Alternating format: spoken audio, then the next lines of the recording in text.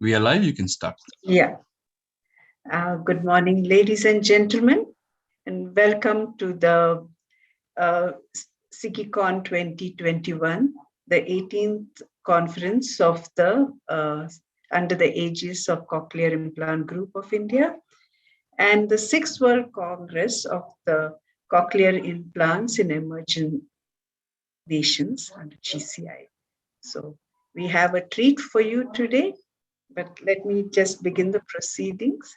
The first talk is by Dr. Meredith Holcomb, and Ms. Meenakshi Vadhera is the chairperson. I would now like to introduce Ms. Meenakshi Vadhera. Ms. Meenakshi Vadhera is a senior member of the Cochlear Implant Group of India. She's a reputed audiologist and speech pathologist, founder and CEO of the Meenakshi brand of speech and hearing clinics, which are 19 in number in North India. She has a long experience, 20 years, supported more than 1,500 cochlear recipients. She's passionate about her work and has positively influenced the life skills of a lot of people. She has a keen research aptitude and has authored and presented many papers in pediatric audiology, electrophysiology, rehab with respect to cochlear implants. And she's a EC member also. So, Meenakshi, please take over. Thank you, ma'am, for such a nice, kind introduction. And I'm so happy to be a part of this conference, and it is actually first day, first show. So, I wish all the best to the organizing committee. So I have now a big task of introducing Meredith. Can I have this?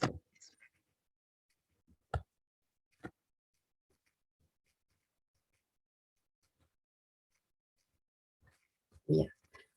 So Meredith is a very well-known audiologist in America. She is a first woman and first audiologist to chair ACI, that is American Cochlear Implant Alliance. And for someone who don't know what ACI is, a national organization made up of clinicians, scientists, educators, and advocates and industry representatives. She's also a director of Miami Ear Institute Hearing Implant Program and assistant professor of otolaryngology, University of Miami, Miller School of Medicine. She has worked on unusual candidates, children with unique disorders, adults with, children and adults, both with challenging disorders. And she has co-authored many, many publications and received many grants for work related to outcomes in CI. She's also an ASHA appointed member of GCIH from 2021 to 23. And she is a faculty of Institute of Cochlear Implant Training, which is an advanced audiology course.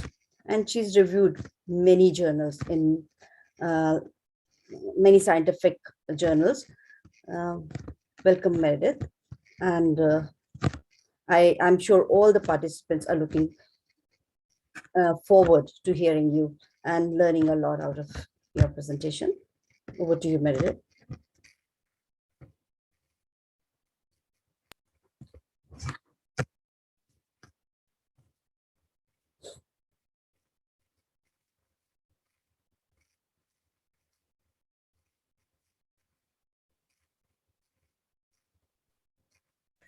Okay, thank you so much for that warm introduction. I feel honored to have you introduce me since we spent a few hours together a couple of days ago for the World Cafe for discussing cochlear implant cases that were challenging. As you mentioned, that's one of my favorite things is really working with challenging patients, particularly pediatric patients. And when the organizers for the committee so graciously asked me to speak this year, the topic, of course, that they recommended was the off-label pediatric cochlear implantation. and candidacy. I don't know exactly what your candidacy is there in India. So of course, this is going to be mainly about the US and our candidacy here. But thank you so much for the invitation to be here today. So I have lots of disclosures involved in lots of things, as you mentioned. So the first thing I wanted to talk about is our candidacy in the US. So you can see here at 1990, which is 30 years ago, children began to be implanted in the United States. And really, they were only allowed to be implanted if they were 2 years of age or older, had profound hearing loss in both ears, and scored 0% on all speech testing. And really, not a lot changed between 1990 and 2000, with the exception of the age of implantation did decrease down to 12 months, which was great news. And then there was a division between severe to profound for 2 years of age to 18 years of age. And then profound hearing loss still remained for those children under 2 years of age. And then something new that came with the the Food and Drug Administration criteria was now we were able to implant children who did have some word scores. So they were able to understand and maybe even produce some speech. But still the criteria was that they needed to get 70% wrong. So that's a lot, right? So that they were only able to get 30% correct, which is really not a lot when you think about our children. Now, while we see in 2019 and 2020, some things changed with the companies. Med-El offers now 5 years and up for SSD and asymmetrical hearing loss for children. And then in 2020, Cochlear changed their labeling in the US for 9 months and above for children to be implanted. But really, not a terrible amount has grown in our candidacy since 2000. So really, it's, we're almost to 2022. And while some things have changed, really not a lot has changed in the US. So, when I look at adult cochlear implant candidacy in the US, you can see here that there's a wide range of audiograms that make up adult candidacy. So we really have a little bit more flexibility with meeting FDA criteria for traditional candidates, for those who have low frequency hearing, EAS and hybrid candidates, and then for SSD and asymmetrical hearing loss. But for pediatric candidacy, unfortunately, kids who are under 2 years of age, they still need to have a profound hearing loss in all frequency ranges for both ears. And then for kids who are older than 2 years, it's still severe to profound. So really anything above, any level of hearing that's above or outside of that red box that you see, that would be considered off-label candidacy. Under 30% or equal to words is still the criteria as well for FDA. So any child, especially if you think about older children who have a lot of spoken language, but maybe they're just not hearing well with their hearing aids, maybe they have a precipitously sloping hearing loss, those kids are not considered candidates for a cochlear implant according to the FDA. They would be considered off-label candidates. EAS and hybrid criteria, which sort of fits that population I was just talking about, that's not approved for pediatrics in the US. And then remember that SSD and asymmetrical hearing loss is only approved for 5 years of age and older. And again, really the biggest thing that we've been able to get excited about is that decreasing the implantation down to 9 months. Now, the interesting thing with this is in the US, we have many, many different insurance companies. We have public insurance, we have private insurance, but there's lots of public insurance companies and lots of private insurance companies. And every single one of those insurance companies have their own labeling and criteria as well. And they don't always follow the FDA. So it makes things a little bit challenging when you're working with children here in America. In my opinion, this is more of what the ideal pediatric CI candidacy should be in the US and I think more worldwide. We should be able to implant candidates who have a hearing loss that's anywhere in that purple range without fear of reimbursement issues. Because we know from a lot of research, especially with adults, that candidates that fall in that range certainly make good use of a cochlear implant. And then with the SSD and the asymmetrical hearing loss criteria, I think more research is coming out about children with asymmetrical hearing loss and single-sided deafness. And what we're finding is that it may be advantageous to implant those children well below 5 years of age. But again, doing that is considered off-label cochlear implants.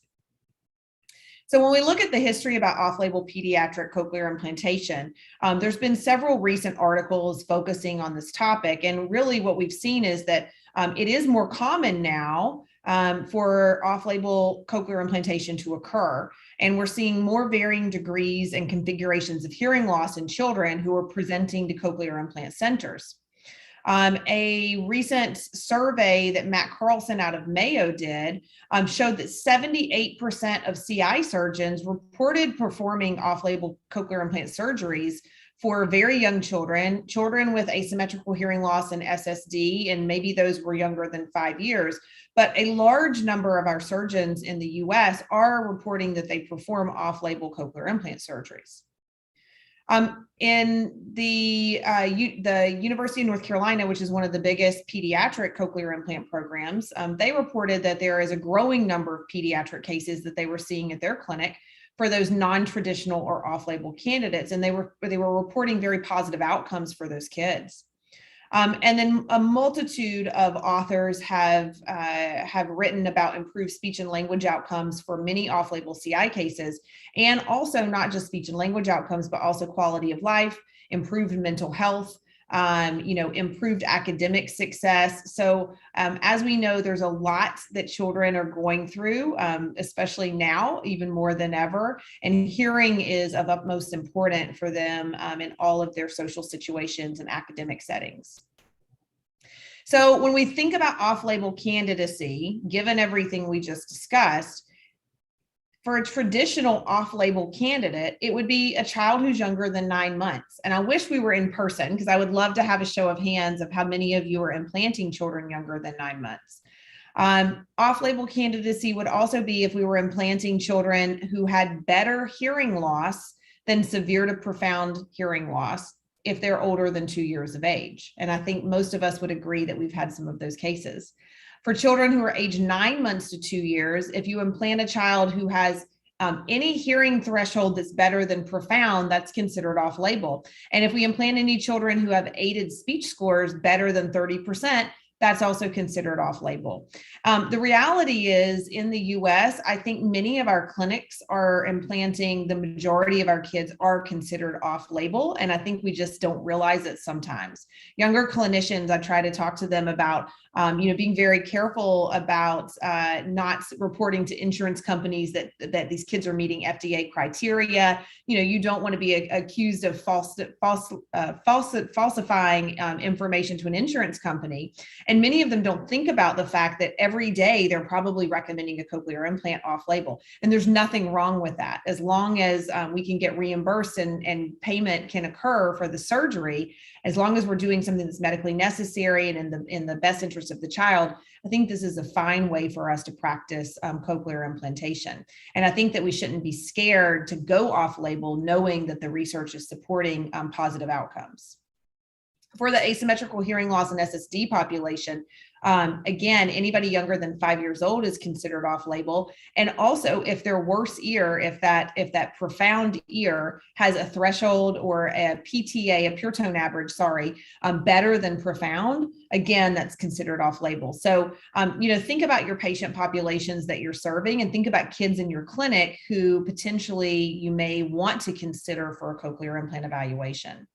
I think most of us know that there are a gross number of benefits for cochlear implantation. For adults, many times you see increased employment and income, but this is also true for older children, teenagers who maybe are trying to get jobs or maybe trying to gain some income before they go to college or while they're in high school. It's been shown to be cost effective. Cochlear implants are certainly cost effective. And there's a beneficial effect on cochlear implants on work and autonomy, and also participation in the classroom. Patients report greater satisfaction. Parents report greater satisfaction. Typically, we see a decrease in discrimination of children in the classroom and of older kids and even adults in the workplace. And then typically employment situations improve. I can think of one child who had hearing aids for a very long time. When he was 15, he finally got his first implant, and he was working at a local grocery store. And the difference that he experienced of having the implant while he was working versus what he was hearing with his hearing aids, it was like night and day. And he was just so happy that he could understand better at his job. And he didn't realize what he was missing before he got a cochlear implant. For little babies, in the US, we try to do newborn hearing screens, of course, at all of the hospitals that are large enough to mandate that. I know many countries around the globe are mandating newborn hearing screens as well. I was fortunate several years ago to be part of a medical mission trip in Mongolia, where we were able to set up a newborn hearing screen mandate in that country too.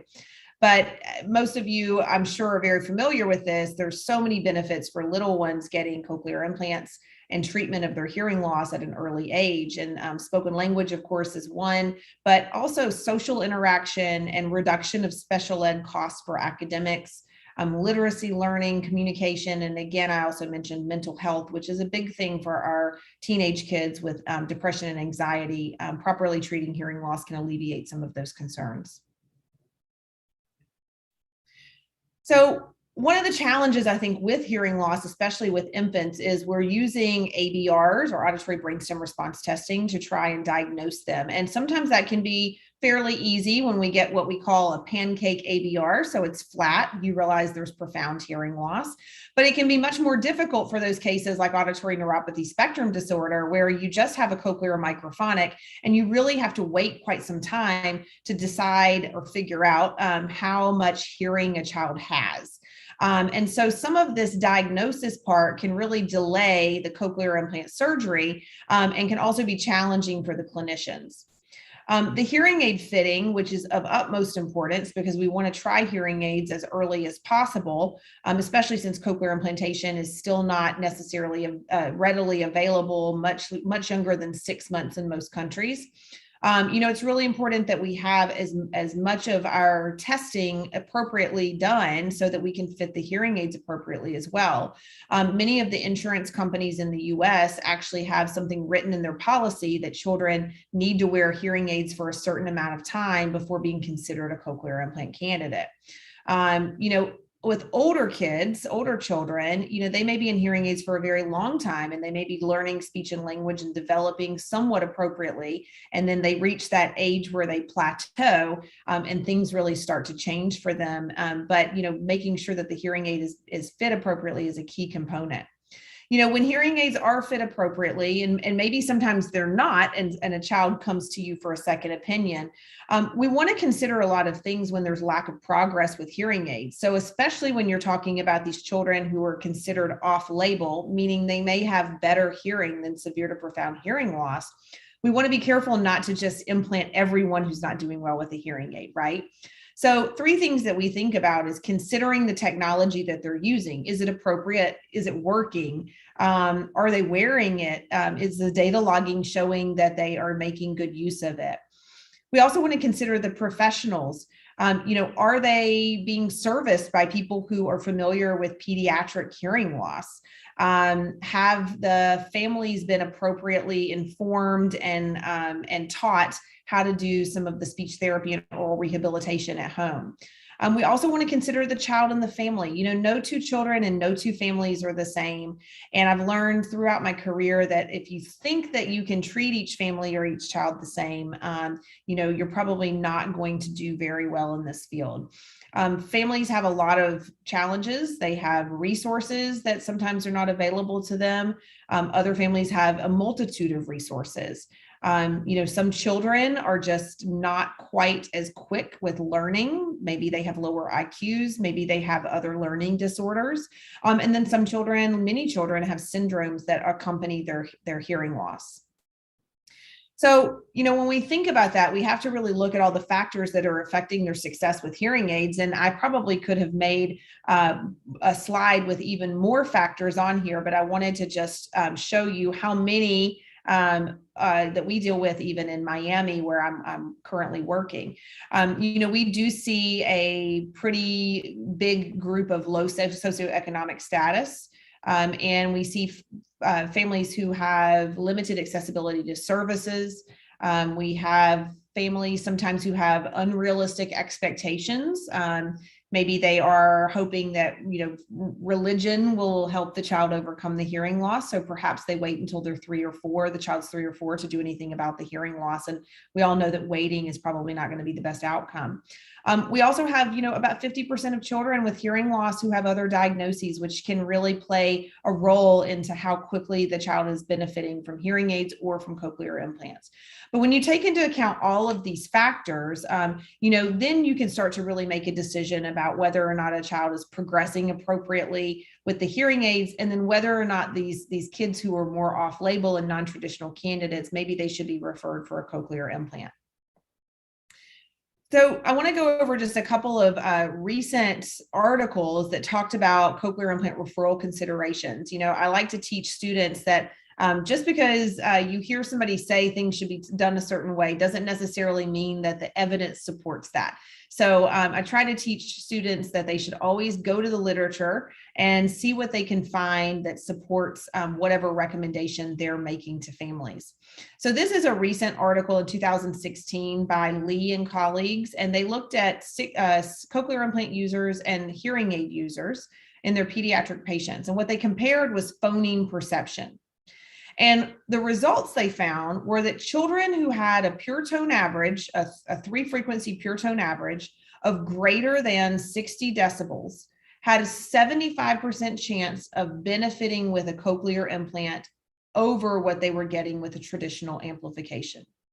60 dB is certainly not severe, and it's certainly not profound hearing loss. It's a moderate hearing loss. So that may be a little shocking to some of you. It's shocking to me that the FDA has not done anything about their cochlear implant candidacy for peds in the US, when we have great references and research to support that it should be considered at a lesser degree of hearing loss. So this appendix, which is taken from this article, breaks it down even further. So there is where I said that the unaided PTA, 75% of children with a CI would exceed their hearing aid score. If they had a cochlear implant, 75% of them would do better. So, and then you look down even at an 82 decibel PTA, which is in the severe range, 95% of children would exceed their hearing aid score with the CI. I think we're doing a little bit better job with the severe to profound, but I think that, moderately severe group is really the group that sometimes we're missing and not implanting until way too late. So if any of you do real ear measurements, we do those a lot at our clinic in the University of Miami. We look at the SII, the Speech Intelligibility Index. And so aided speech intelligibility index scores can predict speech understanding. There's good research to support that. So if you have anything closer to a 0, that would mean that you have no available speech information with your appropriately fit hearing aids. If you have a 1, something closer to a 1, then you would have better audibility. If you had a 1, you'd have full audibility of speech information. Okay. So when I look at this, if you think about the literature, and you're looking at aided SII values that are less than 0.65, that's been shown to have poor audibility. Those kids have poor audibility and poor outcomes, and they're at risk for poor vocabulary development, which is not what we want for our children. So the recommendation from the literature, Ryan McCreary, he reported this in 2014, is that if you have children that are showing an aided SII of less than 0.65, they should be referred for a CI evaluation, regardless of what their pure tone thresholds are, which I thought was really interesting. And if you look, if you look here for this child, you can see this is like a beautiful hearing aid fit. Everything looks great. is matching targets. But when you look down here at the SII is a 5.1. So a 5.1, according to Dr. McCreary and some of these other authors, this child should be referred for a cochlear implant evaluation, even though it appears that you have a good fit with the hearing aid. So in 2020, more recently, Terry Zwollen out of University of Michigan, she looked at adults. And I bring this up because I think sometimes our adults and our older children we should probably treat them pretty similarly. And what she found is that a new guideline should be used for referring for a cochlear implant. And so this has been taken and used and marketed by Cochlear and other centers.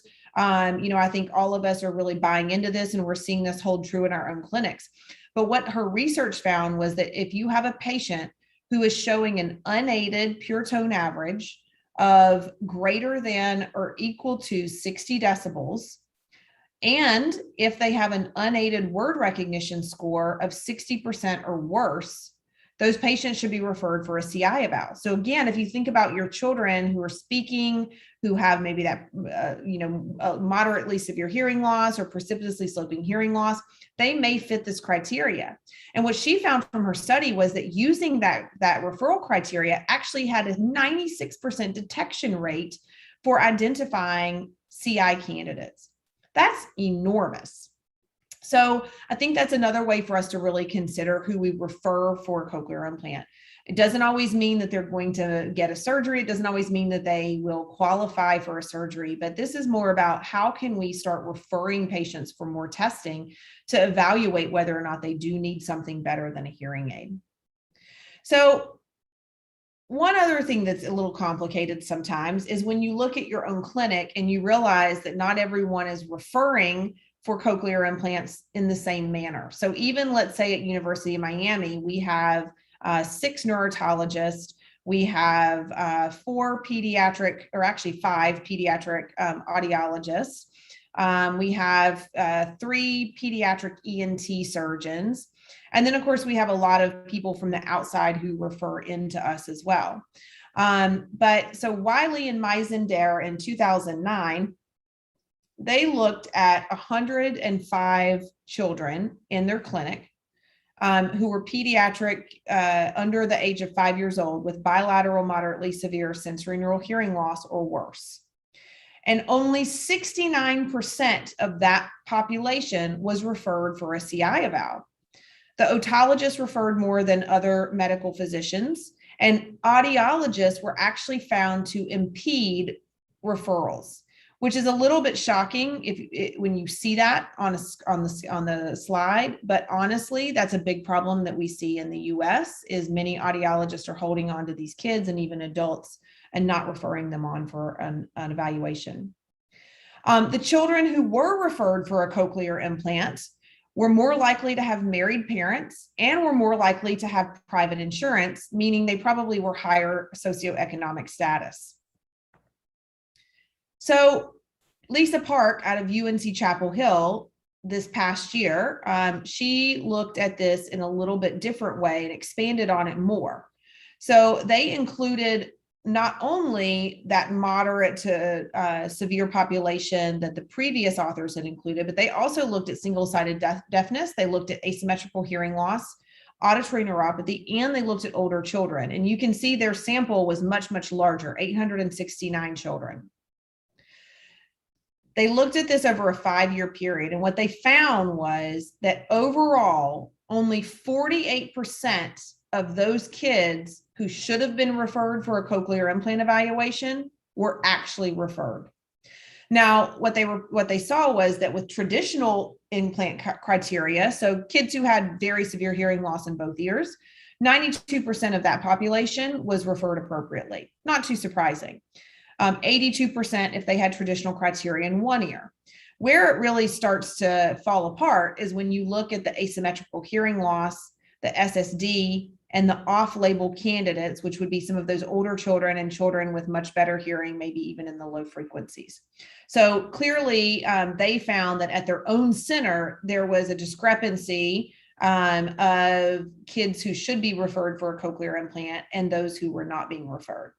They took it a step further And they even looked at their own staff. So neurotologists were much more likely to refer for a cochlear implant for these children than a pediatric ENT, which is a little bit shocking, and also more likely to refer for a cochlear implant referral than a general ENT. They found that older children were referred less often than younger children, probably because many of them are speaking and seem to be doing okay one-on-one when they're at the appointment. Children with public insurance, Medicaid, which is for lower socioeconomic status, were referred less often. And then interestingly, of the 113 children that were not referred for a cochlear implant eval, the most common reason was that the provider, meaning either the audiologist or the physician, assumed they were not a candidate.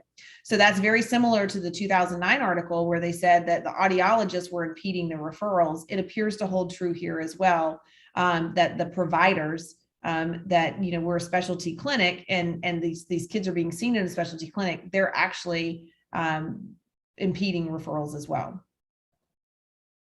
So when we look at CI evaluations, I think when we first started doing cochlear implants in children, it was much more simple because everyone was deaf. No one had spoken language. And so we just did a medical exam. We did imaging, an audiology exam, and a speech eval. And it was pretty straightforward.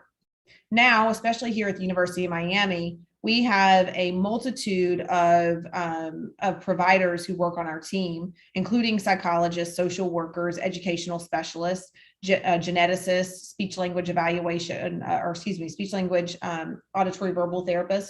And we use all of these team members in our pediatric workups. So we really try to look at the whole patient, the whole family, what the needs are. And, you know, I think that that's necessary, especially when you're thinking about those off-label candidates that have better hearing than just profound hearing loss. Imaging, of course, is really important. And I think over the years, many clinics have gone back and forth about, do we use a CT scan? You know, the disadvantage is there's radiation exposure for these little ones, but the nice thing is it can evaluate the IAC and the cochlea and EVA. At our center, we use MRI always. Sometimes we'll get a CT scan in addition to the MRI if we need it, but 100% of our pediatrics get an MRI. We believe that it's much better for looking at if they do have an EVA diagnosis. We may want to use an MRI to assess the possibility of a gusher. We also want to use this because there's evidence, lots of evidence to support that an MRI is going to be more sensitive to picking up cochlear nerve aplasia. While a CT scan can pick up a small IAC, it oftentimes maybe doesn't necessarily show you the integrity of the nerve. Especially for cases of single-sided deafness where there's a profound ear, for auditory neuropathy where there's maybe profound hearing loss with auditory neuropathy. If you have, you know, no hearing on your ABR, so a bilateral profound hearing loss, and of course with CHARGE syndrome, all of those conditions absolutely need an MRI because cochlear nerve aplasia is much more likely in those conditions. With CHARGE syndrome, especially, that's something that needs to be considered. You know, I don't think any of us want to implant a child who does not have a cochlear nerve because parents are so looking forward to their child hearing, and just making sure that we can educate them preoperatively with the best imaging possible, I think is highly recommended. So for our pediatric evaluation, if possible, we try to do an aided assessment. So we'll do aided testing with the right ear and we'll do it with the left ear. Of course, we'll do our real ear measurements and make sure that they have appropriate fit hearing aids. We like to think about the audiogram of familiar sounds instead of looking at things as the speech banana. And sometimes I remember, you know, in school where they would say, oh, you want to see your aided access in the speech banana. Really, I think we should start changing what we think about it and call it the speech green bean. So ideally, we want to see the hearing aid aided access up at the top of the speech banana. Otherwise, they're going to be missing a lot of consonants and vowels and useful information for spoken language development and for understanding in complex noise conditions. For children who are using a cochlear implant, what we strive for as well is for their hearing to be up in the speech green bean. And so I think that if we can't get access to the green bean with the hearing aids, then we may want to consider evaluating them for an implant so they could have better aided access. So sometimes it can be challenging. These are just a few clips of our clinic.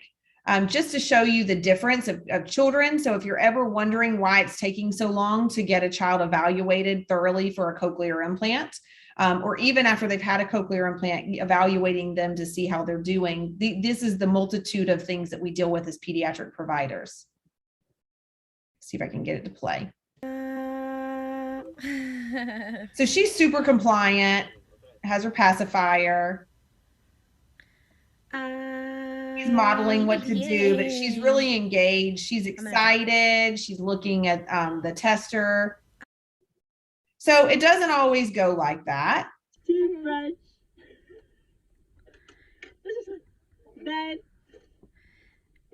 She's not wanting to cooperate. So it may take several times of her coming back to the clinic before we can get adequate information. And then my favorite is when the parents drive 3 hours from home. They only have a short period of time that they can stay because maybe they need to get back and pick up their other child from school. And this is what we are met with in the clinic.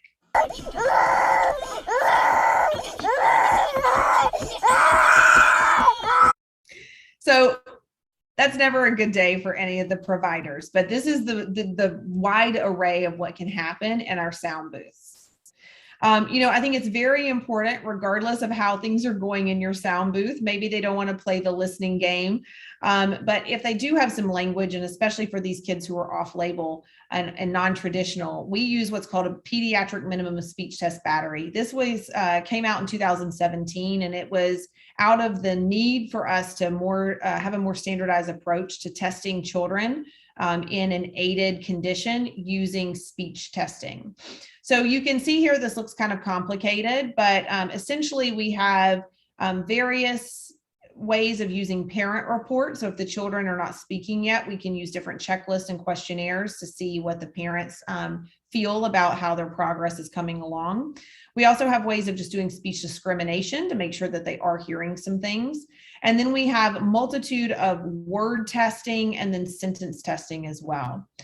So not only do we have different types of tests, but we also have different conditions that we consider testing them in if they will sit in the booth and attend to all of the testing. So you can see many of the tests we can do in quiet, at a normal conversation level, or even at a soft conversation level. And then we also have several tests that we can complete in noise as well, which is very important because most of these children who we may be evaluating for off-label candidacy, they may be old enough that they're in complex noise conditions pretty regularly.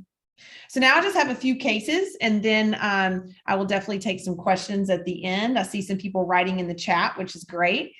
So my first case is a sweet little 5-year-old. She came to us after she had been identified with progressive hearing loss at a very early age, at 1 year old, but she wasn't fit with hearing aids till she was 3 years old because she wasn't really being followed by someone who knew how to work with pediatrics. And therefore she sort of got passed around and finally was fit at 3 years. So she was already kind of behind with what she was learning and how she was hearing. By the time she came to us, the main reason that mom sought us out is because she was having academic difficulties and struggling in groups and in noise. She seemed very lost in the classroom, and there was a discussion of her being retained in kindergarten, which her mother said, she's a smart kid. I just don't feel like she should be retained. I think we're missing something here. So the mom talked to the managing ear, nose, and throat physician, and he would not refer for a cochlear implant eval at first. She basically had to go back to him after talking to several people in the community who were parents of kids with cochlear implants. And he finally gave her the referral, but it took her pressing to get the referral. So this is what Abby looked like without her hearing aids on the left-hand side. And then with her hearing aids, you can see she was getting pretty good access to sound, but in the high frequencies, her aided access dropped off. Now, some of that probably was because we were having to roll off some of those high frequencies to keep from feedback. And sometimes those kids just, they are not able to tolerate the high frequencies quite as much. But you can see she's not hearing horribly. And if you look at her thresholds unaided, she's also not considered a candidate according to the FDA in the US because she has hearing in the moderate to severe range. Now, when I counsel families, I usually will use the aided audiogram and show them, I'll put like a red line or a highlighter across the 20-25 range. And I'll say, I know that Abby's doing well and she seems like she's hearing most things you're saying, but this is where she would be hearing with a cochlear implant. So, it may not be this huge change initially with how she's responding to sound, but what you will see is she's going to get more access to really important speech, consonants, and vowels that will allow her to hear and understand easier. So just as a reminder, that red box, severe to profound, is the pediatric CI candidacy. And another reminder is that for aided word recognition, Abby should have less than or equal to 30% correct in order for her to be considered a candidate by the FDA. So the red line is where the 30% is. So the yellow is how she performed with her left hearing aid. So you can see that nothing was below the 30% except her sentences when the speech was as loud as the words, or speech was as loud as the noise. Then you've got the right hearing aid, which is in the blue. So she did a little bit worse in some of the conditions, but still it took her to go to a pretty complex noise condition before she dropped below the 30% range. We ended up implanting her. Let me go back. We ended up implanting her, but I'll tell you, it was a hard decision. When you look at just her sentences, which I think sometimes people concentrate more on the sentences, she's not doing poorly with the sentences. I mean, she's up in the 70 to 80 something percent range when sentences are in quiet. She's still close to 50 to 60% with a little bit of noise in the background. But of course, when a lot of noise is entered into the background, she really plummets in her performance. Of course, this is a kid in kindergarten and school, so it's not going to be quiet in the classroom. What I look at now more than anything is how children and adults perform on word testing. So Abby was still performing better than 30%, but she was not performing better than 40%. And honestly, a child who's at 40% or 30%, does it really make a difference? I think not. I think these children should be striving for 80 to 100% on this word condition. So we did end up implanting her. I was a little bit scared. This was earlier in my career, and she was more off-label than anyone I had worked with thus far. Within 6 months of implanting her right ear, you can see the big difference, the change in the word score especially. And then when you also look at her sentences and the noise conditions, things are starting to improve. But look what happens a year after she has her implant. I mean, Abby is really maxing out what she can do with her words and her sentences in quiet and her sentences at +10 signals noise ratio.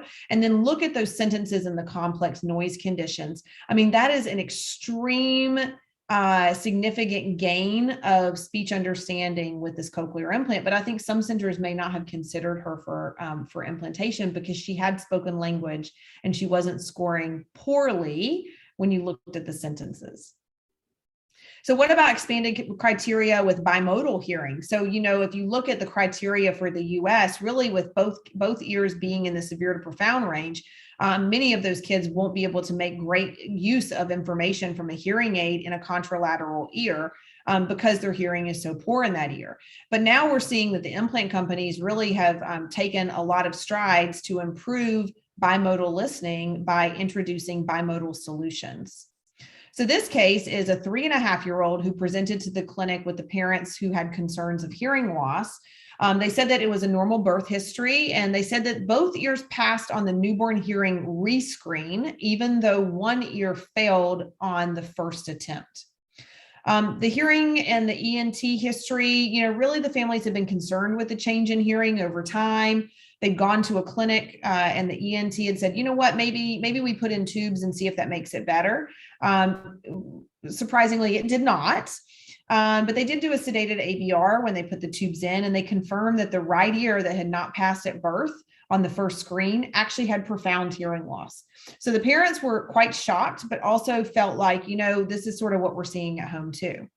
The speech and language history, Andrew had articulation errors, and he had some behavior and attention problems. Other than that, he was speaking in full sentences. He was in preschool. His parents were extremely educated, really on top of things.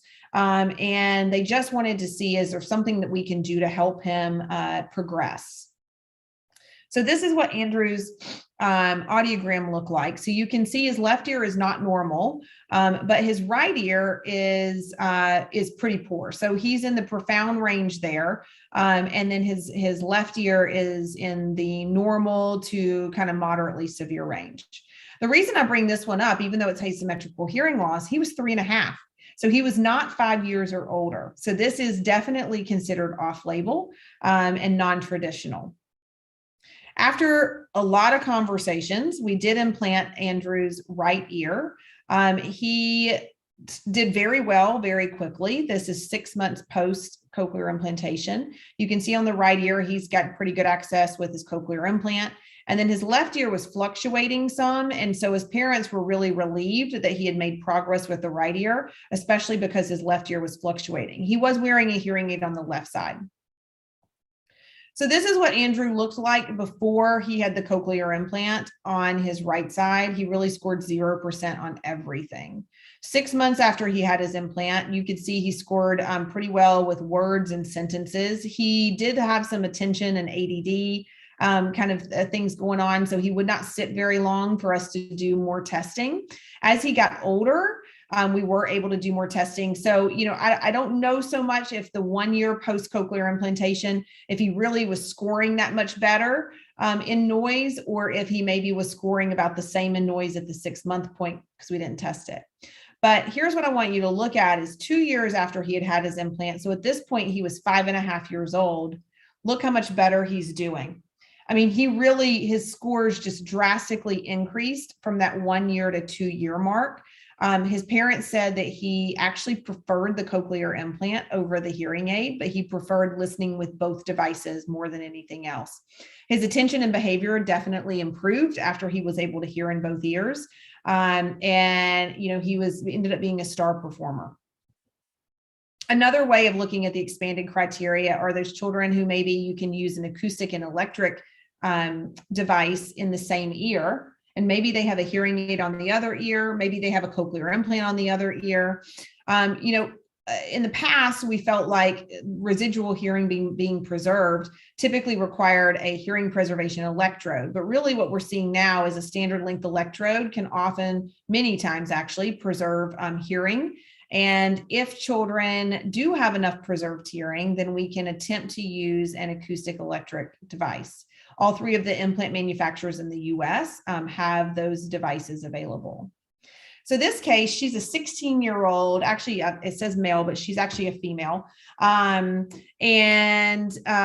She has long-term sensorineural hearing loss, but it had progressed some. The etiology was EVA, and she'd worn hearing aids since she was 12 months of age.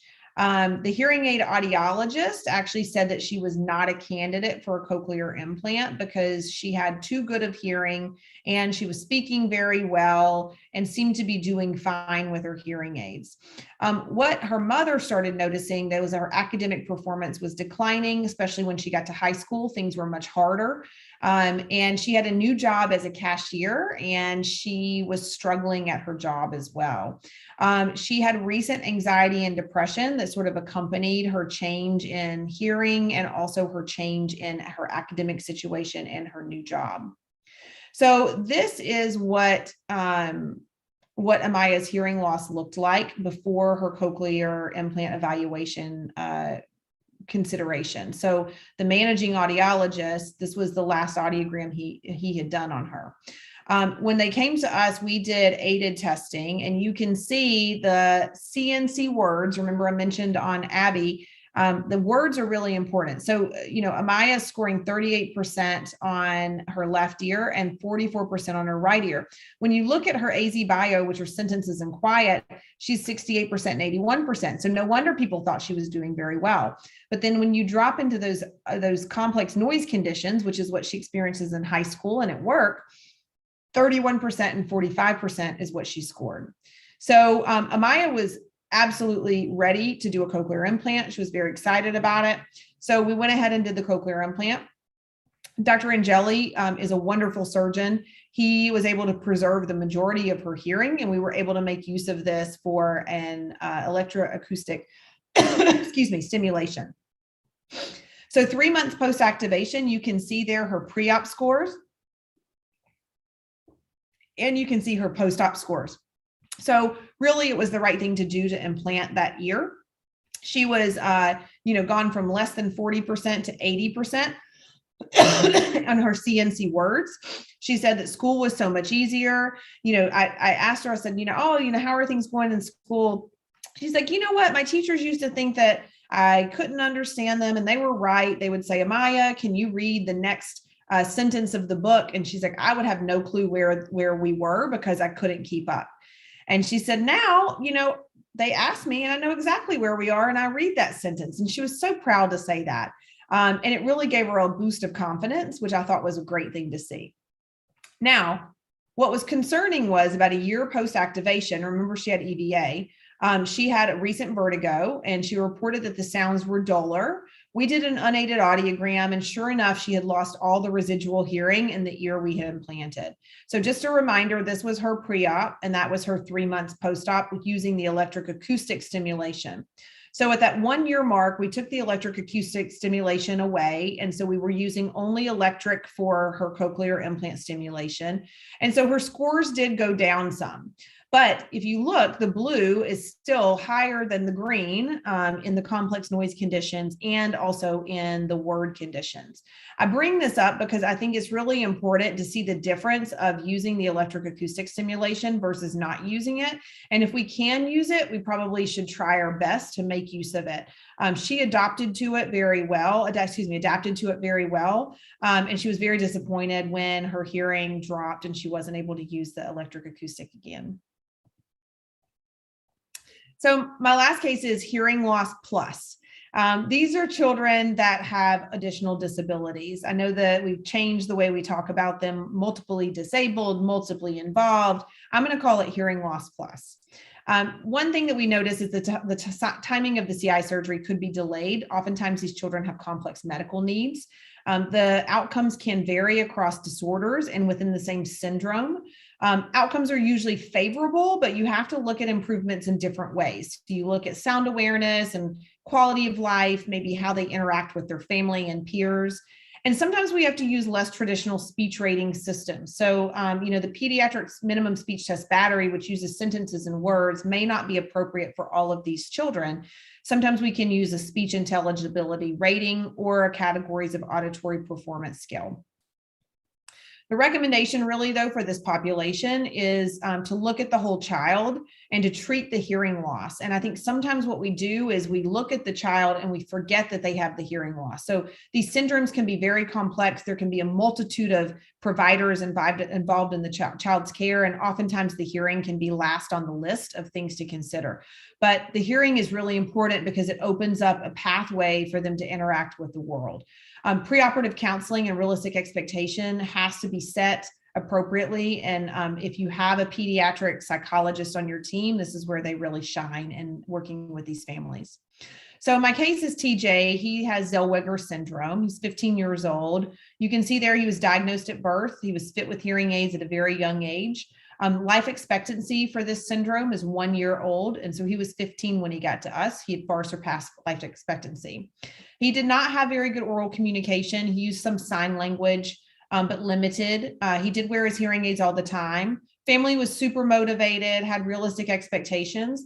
Interestingly, they had been to 3 centers before they came to us, and they were declined he was declined a cochlear implant at all the centers because they said he was very complex. His medical condition was complex, and that he already had sound awareness with his hearing aid. So he probably wouldn't be able to make good use of his cochlear implant. So, it's not really worth doing. We decided the family is motivated. They understand he's not going to spontaneously start speaking in sentences with this cochlear implant, but they wanted to provide him with better sound awareness and better access to the world. So this is TJ when we did his initial activation. Okay, so it's turned on right now. And I'm going to keep turning it up. It's okay, baby. You're okay. Good job. He has vision buddy. issues as well, but he leans forward and look at that. He points to his ear. You heard that? And that Good job, TJ. We were all crying because a child who was told that he maybe wasn't going to make use of a cochlear implant on day one, he knew that sound was coming from that side of his head. And so interestingly, before we implanted him, he was, we did an ABR with an MRI because mom said he's not able to be tested in the sound booth. No one can test him. He's his syndrome and he's too delayed and he has vision issues. But because in the initial stimulation, because he had reached up and pointed to where the sound was coming from, my student at the time, Sarah, and I both said, you know what, we think that he probably can do this testing. So we convinced mom to let us try to do VRA with him. Now, remember, he's 15 years old, but you have to test children appropriately, right? And so VRA was most appropriate for him. Mom is sitting in there in front of him and she's just on her phone. We told her, sit in there, watch his performance, but try not to engage him very much. Bop, bop, bop, bop, bop, bop. So I'm doing an SAT. I do more than bop, bop, bop, I promise, but that's just what I have on video.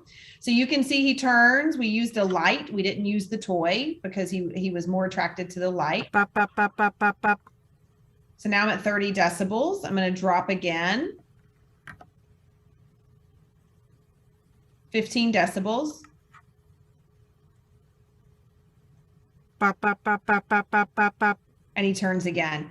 He even is able to center himself. He's got that brush. He uses sort of a self-stem, but he's a very, very good little tester. Well, interestingly enough, we were able to get a cochlear implant cochlear implant assessment on him with aided detection.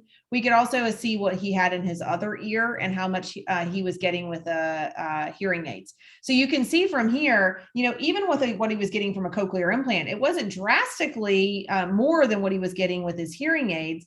But when you looked at questionnaires pre and post-operatively, there was a significant change in how the parents were reporting his performance.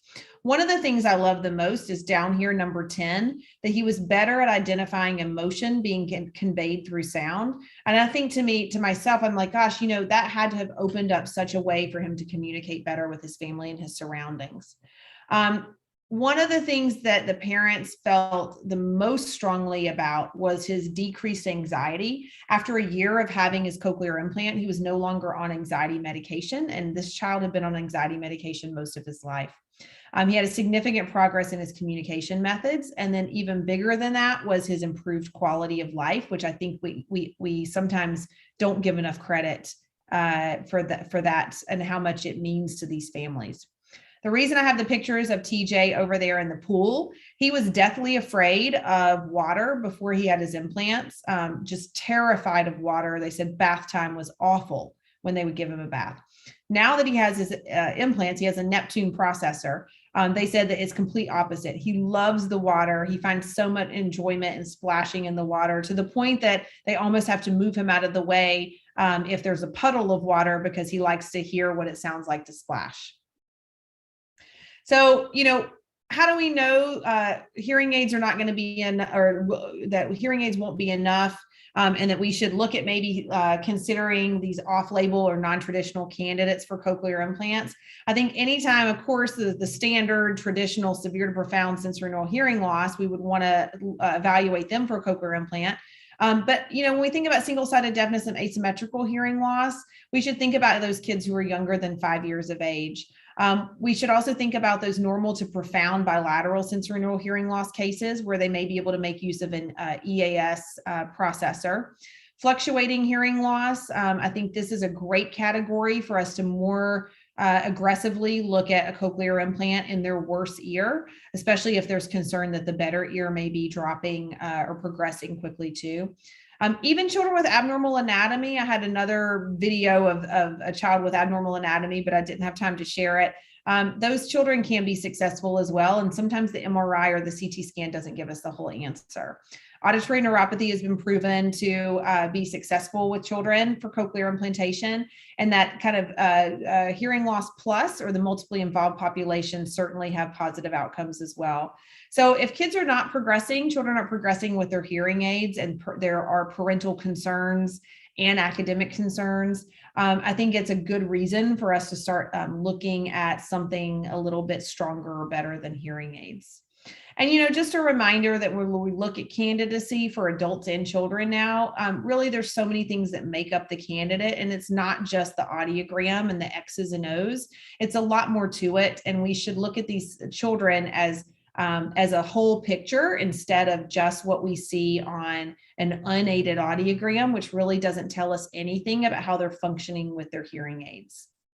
We know that CI outcomes are going to vary pre-implantation. There's a lot of things we can't control, like, whether or not they have a hearing loss because of a syndrome, whether or not they have inner ear anatomy. But, maybe what we can control is the duration of their hearing loss. If we can get access to better hearing with a cochlear implant sooner, perhaps their outcome will be better with an implant. And then post-implantation, obviously a lot of things we can't control either. Sometimes the family and the parent support is something that we really just kind of, bang our heads on the table or the wall, and we wish we could do more for those families. I think having as much of a support unit as possible in your center is really important for outcomes. But one of the things that we've seen over the last few years is consistent CI device use. Again, the literature is really supporting that children need to be wearing the devices 90% of the time or more. And then electrode placement is very important. So making sure that the device is in the right place. And then also evaluating these children in noise, because post-implantation, they're going to be in noise conditions pretty regularly.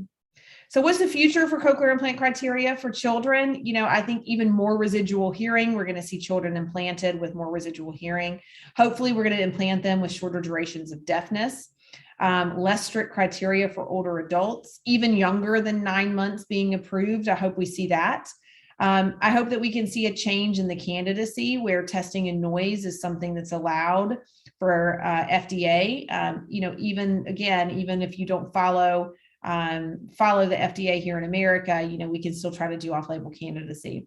And then looking at asymmetrical and single-sided deafness for under 5 years old, I believe that's the way of the future as well.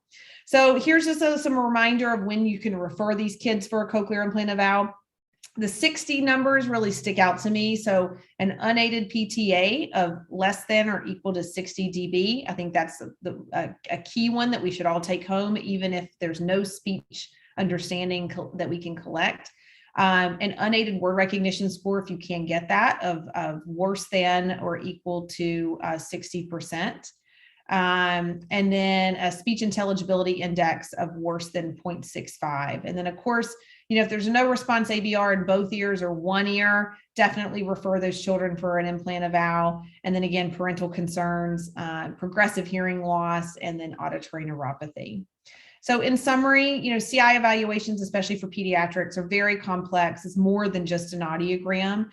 Aided testing is really essential for these children to assess hearing aid benefit. Unaided testing just simply is not, should not be the gold standard for determining candidacy for a cochlear implant. I think you need a whole team, a skilled team, to look at the child and to make sure you're assessing the whole patient and their family and their situation. Adults and children can benefit from cochlear implantation, especially for non-traditional and off-label candidacy. And even if maybe you don't think you're going to see improvements in speech understanding, improvements in hearing and quality of life are most definitely seen post-surgery. And, you know, it takes a village. It takes a whole lot of us working together with these families and these kids to make them successful. So thank your team members when you see them, because each of us are equally important. This is my large family and team. I'm so proud to be part of this team. Everybody plays an integral role in the success of our hearing program. And we really are blessed to have so many different providers and specialties on the team. Just a quick reminder, any of you who possibly are interested in the American Cochlear Implant Alliance conference, we are going to have an in-person conference this year in 2022 in Washington, D.C. The registration will open in December, and the abstracts, actually, they're not open soon. This is an old slide. The abstracts are now closed, but those are the dates, and you can find more information on the website.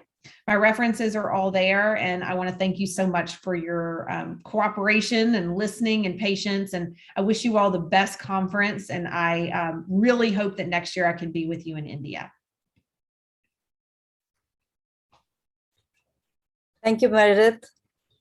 Thank you so much. It was a great beginning to, I hope, a great conference. We are looking forward to the whole conference, but it was an excellent beginning. And, you know, even in India, we have a huge challenge when we, you know, are looking at this off-label candidates. And especially when we are also looking at our funded programs, you know, and if we can convince our authorities to look at these candidates, it would be a great help. So you presented a lot of evidences regarding that. And what I really liked was that green bean idea is superb compared to that green, the bananas. I've always had concerns regarding that, because we are not doing justice if we are looking only at speech banana. And there are a few questions, but we are running a little short of time, but I'll take one or two. So one question is that most parents are reluctant to implant if children are appearing to hear or respond to most sounds. They also Google to find out guidelines. So do you have such experience? And if so, how do you manage them? Yeah, so that's a great question. And I think by the time parents get in our doors, the first thing I say is, you know, you're here for a reason. You're here because you know that your child is struggling. All we're going to do is give you more information to help you make an educated decision about your child. I think it's really important when you do aided testing, if you can have the parents sit in the sound booth behind the child and listen to what they are listening to. It's pretty eye-opening for the parent. Many times they're crying behind the child. I don't think they see how hard it is for the child to use only their hearing. And when you put them in the sound booth and have them do that, it's quite eye-opening, and it can be a game changer for them too. Exactly. Yeah. So there is just one more question, probably time for that. So they said that there has been a question on single-sided deafness. And one is that many children, one was that you are implanting single-sided deafness, like any experience with children less than 12 months of age? That is one question. Another one is that many children with SSD have a hypoplastic nerve on the other side, and the language acquisition is a little slow, and they need more stimulation. How much do they benefit from CI? So that's a great question too. We have not ventured into the world of implanting a hypoplastic nerve for SSD. I think because this is still such a new indication, and we're wanting to see how children with a functioning nerve are benefiting from SSD. We're a little hesitant right now to implant a normal hearing ear and a hypoplastic nerve on the other side. One thing we worry about with that situation is interference from the cochlear implant, and whether or not that would have a negative outcome on their speech acquisition. So more to come, I think, in the research. And Karen Gordon, I believe, is one of your keynote speakers for this conference, and she probably has some good ideas on that topic. Perfect. And there are a lot more questions, but probably because of the lack of timing, we would probably post them to you, get answers, and forward them to our participants. That Perfect. Would be, yeah. And thank you very much, Meredith, once again. for Thank you so spending much time for and having me. we do look forward to having you in person in our next, coming Yes. conferences and interacting with you. It was a great, great session. Thank you. Perfect. Thank you. Over to you, Madhu ma'am. Yeah, thank you, Meenakshi. That was a great start. I will, Dr. Vanaja is here and also Dr. Srinivas Ganji. So without much ado, I will introduce Dr. Srinivas Ganji. Dr. Srinivas Ganji is the treasurer of the PC of the CIGICON, Cochlear Implant Group of India. Very well known in India and especially in Andhra Pradesh and Andhra Pradesh. She's a pioneer audiologist working with CI in India because that is one of the biggest centers. Dr. Ganji graduated from AYJ NIHH and he did his post-graduation from Telugu University and trained in the Bionic Ear Institute. He's traveled to many countries abroad to improve those clinical skills and has done excellent work in the field of linguistics. His main interests are cochlear implant and hearing aid assessment, audiological assessment in special population. Dr. Ganji has done much work in society to aid the hearing impaired in the SAHI group by creating awareness about hearing problems and participating and conducting conferences. So over to you, Dr. Ganji.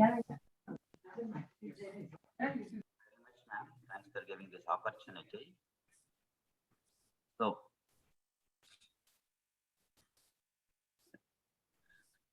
okay, Dr. C.S. Vanaja madam is going to, the talk about cortical artery about potentials. But before that, I'm going to introduce Professor C.S. Vanaja garu. So she is the principal and the School of Audiology and Speech and Language Pathology at Bharati Vidyapeeth, deemed to be University at Pune. So former professor of audiology at All India Institute of Speech and Hearing, that is Ayush from Mysore, and obtained undergraduation and postgraduation and doctorate in philosophy from All India Institute of Speech and Hearing, Mysore, and WHO fellowship at Central Institute for the Deaf, St. Louis, United States of America on electrophysiological testing. And she is the recipient of Padma Shri Professor Dr. S. Kameshwaran Oration Endowment Award by Indian Speech and Hearing Association. And she has received Best Paper Awards for 12 scientific papers at various national conferences.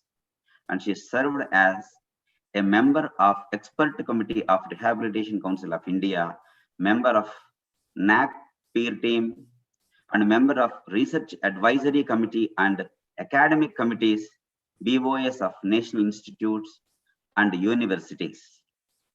And she served as President of Maharashtra branch Indian Speech and Hearing Association and editor of JISHA, and served as reviewer for national and international peer-reviewed journals, and has completed 6 research projects, 71 publications in international and national journals, developed tests for assessing central auditory processing in Indian languages.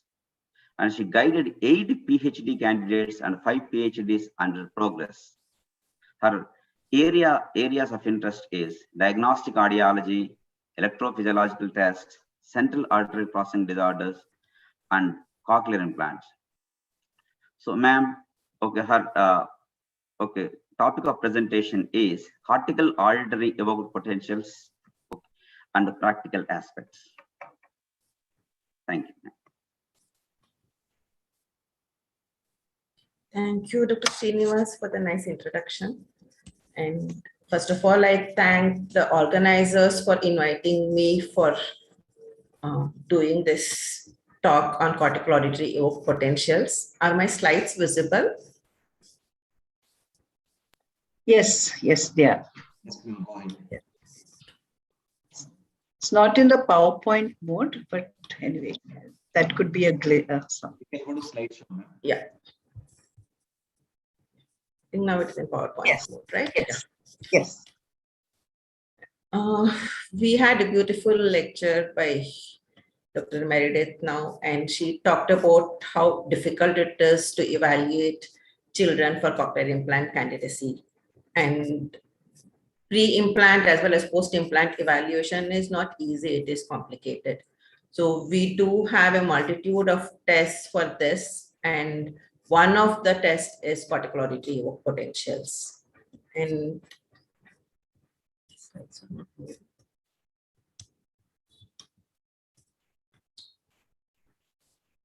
so I was asked to talk about the practical aspect of it, but I have included a little bit of theoretical in the sense, why do we need to do cortical auditory evoked potentials? And then I go on to saying what are the practical problems we have when we're doing it. So my presentation is in this introduction to cortical auditory evoked potentials, clinical applications of it, procedures used for recording. Basically what procedures we are using in our center is what I'm focusing on. And how do we reduce artifacts, because that is one of the major problems we have when we're doing cortical auditory evoked potentials. And I'm going to end up with that part of it. So all of you know that cortical auditory evoked potentials, also called as auditory long latency response, was the first auditory evoked potentials to be recorded from central auditory nervous system. And all credit goes to Davis and Davies, who first recorded it. But unfortunately, due to various reasons, this was not really one of the best tests for clinical population. But now evidences show that cortical auditory evoked potentials can actually have very useful information during testing.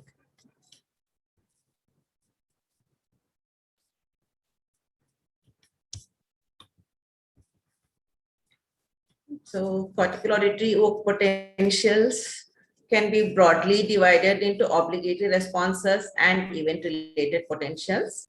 And I am going to focus today only on obligatory responses. Event-related potentials like MMN, P300, N400 can also be used for assessing post-implant evaluation.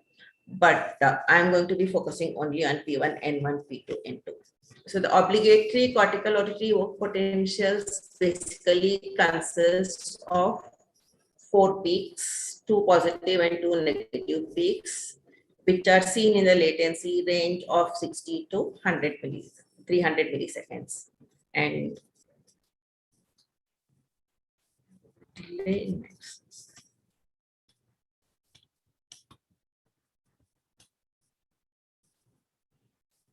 And why do we need to use cortical auditory evoked potentials for assessment or for rehabilitation? We all know that the focus now is on the early identification of hearing loss, and with universal newborn hearing screening programs, there is early identification of hearing loss. So the next thing we need to do is early fitting of hearing aids. And when we talk of early fitting of hearing aids or hearing devices, there is a need for verification and validation. So how do we verify this in infants and children? So we have objective measures, we have measures like real ear measures, which can be used for verification, but cortical auditory evoked potential is also one of the methods which can be used for verification and validation. So why do we really want to use cortical auditory evoked potentials in our clinic? My answer is saying that one is it can be reliably recorded from all populations, infants or children, or persons using hearing devices, be it hearing aids, be it cochlear implant, we can use it with everybody. And it can be elicited using a range of stimuli, which includes tones, of longer duration, speech stimuli. It can be natural speech stimuli, synthetic stimuli. We can also record for electrical stimuli. And there is evidence in literature that cortical auditory evoked potentials have clinical application. It does help us in both assessment and management. Now, how does cortical auditory evoked potentials help us in assessment? Basically, it can be used for threshold estimation, assessing severity of auditory neuropathy spectrum disorder, assessing central auditory processing, and it can also be used for assessing benefit from hearing aids. All of us know that one of the major drawbacks of using cortical auditory evoked potentials in threshold estimation is that the amplitude of cortical auditory evoked potentials is affected by sleep. But the advantage of it is that it can check functioning till auditory cortex and it can give us frequency specific information. But since we cannot do it in a child who is sleeping, we most often assess hearing in small children when they're sleeping. We go more often for auditory brainstem responses or other responses which can be easily elicited during sleep. So CAEPs are not the best choice for assessing hearing under sleep, but if a person is awake and you want to assess hearing, CAEPs do give us good measures. CAEPs are helpful in assessing persons with auditory neuropathy spectrum disorder. We all know that the gold standard for diagnosing auditory neuropathy spectrum disorder is auditory brainstem response and otoacoustic emission. And we know that otoacoustic emissions are present while auditory brainstem responses are absent in persons with auditory neuropathy spectrum disorder. How does CEAP help? The presence or absence of CEAP will tell us about the severity of dysynchrony. CEAPs are absent if the severity of dysynchrony is greater, and CEAPs is present if the severity of dysynchrony is lesser. In fact, recently when we had the World Cafe, Dr. Anu Sharma said that they use CAEPs to classify dysynchrony into mild, moderate, severe. That is depending on whether CAEPs is present at normal latency, whether CAEPs is prolonged, or whether it is totally absent. Depending on that, she said they can judge the severity. Obviously, when it is absent, it is a more severe condition. When it is present at normal latency, it's less severe. So, and that will help us in saying what will be the outcome with cochlear implantation. There are controversial views about use of CAEPs in predicting word recognition scores. Some of our studies we had done earlier shows that presence or absence of CAEPs do correlate with word recognition scores. But there are some studies which show that they do not really have good correlation. But because we know there are a multitude of factors which can affect word recognition score, and cortical auditory evoked potential is only one among them. So it does give an idea, but it may not really will be a perfect predictor of word recognition score. And CAEPs we found that can help in predicting benefit from cochlear implants or predicting benefit from hearing devices in persons with ANST, meaning if a child has bilateral hearing loss and 1 year the CAEPs are present and the other year CAEPs are absent, I would say the child has to be implanted in the year in which CAEPs are present. This is an example of an adult whom we had seen at a clinic who had auditory neuropathy spectrum disorder, and you can see that there is asymmetry in the cortical auditory evoked potentials. In 1 year it is absent, and 1 year it is present. So the suggestion for this person was saying that if he wants to go for cochlear implantation, go for the year in which CAEPs are present. This is a child with auditory neuropathy spectrum disorder, congenital, who had good cochlear microphonic, ABR absent. And when we did cortical auditory evoked potentials, you can see cortical auditory evoked potentials are present. We can see P1 and N1, which are repeatable, but of course the latency is prolonged. So it would go, according to Anu Sharma, say probably it will go into the moderate severity.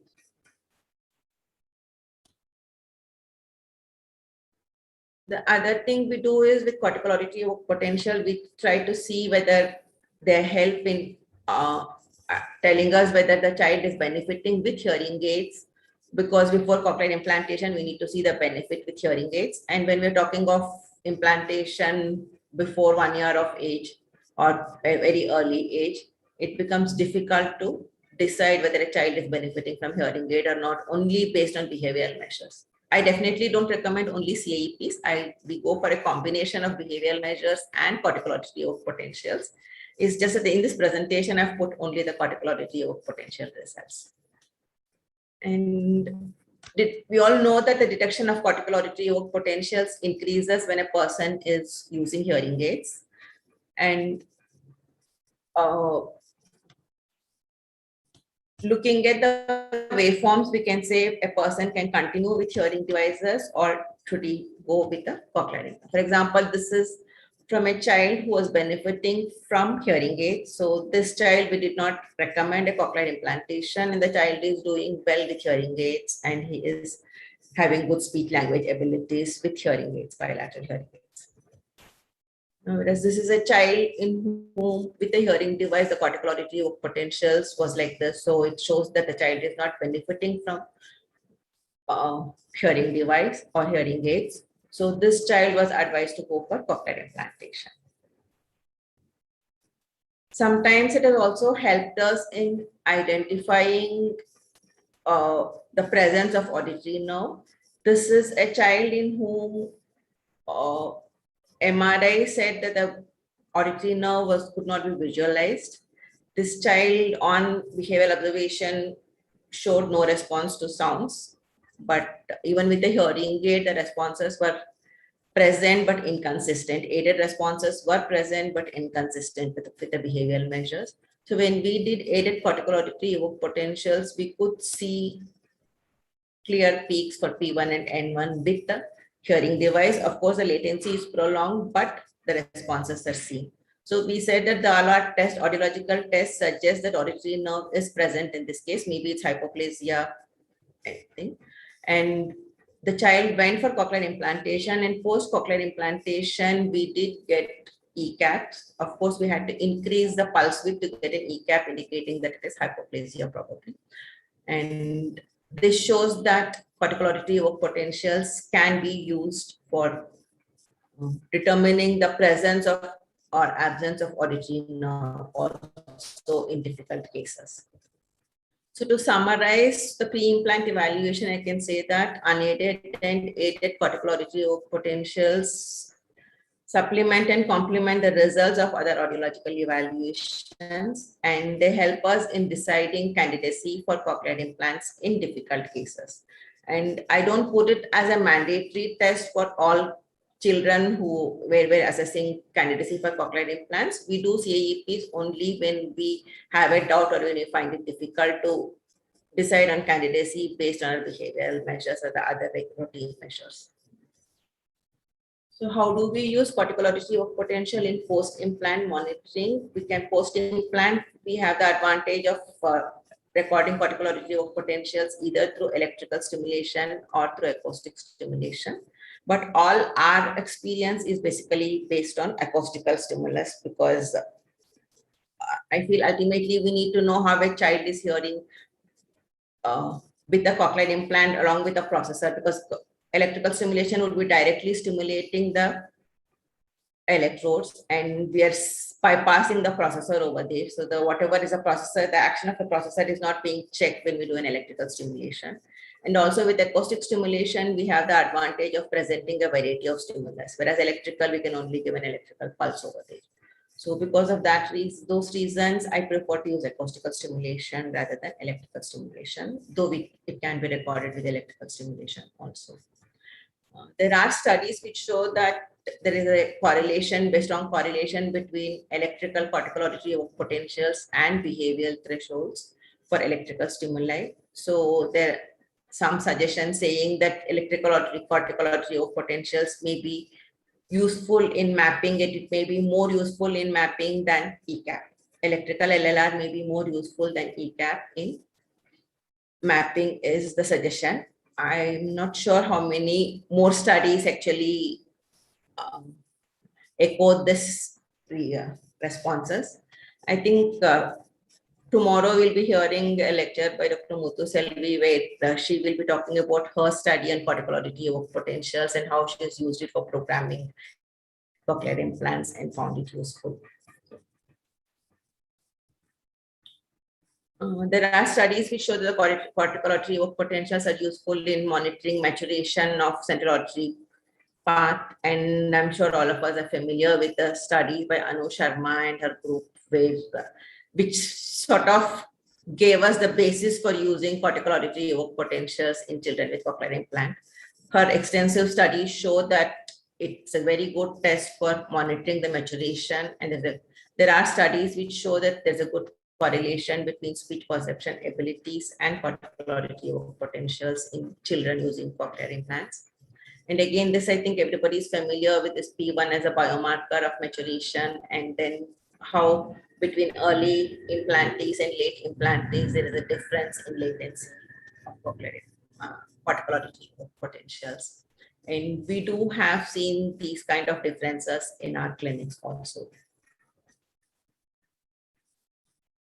Dr. Anu Sharma et al. Actually also talk of for different classification for classifying the waveforms of cortical auditory evoked potentials, and they say that it even can indicate if there is a deprivation in the auditory system because of delay in auditory rehabilitation. There is a deprivation and negativity. Negative waveform can be seen, or there can be polyphasic waveforms. You can have a typical development is this, or you can have, when you have an unstimulated pathway, there can be a deprivation negativity, or there can be abnormal polyphasic morphology. So the experience in our clinic shows that the cortical auditory evoked potentials, children who have good cortical auditory evoked potentials have good auditory skills, and with absence of cortical auditory evoked potential, they show poor auditory skills. This is an example of a child who's doing well with cochlear implantation, and we can see a very good cortical auditory evoked potentials here. And this is an example of a child who was not doing so well with cochlear implantation. This was only with the implant age of 7 months, but then you can see that the latency is very, very prolonged over here compared to what we normally expect. Though I can see a very clear P1 and N1, the latency is very prolonged. And this is a child where we were not getting cortical auditory evoked potentials, and ultimately the child started using gestures for communication because the benefit from only auditory mode was limited. And sometimes we may get a good auditory brainstem response, and cortical auditory evoked potentials can still be absent. This is one such case where we had a child who was implanted with a digisonic device. So we couldn't really get an ECAP for this child.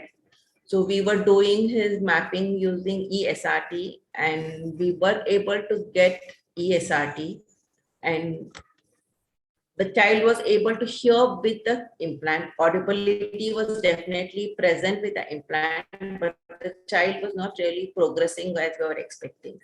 So when we did cortical auditory evoked potentials, this is the waveform we got at around 9 months of implant age. That is, there was absolutely no peaks could be identified. Whereas when we did electrical auditory brainstem response, we were getting good auditory brainstem responses. So this showed that there is something more at a higher level. There is audibility from the implant definitely, but there is a problem at the higher level. And so we had to switch on to AAC with this child, and the child was using implant, and along with the implant, the child also started using AAC, and with that, the child showed improvement. And on a follow-up, we did start seeing cortical auditory evoked potential. So it started late, but it's present. But what it shows is that initially it was not present, and that is when the child was not really understanding anything and not getting benefit from only the auditory input. So it does help us in making a decision as to whether the child should go only with auditory input, or should we use other communication modes when a child is using cochlear implant. So we did with a small sample study where one of my colleagues did a study to check whether there is a difference in latency and amplitude similar to what Anu Sharma et al. Have reported. And we did see that In children who are late implantees, the amplitude was lesser and the latencies was prolonged when compared to children who are early implantees. We have also tried with cochlear implantation with bimodal stimulation on only cochlear implant and hearing aids, and with both cochlear implant and hearing aids, and tried to correlate these results with scores of ESP, early speech perception test, and the results show a good correlation between the two. For example, this is a child who was benefiting from both hearing aids and cochlear implant, and you can see that we've got a good cortical auditory of potential waveforms for all three: bimodal, cochlear implant, and hearing aids. And the next, this child, you can see there is a good benefit from cochlear implantation, but with hearing aids, the child is not benefiting much, and this is the bimodal response. And interestingly, this is a case where hearing aid, the responses are better when compared to cochlear implant, and this is bimodal responses. And when we did early speech perception scores, the speech perception scores correlated with these measures. That is, in this child, the speech perception scores were better with hearing aids when compared to cochlear implant. And that is probably because this child was using a hearing aid for a long time, and then the child switched to cochlear implant. So maybe because of the practice with the hearing aids, he was doing better with hearing aids, and cochlear potentials also depicted the same thing. We have a couple of cases with simultaneous and bilateral and sequential bilateral cochlear implantation and particular potentials. So you can see that when there are studies which show that when you have simultaneous simultaneous cochlear implantation develops symmetrically in the 2 years, whereas when you do sequential, there is a difference in the quality of potentials we obtain. So this is just case reports. I cannot really comment totally on it, but then we do see similar results when we look into the single case reports also. This is a child with simultaneous implantation, and this is from a child with sequential implantation. So what I'm trying to show in these case report is that, I mean, all these are done in the clinics only for clinical purpose. This is not like for a study purpose we're doing it, and it's not like group data we're comparing here. I'm intentionally putting case reports here and not group data, because this shows that cortical auditory potential does give us information in clinics, in everyday clinics when we're seeing patients. The problem we have is we have a number of factors which can affect our cortical auditory potentials, we know. And when we're doing this test, we know what stimuli we are giving, and we're measuring cortical auditory potentials, but we don't know what exactly is happening in the auditory system. We don't know what exactly is happening in the hearing device, whether it is cochlear implant or hearing aids. So when we don't get a cortical auditory potentials, I don't know whether it's the auditory system which is defective or it's the hearing device which is defective. I need to check that part first and then say whether where the problem is. So one need to remember that we have to consider both these things when we're interpreting the results.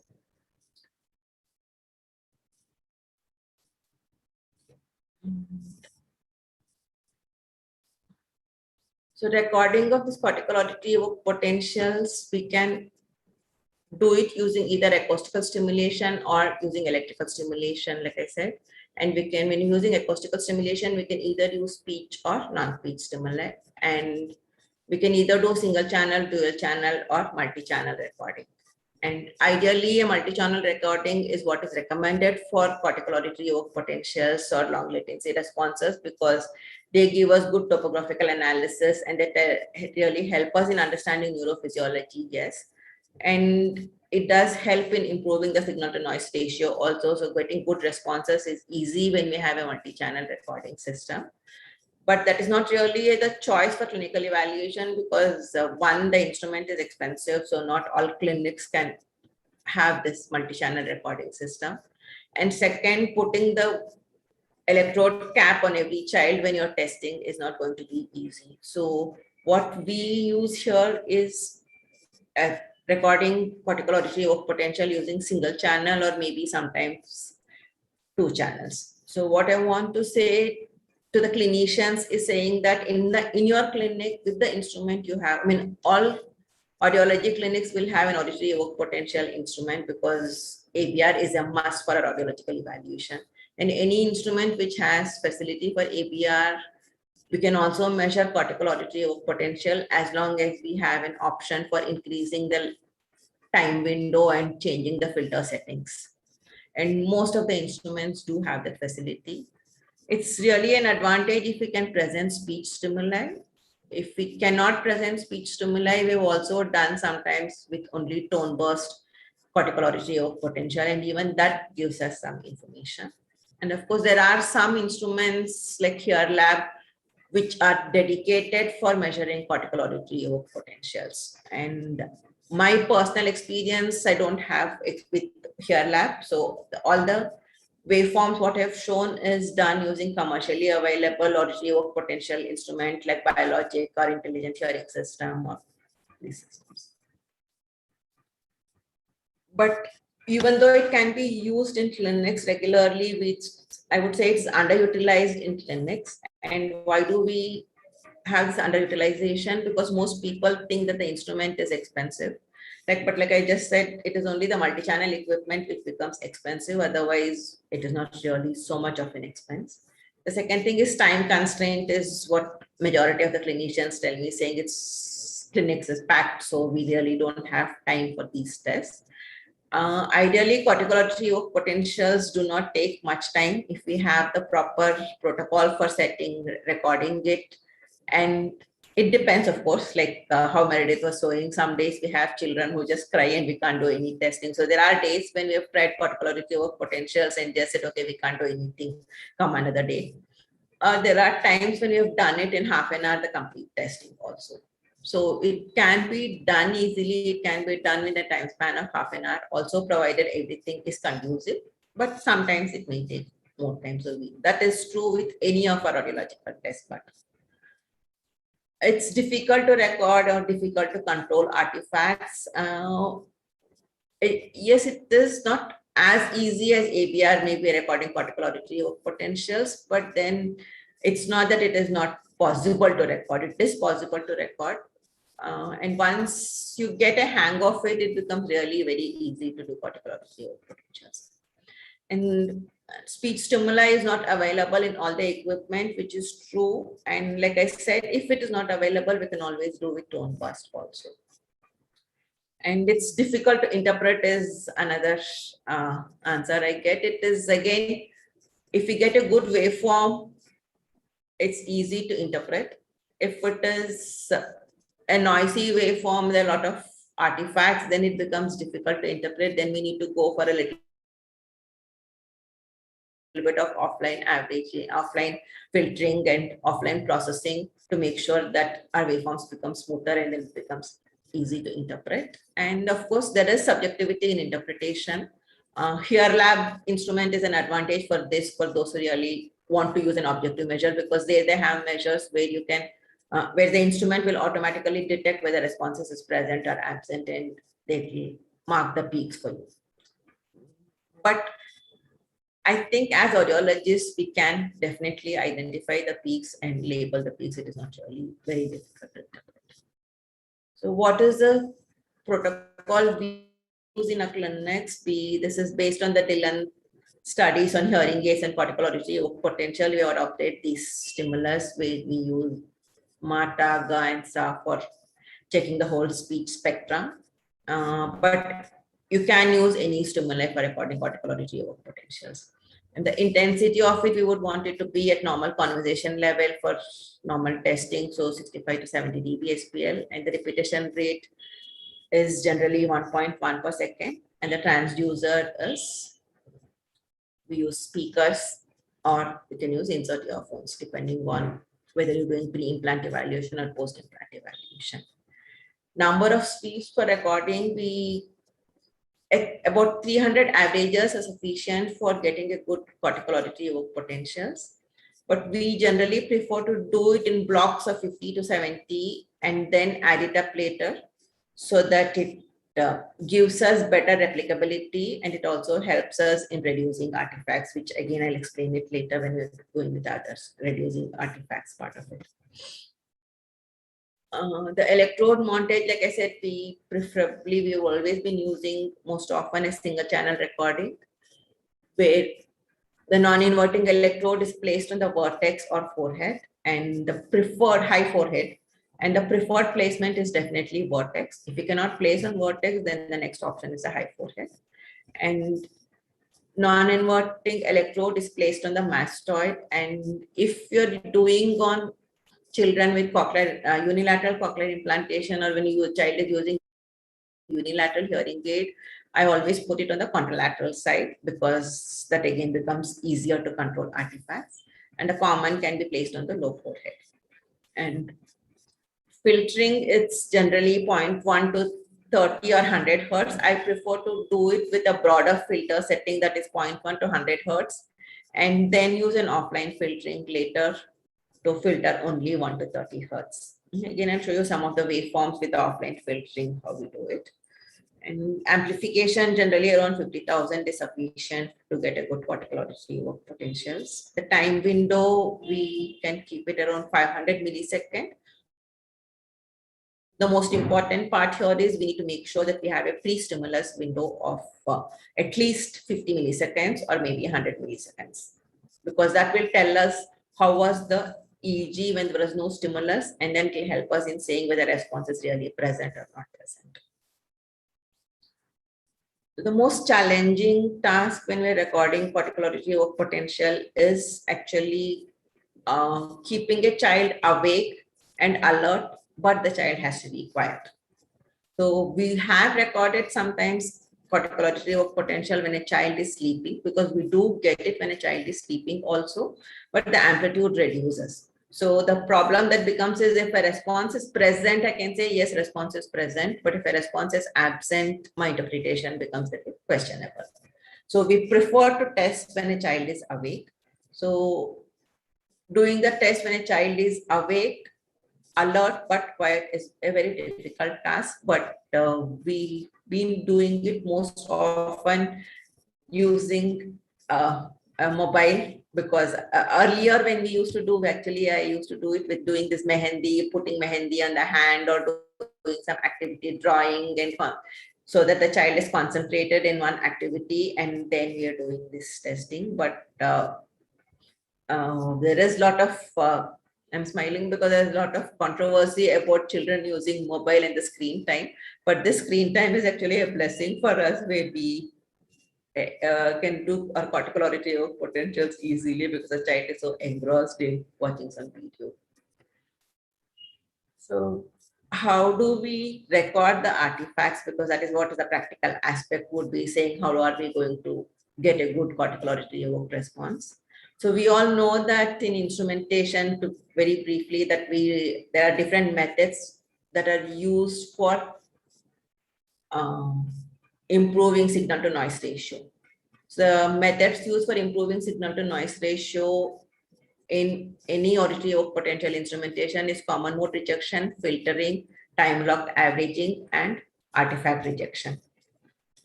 Just to recapitulate what you have learned earlier, I'm sure all of you would have learned it. Common mode rejection is basically for eliminating the electrical signals which are common at different electrode sites, and this enhances electrical signals that are different at non-inverting and inverting sites, and whatever is common at non-inverting and inverting sites, it will actually cancel off. Filtering basically removes electrical signals which are outside our interest. So suppose my interest is 1 to 100 hertz, I use a band pass filter of 1 to 100 hertz. So any electrical noise which is above 100 hertz or below 1 hertz will get removed through this. And in rare cases, we use a notch filter. That is, if the electrical power line is interfering too much with our artifacts, with our cortical auditory work potential recording, then we use a notch filter. In India, it is 50 hertz. If we're using elsewhere, in US, maybe you will use 60 hertz. The other part that is used in the instrument for getting a good response or improving signal to noise ratio is time locked averaging. That is, we record responses only for a short duration of time. So we need to make sure as to what is our interest. And so if I want to record only P1, N1, P2, N2, then I can just limit it to 300 milliseconds. Do not go beyond 300 milliseconds because I will be adding more noise. If I want to record P300 also, then I would be using an analysis window of 500 milliseconds. But if I'm not interested in P300, why use 500 milliseconds and add more noise to it? So I would limit my analysis window to 300 milliseconds. And the sure way of rejecting artifact is using an artifact rejection. And we all know that the instruments have a set limit we can keep to say what artifacts can be rejected. And most often, the preferred artifact rejection level for cortical auditory potential is around 50 microvolts or lesser than that. If we use more than that, we will be actually accepting more noise, so it becomes more difficult to check whether there's a response is present or not. Lesser the artifact rejection value, better will be the responses, because we are definitely rejecting all artifacts. But the only problem is if we make it lesser, the time taken will be more. So we have to make a compromise between the two. So general guidelines like what we talk for auditory brainstem response also holds good for cortical auditory potentials. That is, we have to have a good electrical shielding while recording cortical auditory potentials, clean electrode sites properly, get low and balanced impedance, bundle the electrodes and hook it on, keep the electrode box as close to the head as possible, and all avoid whatever is not being used, and make sure you use appropriate acquisition parameters. So to reduce the artifacts, what we need to do is first we need to identify what are the sources of artifacts and try to eliminate these artifacts. And best way is to control at the source. If we cannot control the artifacts at source, then we try to eliminate it while recording it. So your source of artifacts can be technical. Technical is power line interference or impedance fluctuations or intermittent cable connectivity. So if that is happening, then we always have measures related to power line interferences. Like one, we can always switch off all other electrical appliances so that we do not have power line interference, or we use a 50 hertz filter to ensure that power line interference is not affecting our results. And if it is impedance fluctuations, high impedance, intermittent cable connectivity, then it all tells us that we need to change the electrode and then use good electrodes for getting these cortical auditory potentials.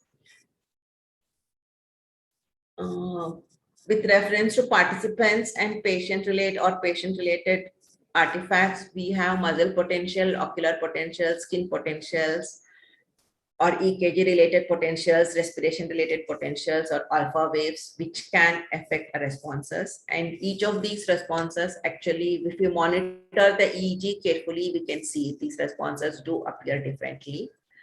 And this is just a quick example.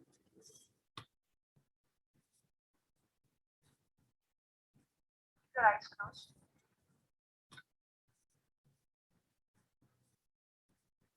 You can see here the EEG activity being recorded. This was intentionally, the person was asked to move, keep his eyes open. So when he was doing such things, it was observed that the artifacts increases. And so if you ask a person to move his hand, move his eyes, the artifacts you can see are increasing. So looking at this, monitoring EEG is a very good thing to make sure that you have a good artifact.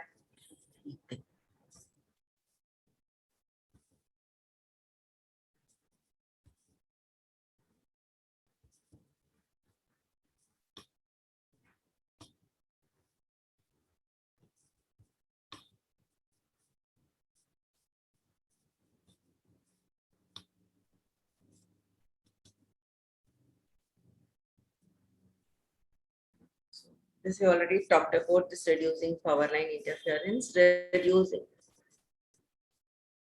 For reducing the EEG artifacts, we have the common mode rejection, which can eliminate this thing, EEG artifacts. So one, we need to make sure that we have balanced impedance. That is, your electrode impedance can be 48 and 50. Also, sometimes you may get good responses. You don't really have to have always. It's always good to have less than 5 kilo ohms, but we can always, sometimes we can also get with higher impedance. But make sure that the impedance is balanced between two electrodes, between non-inverting and inverting. There is a good balance. That is what is more important. And I find that linked mastoid as reference can be helpful in reducing the artifacts. That is, use a jumper, put reference on both the mastoids and use a jumper to connect the mastoids.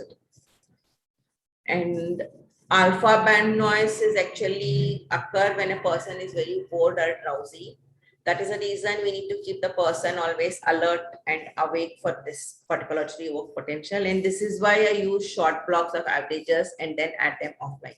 So because if I use just 50, 60 blocks and then again add one more 50, 60 blocks, it becomes easier for us to keep the person awake or the child active in the testing.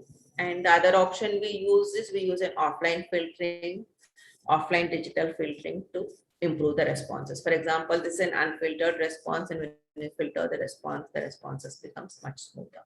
Only thing is you need to make sure that you don't smoothen it too much, because sometimes even the peaks can disappear if you go for extra digital filtering. Reducing the muzzle artifacts, we always have to make sure that the child is engaged in some activity. Activity should be such that it is distracting, but the child is not really moving. And including the movement of the ocular balls can also lead to this artifact. So we need to make sure that even that is minimal. So that is the reason I said giving a mobile in hand is helping us a lot. Another option for reducing ocular artifact is you can record corneoretinal potentials in one channel, and then you can record cortical auditory potential in the second channel. And then we can subtract this. So corneoretinal artifacts include like what happens whenever there's an eye movement, like eye blink or lateral movement of the eyes or fluttering of eyes.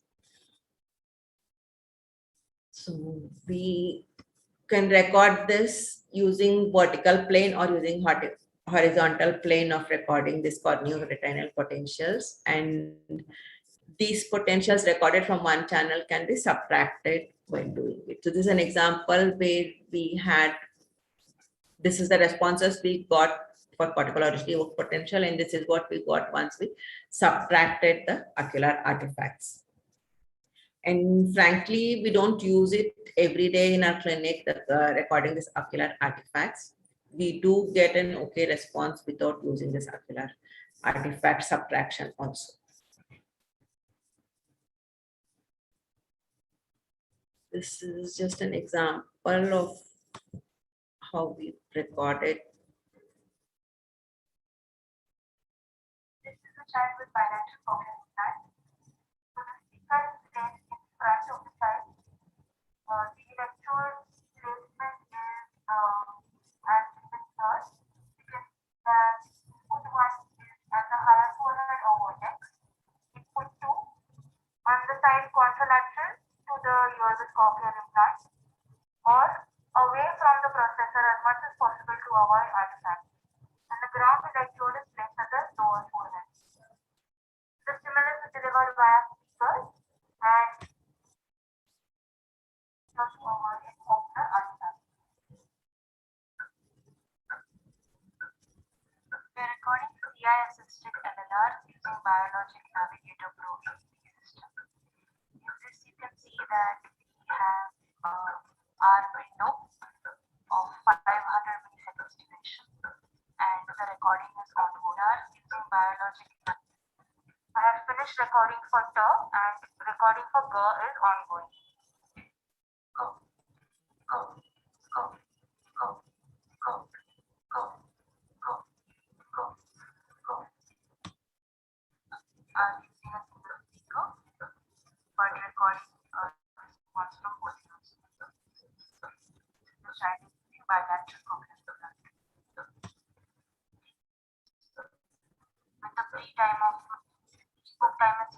and 33 milliseconds. This window is for the placement of our electrode. So I will show you the analysis that is performed. We usually record about 50 to 70 averages of each stimulus in multiple sweeps. In the analysis, we then process the waveforms in such a way that it is easy to interpret. The waveform for term, I will select the two waveforms by pressing the control key. So you can see that both the waveforms are selected. Then I will go to the option which says analysis. I can filter the waveforms from 1 to 30 since our responses for LLR are within 30 Hz. So if I do the same thing on this waveform, you will see that it is smoother and it is easier to identify the wave. One more step before we mark our peaks is adding these waveforms. Like I mentioned before, we haven't taken a full 200 averages. We've taken lesser number of averages. And we will be adding these two waveforms to get the resulted waveform. So the two main things we do is that we filter and we also add the responses to make sure that we get a good response. You can see the added waveform here. I will ensure that the scale that I have set is uniform.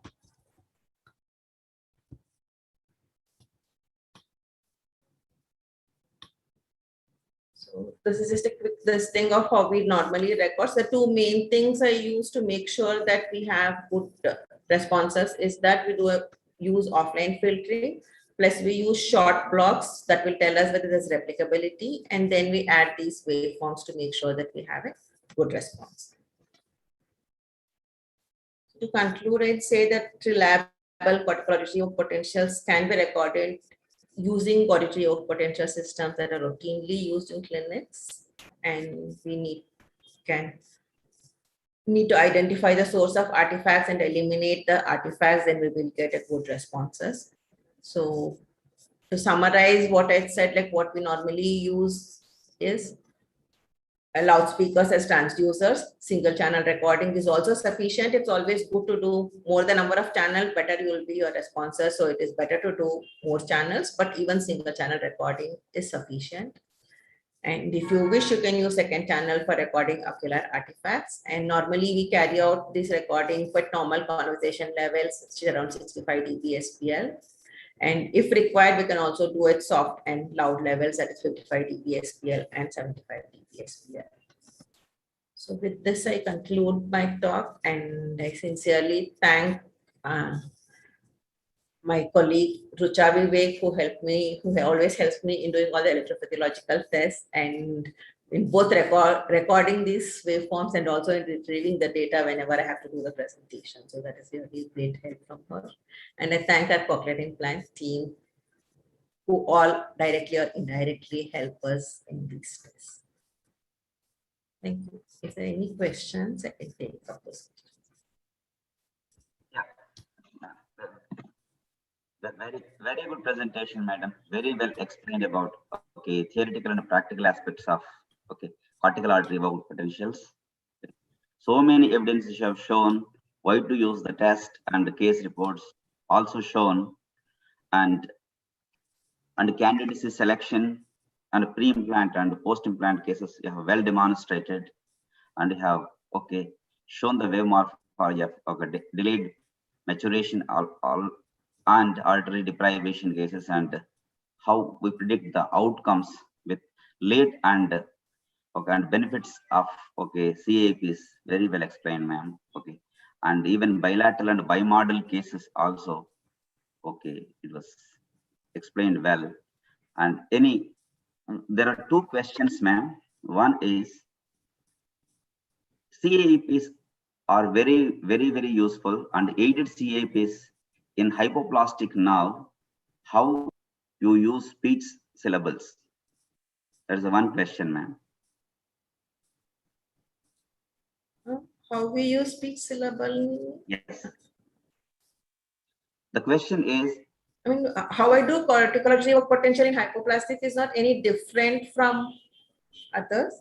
It will be done in a similar way, and the same stimuli is used. Only thing is the amplitude will be lesser when compared to a normal auditory nerve.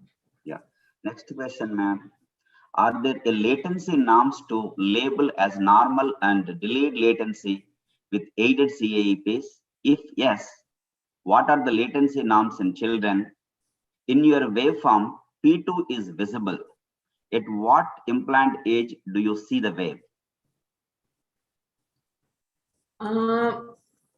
There is definitely normative value for these latencies and amplitude, but the only problem is that, I mean, if you see in literature, Dr. Anu Sharma and her colleagues' articles, there are a lot of articles which tell you the normative data for these latencies. But the only problem is that you need to make sure that the protocol you use is same as what is published if you're using those things. So otherwise, for your own clinic, depending on the protocol you are using, you have to have the normative data.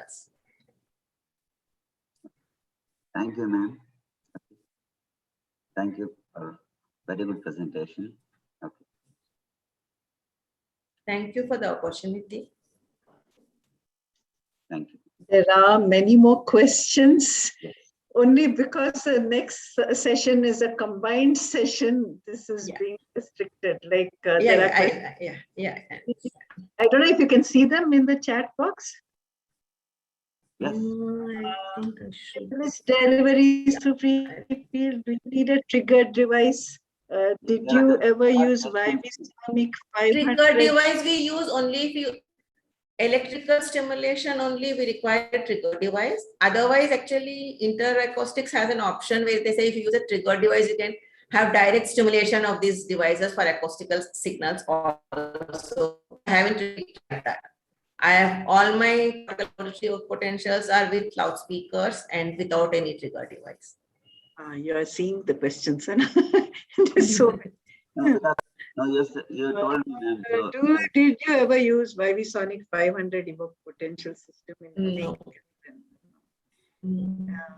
Some very good. More, I mean, I no conflict of interest, but more my majority of my auditory potential is biologic and IHS, but it's just that I have got a chance to use those instruments, nothing like saying that they are the best instrument or.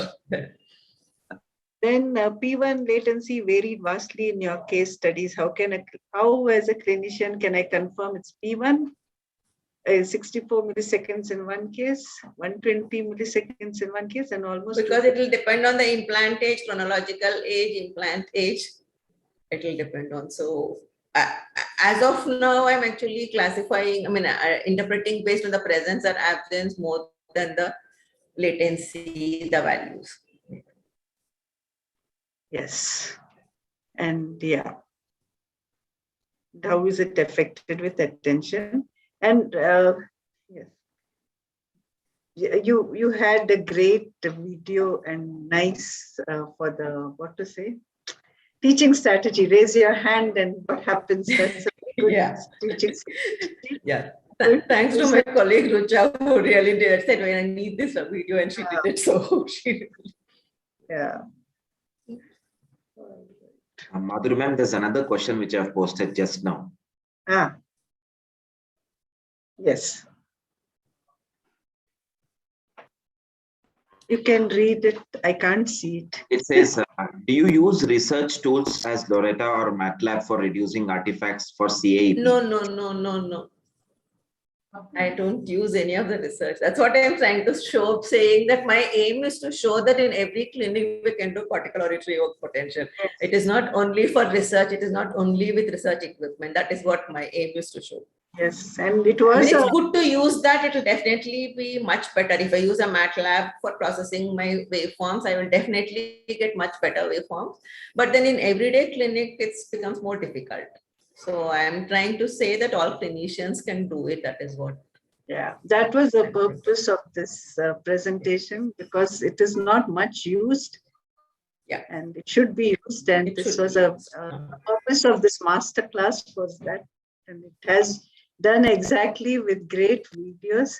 I might ask you to borrow them one day, yeah, to present again. The last Yeah, question, ma'am. sure. The electrical artifact that usually comes around. Shall I go ahead, ma'am? Okay, just one last one. Yeah, the electrical artifact that usually comes around 25 hertz, how can that be managed offline? Offline, actually with the electrical artifacts, most often it will be around 50 hertz we get. So you have to put the notch filter on. Though it is really not a good choice because we are interested in 50 hertz response also, because our band pass filter we use is at least 1 to 100 hertz that way. I mean, 1 to 30 hertz gives us very good responses. So I would say use a notch filter if you have too many electrical artifacts. That is what I do. By default, we don't put it on. But if you think there are too many electrical artifacts, we put the notch filter on. Okay. So we'll stop. And when you're doing offline filtering, when you do 1 to 30 hertz, the electrical artifacts also get reduced. Because we're using 1 to 30 hertz, it reduces. The 50 hertz response gets reduced. Okay. Yes. So, yeah, thank you once again. Great session. Thank you, Dr. Srinivas. Thank you, Dr. Vanaja. The next session is a combined audiology and rehab session. So we are going to finish quite on time, and yeah, we'll stop now. And we are now ready for the next integrated panel discussion, moderated by Ms. Deepa Varme. So let me introduce Dr. Deepa Varme. So Dr. Deepa Varme works in the BYL Nair Hospital and is a very good teacher, known for her teaching skills. Her clinical expertise is not only in audiology and general as with hearing loss and testing, but in auditory evoked potentials. She has a large number of publications and is an active member in all the Maharashtra branch of the Indian Speech and Hearing Association and in the Indian Speech and Hearing Association, where she is an EC member. So Dr. Deepa, please take over.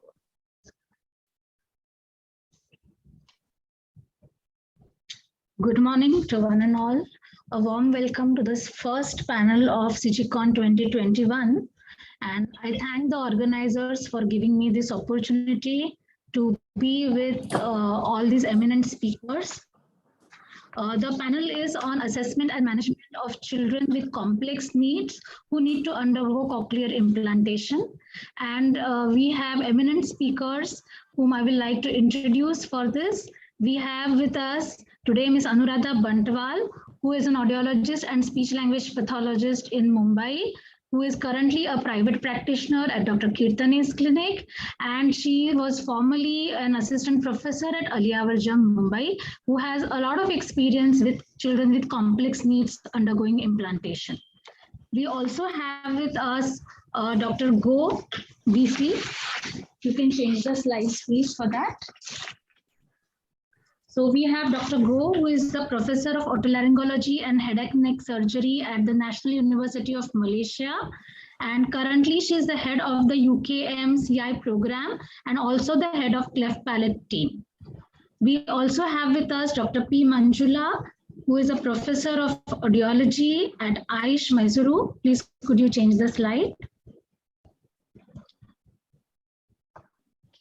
Okay, so we have with us Ms. Gina Mary Joy, who is an assistant professor at the National Institute of Speech and Hearing, NISH, Trivandrum, who has greater than 20 years of experience, and she is the technical expert at Shruti Tarangam CI program by the government of Kerala since its inception. The next person in this panel is Dr. Manjula, E. Manjula, who is a professor of audiology at AISH Mysuru, and Madam is a chairperson of Implantable Hearing Device Unit at AISH and also the Dean of Research and Development at AISH. Then we have with us Ms. Mary K. Theris, who is a CLP, SLP and a certified auditory verbal therapist with greater than 20 years of experience. We are very fortunate to have you here today with us. And she is working as a rehabilitational and education manager at Medel. So with this brief introduction of all the panelists, we will straight away go to our topic of interest today, which is assessment and management of children with complex needs who undergo cochlear implantation. We all are aware, and we just had a beautiful talk about the importance of early identification and implantation for optimal outcomes. But we also know that as the candidacy criteria are evolving, today all of us are faced with challenges of implanting and managing children who wouldn't be considered as ideal candidates few years back. These are the children with complex needs, that is, they have additional impairments along with hearing impairment, and thus they have special needs in terms of their candidacy evaluations, their mapping, as well as setting and managing of their rehabilitation goals. These may include children with cerebral palsy, children who are on the PDD spectrum, such as children with autism spectrum disorders, children with ADHD, children who are having attention, cognitive impairments. And in addition to this traditional group, we may also have to cater to those children who are crossover recipients. That means they were initially fitted with hearing aids and now at a later age are undergoing implantation because they may also present with additional or multiple impairments. So if we want to cater to this challenging population, we need to make modifications in every stage of their intervention. And so we have eminent experts today who will highlight what all modifications do we need to make so as to improve the quality of life of these individuals. So without any further delay, can we go on with our panel discussion? So I welcome all the panelists. Thank you once again for being a part of this panel discussion. And I'll begin with the first question, which I will direct it to Dr. Go. Madam, which are the complex cases for implantation that you have experienced in your practice? And what are the challenges in the candidacy evaluation for these cases? Good afternoon from Malaysia. Thank you, and thank you to the organizing committee for inviting me. Well, maybe the question is, what are the cases that our program has implanted? We recently reviewed our cases on the global delay, on the global developmental delay. So among these 30 over cases, we have a spectrum of complex case, which include Down syndrome, ADHD, autism, and we have one cerebral palsy.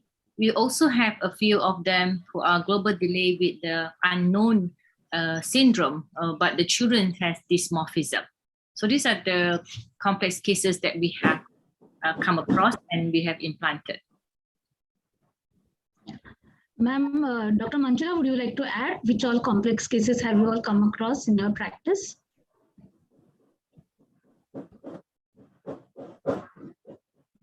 Ma'am, you are on mute. Hello, am I audible? Yeah. Thank you. Okay, so we do have those complex cases. Along with that, I mean, the same as what Go has said, and then we have cases in addition to, without any additional problems, maybe some cases such as unilateral hearing loss. Okay, evaluation of that is also difficult because we have to decide about cochlear implants for the ear, which is a profound degree of hearing loss. Okay, with the normal ear interfering in the test, even with adequate amount of masking and things like that, or use of earplugs or ear protection on the better ear. So I will consider that also as slightly difficult to test population. And along with that, we also had ANSD, I mean, the autism spectrum disorders and developmental delays, and some of the syndromes like Usher syndrome, and Trichocolin syndrome, all these we had.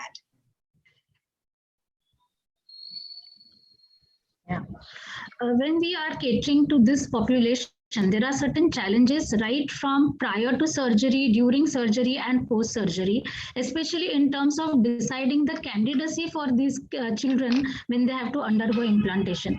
Dr. Go, can you talk about what is the approach that you use for candidacy evaluations for these children? Okay, these are the group which we use multidisciplinary team approach in managing them. Start from the assessment. So all of us in the team, the ENT surgeons, audiologists, speech therapists, and pediatricians will alert each other when we have this kind of complex cases.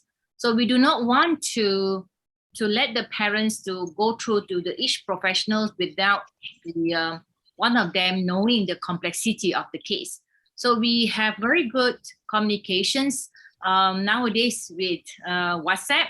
So sometimes I think it's good to let our team members to understand from beginning that we are dealing with someone who a child with a lot of issues, either from the medical issues, because in some cases they have, for example, the case that we had the complex of dysmorphism and child have behavioral issues. So as from the medical side, ENT or pediatricians, we need to highlight to our audiologists and speech therapists so that they know that they are going to see someone who has complex needs. And the medical advice from us will be helpful to the speech therapists and also to the audiologists. I think early communications among the team members from the beginning to understand better the child that we're dealing with. Because one of the examples is I have a very difficult child which they have delay, global delay. They can't even lift up the head for appropriate the behavioral response or the VRA. So what our team members or my audiologist did was looking at the eye response, looking at certain movement. So I think these are something that is difficult and challenging to the audiologists for assessment. But with the input from medical or from pediatrics, I think these are helpful to them. And if we are looking into abnormal scan findings, I will also quickly highlight to our team members that, oh, this is an abnormal scan finding, so they may have difficulties or they may be able to achieve certain audiological result. And that's where I think we do not want to delay too much in terms of the assessment, just because we do not know that the whole story of a child and the needs of the child actually they have certain limit that you can't do anymore. So and they need cochlear implant. That's what we are doing over here. Yeah. Dr. Manjula, would you like to add? Yeah. What I would like to say is that, whether the child has complex needs or additional problems or the child has just hearing loss, it's the test that we're going to administer and the way in which we're going to interpret would almost more or less be the same for all the children. But the technique or strategy that we use to elicit a response or to obtain the test results is what is different. For example, when we have these individuals with maybe Usher's syndrome, okay, the kind of reinforcement that we give through the child for the child's response and all that may vary. So these strategies or techniques could be different in these different kinds of additional problems. And then mainly from the beginning, from Dr. Meredith's talk, we've been seeing that children, very young children, more so with additional problems, they may not cooperate, maybe due to hyperactivity or maybe due to maybe the child is always crying, the child doesn't enter the test room and things like that. So we will have to find ways of getting it. And on the top of it, even if we sedate the child doesn't sleep sometimes. Okay, so these are the challenges that we need to face. So at such instances, we also have to rely on the parental reports and the therapist report. And then these are the ways in which, and then on the checklist, the developmental checklist, the auditory skills checklist, all these are, we should rely upon. And with some of the additional problems such as autism spectrum disorders, we also administer I mean, we refer them to a speech language evaluation department where they do use the MCHAT checklist, the checklist that is used for the autism, those toddlers with autism spectrum. So such additional checklists are also used for all these cases, in addition to the audiological testings that we do. Yeah. Dr. Deepa, yeah, just add on that when we come across this kind of difficult cases with complex needs and multiple disability, there are times where the speech therapists actually come together in the audiology room and they assess together rather than go to each section differently. And we even have our occupational therapists that also sit in together in certain cases to ease the whole process, and also actually everybody able to assess the child at the same time. True, that's what I was coming to the next part. Like it's very much important, I feel, that in these cases, there is a role for interdisciplinary assessment, isn't it? So because there are multiple aspects which need to be considered apart from the typical hearing and speech perception evaluations that we conduct. So Ms. Gina, will you like to talk about this multidisciplinary assessments which we do prior to implanting these kids? Yes. Thank you very much, the CG organizing panel, for inviting me to be a part of this esteemed panel. Thank you for the question, Dr. Valame. As you suggested, it is very, very important that we do a multidisciplinary assessment, not only for children with additional needs or complex needs, for all children is what our experience says, that, you know, it is very important that any child who gets implanted, gets an implant, should be assessed assessed by a multidisciplinary team.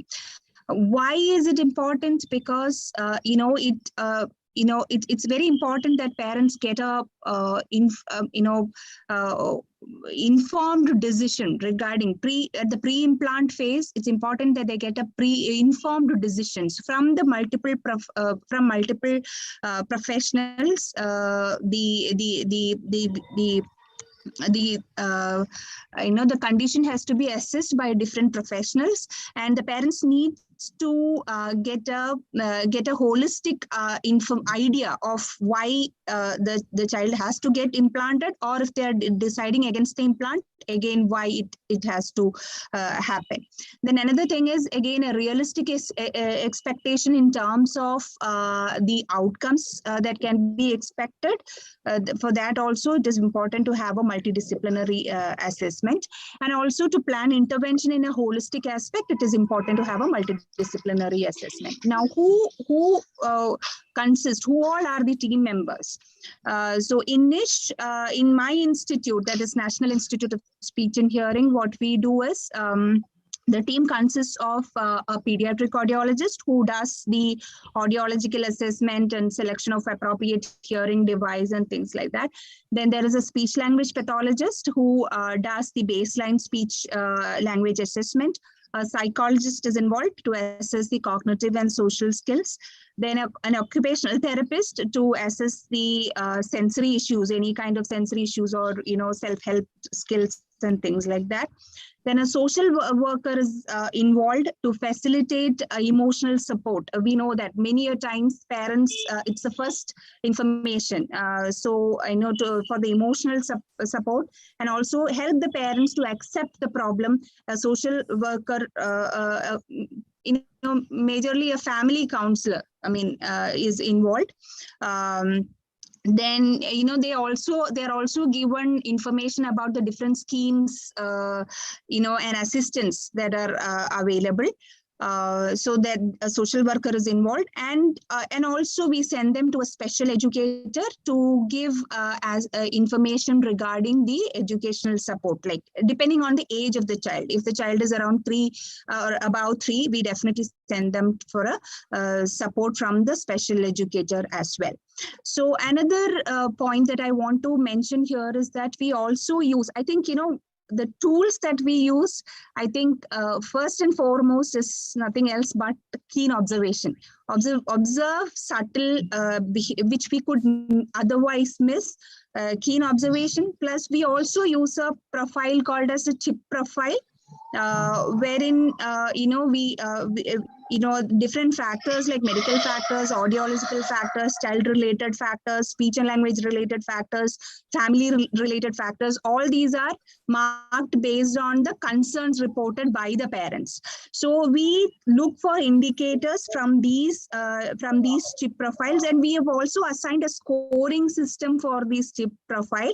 So this will help us to decide on the intervention mode that the child has to go. If the chip if the score is more, then we decide that the child has to get a intervention based on the visual communication.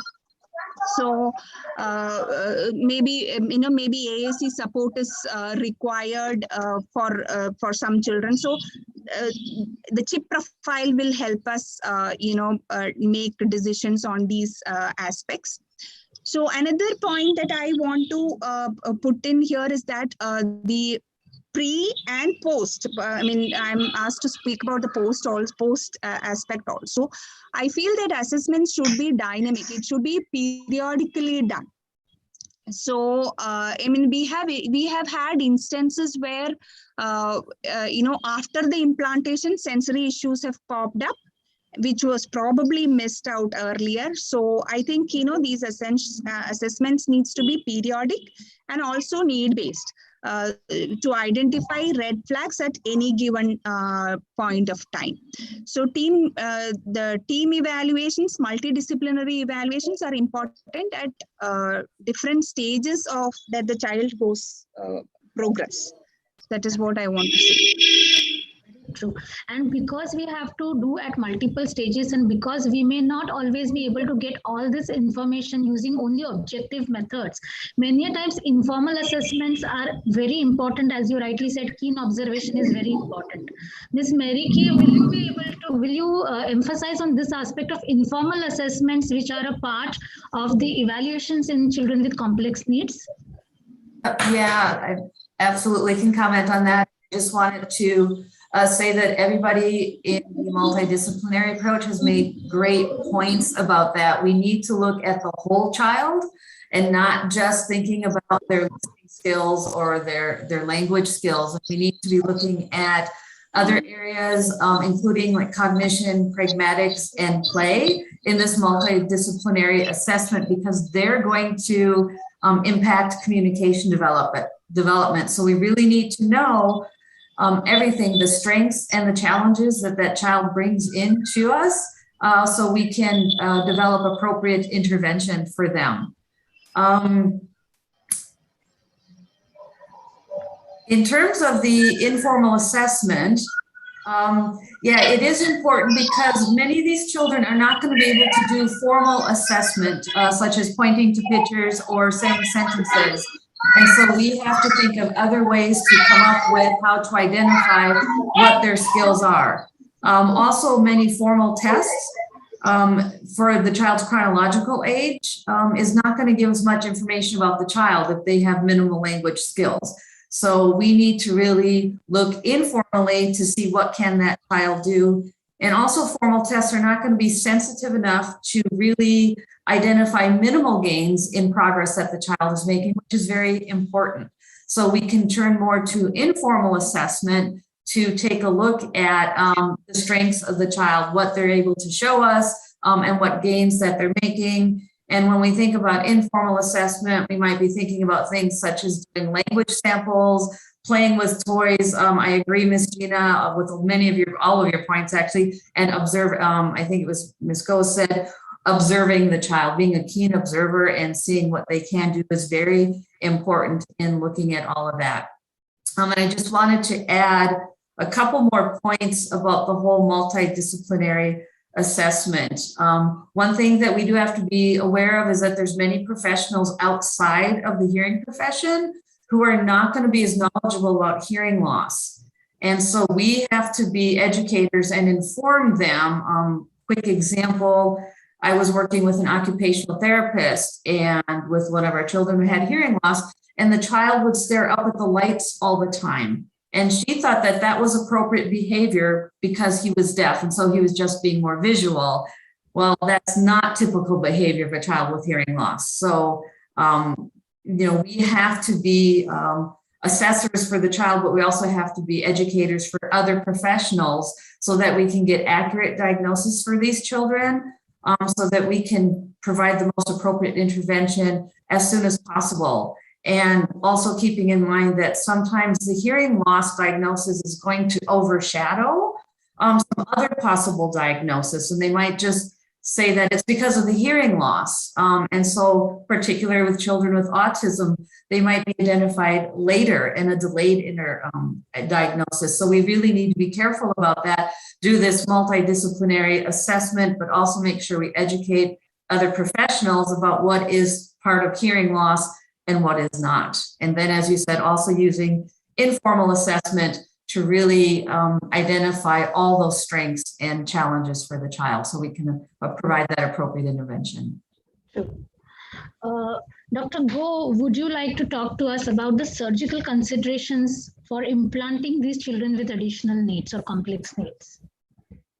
Hi, Dr. Deepa, I think this is the presentations, right? Sorry? This question I will answer in a presentation 8 minutes, right? Not yet. Sorry. Hello? Yes. Would you be talking about the surgical aspects which you will be considering in implanting these children? Okay. The surgical aspect, I think we need to understand from the anesthesia point of view before we do any surgery, because these children usually have medical problems that may affect general anesthesia.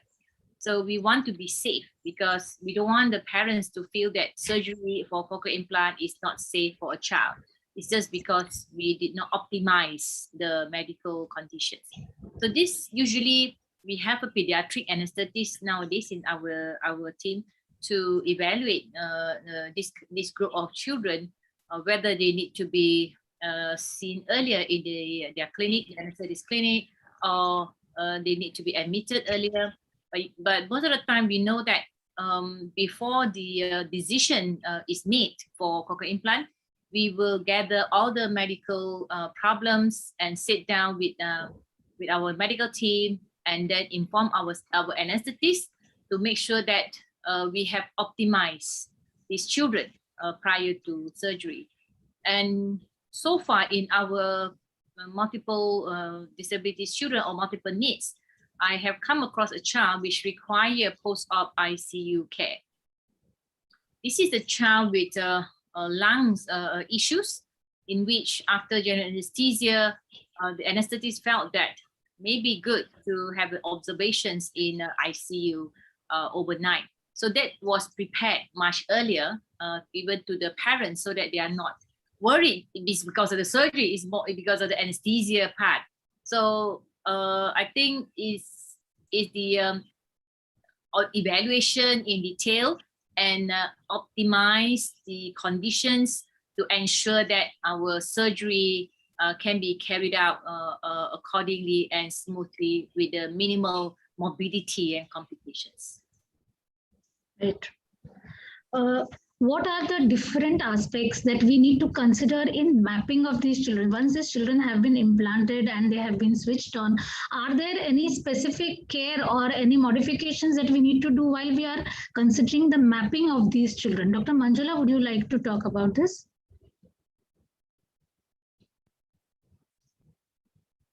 Ma'am, we can't hear you. Sorry for that. No. Am I audible now? Yeah. So we had a couple of cases where we had additional problems such as autism spectrum disorder, as I mentioned earlier. So this child, actually, we had to do it. Sometimes the ESRTs were done in the present, under sedation. We had to do it. under sedation so that we could arrive at the C levels and M levels to set that appropriately. But with use for this particular child, with use, the child was showing more and more number of electrodes having higher impedances. So we had to decide on, and even like with the ESRTs, before we reached the level at which ESRTs can be obtained, the child would show discomfort. Okay, the discomfort reactions when we did not do it under sedation. So in these situations, what we had to do is, we had to check with manipulating other MAC parameters such as reducing the C levels, M levels, increasing the pulse width. And these were some of the strategies that we tried, but none of them helped in improving the performance of the child or reducing, performance in the sense, not in terms of, I was not expecting at that stage for the child to become showing very verbal responses and all. This child, at least the reduction of some of the behavioral problems and things like that. Okay, with when we talk with this, this also showed slight increase in the ground path impedances. So this was observed over a period of time. Ground path impedance, this was a device which where we could measure the ground path impedance, and there was slight increase in the ground path impedance. So we had to consult the company, and they suggested reimplantations in such cases. But the parent does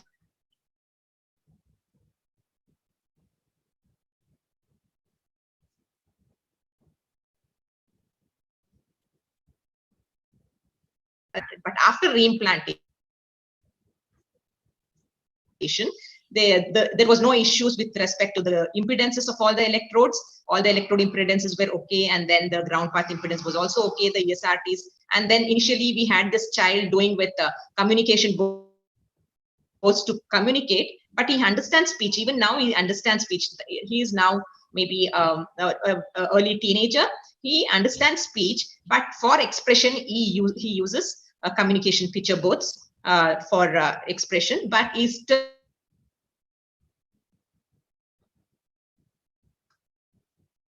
turning more and more into verbal. Of these additional problems also exhibited a hypoplastic nerve. So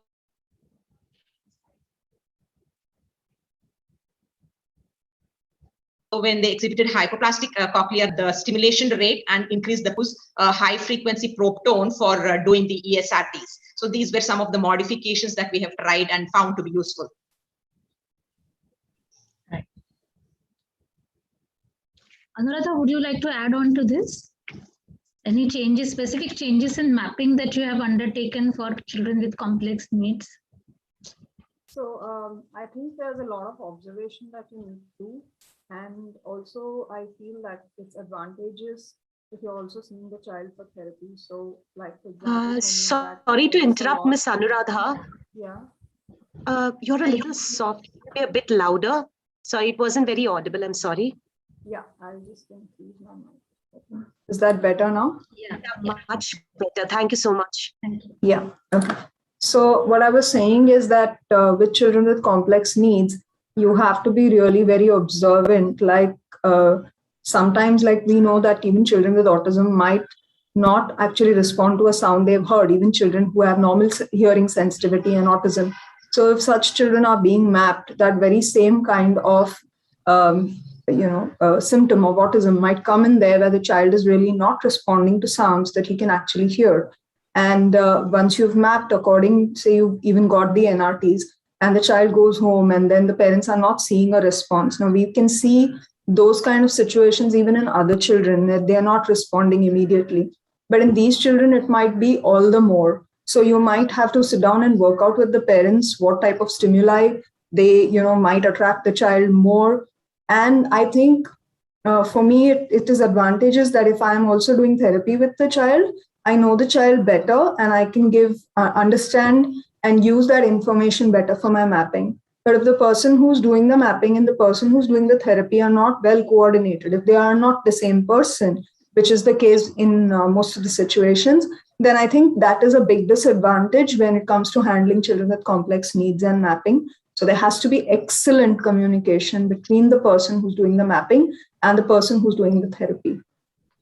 Yeah, that's a very, very important point that you highlighted. Would you like to add, Ms. Gina, anything more in the mapping considerations? You are on mute. Gina, you are on mute. Yeah, in terms of mapping consideration, I would like to go by what Manjula madam has said, like in terms of the objective measures. Most often we will have to rely on the objective measures. Apart from that, I also have felt that, wireless mapping devices, that has helped us, but that's not that's not available with all the manufacturers, but that at least with such children, such devices, I think it's a, bliss to map such children, which has, wireless mapping devices. That's all I have to add. So while I was describing initially also, while I was saying what are the typical or what are the traditional children whom we include under this, there is one other category also who have complex needs, which are crossover recipients. Anuradha, would you like to talk about a little about crossover recipients, because you have a lot of experience in handling these cases, and those who also have complex needs in addition to being crossover recipients? Right. So when you talk of crossover, we're basically referring to those who've been using hearing aids for a while. And I don't think that in literature there's a specific, formula for when do you call someone a crossover recipient, but you would say that for quite a long time, the person has been using a hearing aid. Now that could happen for many reasons, that there's a progressive hearing loss and the person or the child was doing well earlier and then progressively wasn't. Or there was a situation where there could have been, it's not very uncommon to meet parents who are sitting on the fence about a cochlear implant for various reasons when the child is doing reasonably well. So when you have borderline candidates or children who are, sometimes managing well because they are also using their speech reading and who are talking, but not really, going up to speed, parents still feel, why rock the boat? Why get into a surgery? So there are a lot of fears which go with cochlear implant surgery even now. And then, of course, loss of the residual hearing the child has and how is it going to. And there are lots on ground, a lot of misconceptions that on average people have, which make them even avoid going to a professional who talks to them about a cochlear implant. So net, these children are continuing to use hearing aids for a long time. So in these children, the outcomes don't depend on the age at CI specifically, but I would say you can't look at it just at age at CI, but you have to look at what has happened before the CI with the hearing aids. What has been the history of hearing, listening, and habilitation. So I say hearing and listening separately because you can have a lot of children who are hearing reasonably well, but not really using their listening or their habilitation programs have not. And crossover recipient also depends. I think you should also go into very deeply into the history of how has the family managed the hearing loss up until this time, what have been their attitudes, because just because you've moved to a cochlear implant, some things are not going to change. If the parent has not been very good at following up, maybe they'll give it more importance because they're doing the CI, but then that's a big red flag. So what has been the history of what is happening with the child? Crossover recipients, there's a lot of managing of expectations which has to happen. A lot of comparisons are there. So for the same reason, as I said before, the age isn't really the golden rule or something. Like I recently had a situation where somebody said, so-and-so is one of my recipients who's doing very well, who's in her 20s. Oh, she was also implanted at 10 and my child is 10. But there's a mile of a difference between what this 24-year-old was back when she was a 10-year-old versus where this child is as a 10-year-old. And that outcome cannot be the same. So managing expectations is a big thing. Some of the crossover recipients would have stopped therapy a while ago because they're into school and so on. And after you implant them, they have to restart therapy, which a lot of them don't like very much. Also, a lot of discussion has to happen about what issues will be solved or not solved. Like a lot of recipients, crossover recipients themselves other than what their parents feel. They themselves will have a lot of opinions on what they should be able to do with a cochlear implant.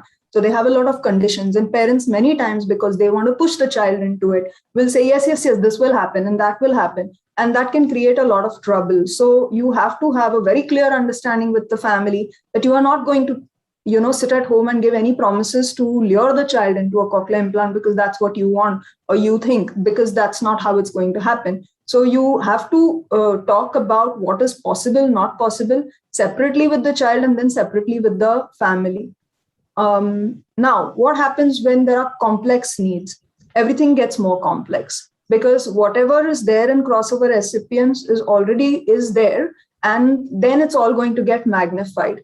Now, again, in these children, delays are because they have been worried about surgery. The child might have had a medical condition, or say, for example, it was a child who was hyperactive or autistic and used to throw away his devices. There were sensory issues. So any of these could make the parent fearful or worried about what's going to happen after the implant. So going into all this, so we know what we might be dealing with after, is important. It's important to make them understand that if the child has been in a special school setup, for example, or has required an alternative or augmentative communication system, that's not going to necessarily change because the child has an implant. We will try and improve the ability of the child to use his auditory sense more and more, but he or she might still continue to need an alternative approach. And having a CI does not mean that you will never need. And that is something at professional level, we need to break that barrier. And a simple thing is, if all around the world, people who have normal hearing sensitivity, but issues like, either cerebral palsy or autism or any of these conditions, and are using alternative and augmentative systems, then when hearing loss comes into the mix, how can alternative systems and augmentative systems become irrelevant? They are as relevant there as they are. So we as professionals have to embrace that there are children who are going to be verbal, and then there are children who are going to be verbal to different extents, and then there are children who are probably not going to be verbal. But developing communication, language, and in future literacy is what is important for these children. So I think these are the things that are very important when you're doing crossover with complex needs, and anyway with complex needs, and especially if they are crossing over, because parents may have unrealistic expectations. And what Gina said about chip profile, we should be using that for sure. Thank you. The whole idea of discussing about the assessments, discussing about the challenges faced, all are important because finally we want these children to have optimal outcomes. And it all boils down to managing the expectations and managing the therapy and setting functional goals for rehabilitation of these children. So we now come to the important part of rehabilitation considerations in these children. And because we have Ms. Mary Kay here, who has done a lot of work in this area, we request you to talk about functional goal setting and how do we look at the therapy for children with complex needs who are undergoing implantation. Okay. Well, first I'm going to say that I completely, again, agree with Ms. Bantwal's last point about the communication approach for these children, that it can be very different, and not every child is going to do it through listening alone or through listening and visual, and it might be a child who's using visual. So one of the first points we have to take into consideration when we're looking at intervention is what's that learning style of the child.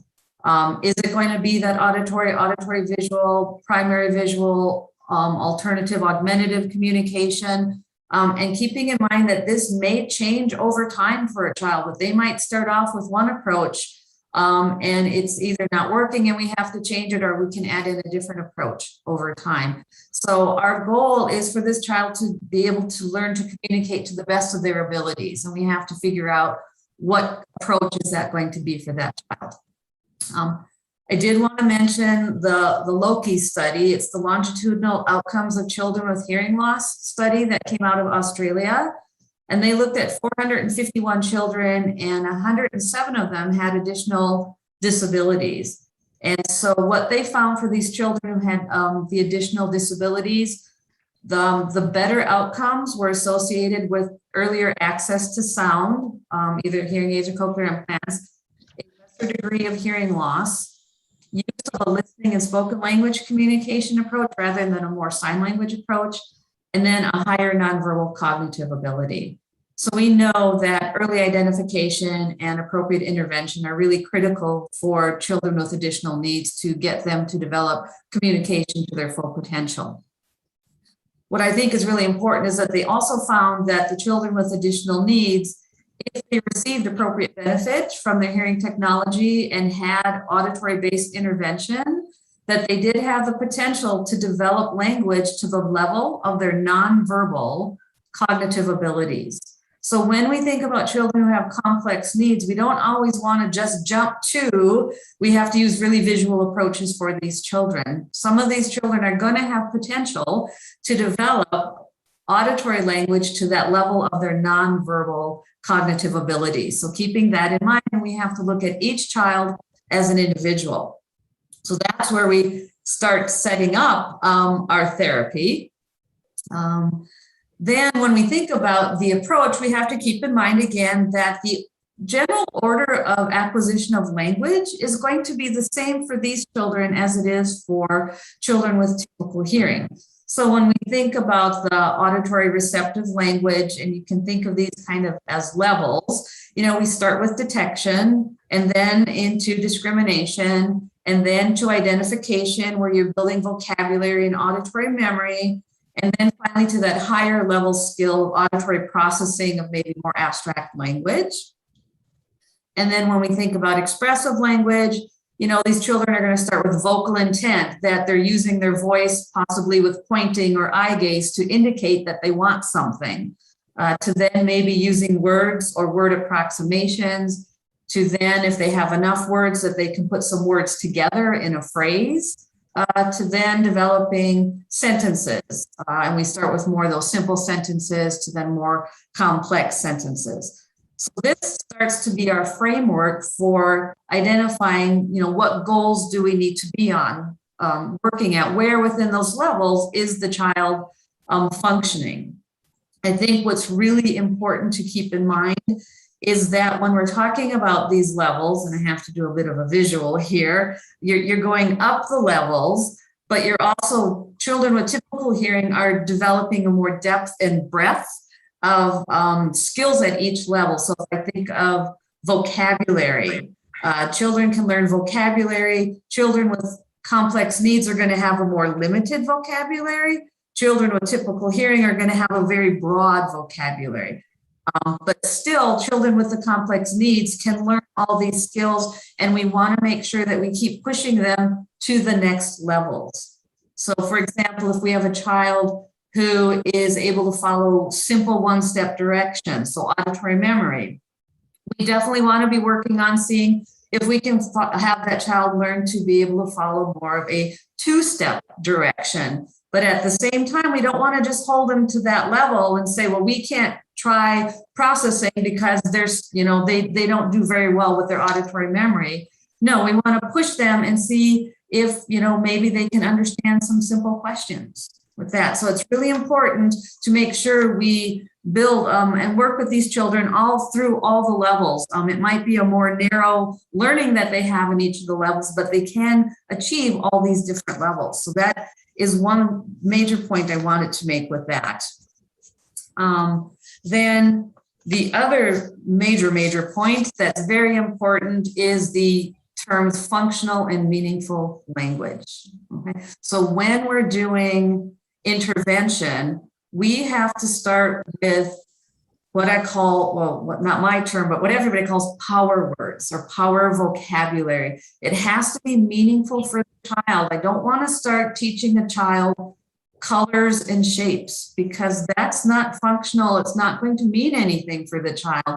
But if I use words like no, go, I want, stop, all done, those are words that the child can use and help direct his environment. So those are power words. So we have to think about starting with that kind of language, and it has to be meaningful for the child. It has to be relevant to them. And we do that in really thinking about the routines that your child goes through every day. because this is an opportunity for us to use that repetition of language. They're going to need more repetition and have to hear the words more times to be able to learn it than a child with typical hearing, or even a child with hearing loss, but who does not have those additional complex needs. And so working with the families, it's one of the first things I do is talk about what is your child's daily routine. Okay, and now what is the language that you want your child to be able to understand through these routines? And what language would you like your child to be able to say throughout these routines? So it provides that opportunity for it to be meaningful for the child, which is going to be motivating, and thus the child's going to be more likely to want to learn and use that language. It also offers, using these routines, the opportunity to do it repetitively throughout the day. So for example, if it's bedtime, you might be saying to the child, go to bed, take it off, good night. This is going to be meaningful language. Or feeding time, you might be using words like more, or no, or I want, or all done. So this is going to, again, be more meaningful and functional to the child. Another example would be like at feeding time, apple versus banana. If the child can't communicate, you're feeding the child apples, and maybe the child doesn't like apples and they actually prefer bananas, but how do they let you know that? Other than they might spit it out, they might cry, they might try to push it away. And you don't know, is it that they're not hungry, or do they not like the apple? But if they can start to learn this vocabulary, do you want the apple? Do you want banana? And they can make that choice.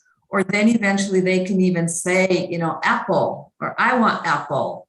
That's letting them have control of their environment, and it's powerful for them. So that's how we're going to start working on building language for the child. And as they develop this meaningful functional language, we just continue to add to it. I also wanted to make just a quick point again about the team approach. It's been brought up about rehab. It's very important to learn that we don't operate in silos. So you don't come into my therapy room and you learn listening and some language, and then you go to another room and you learn maybe they're practicing motor skills. It's an occupational therapist with that. We need to be collaborating together.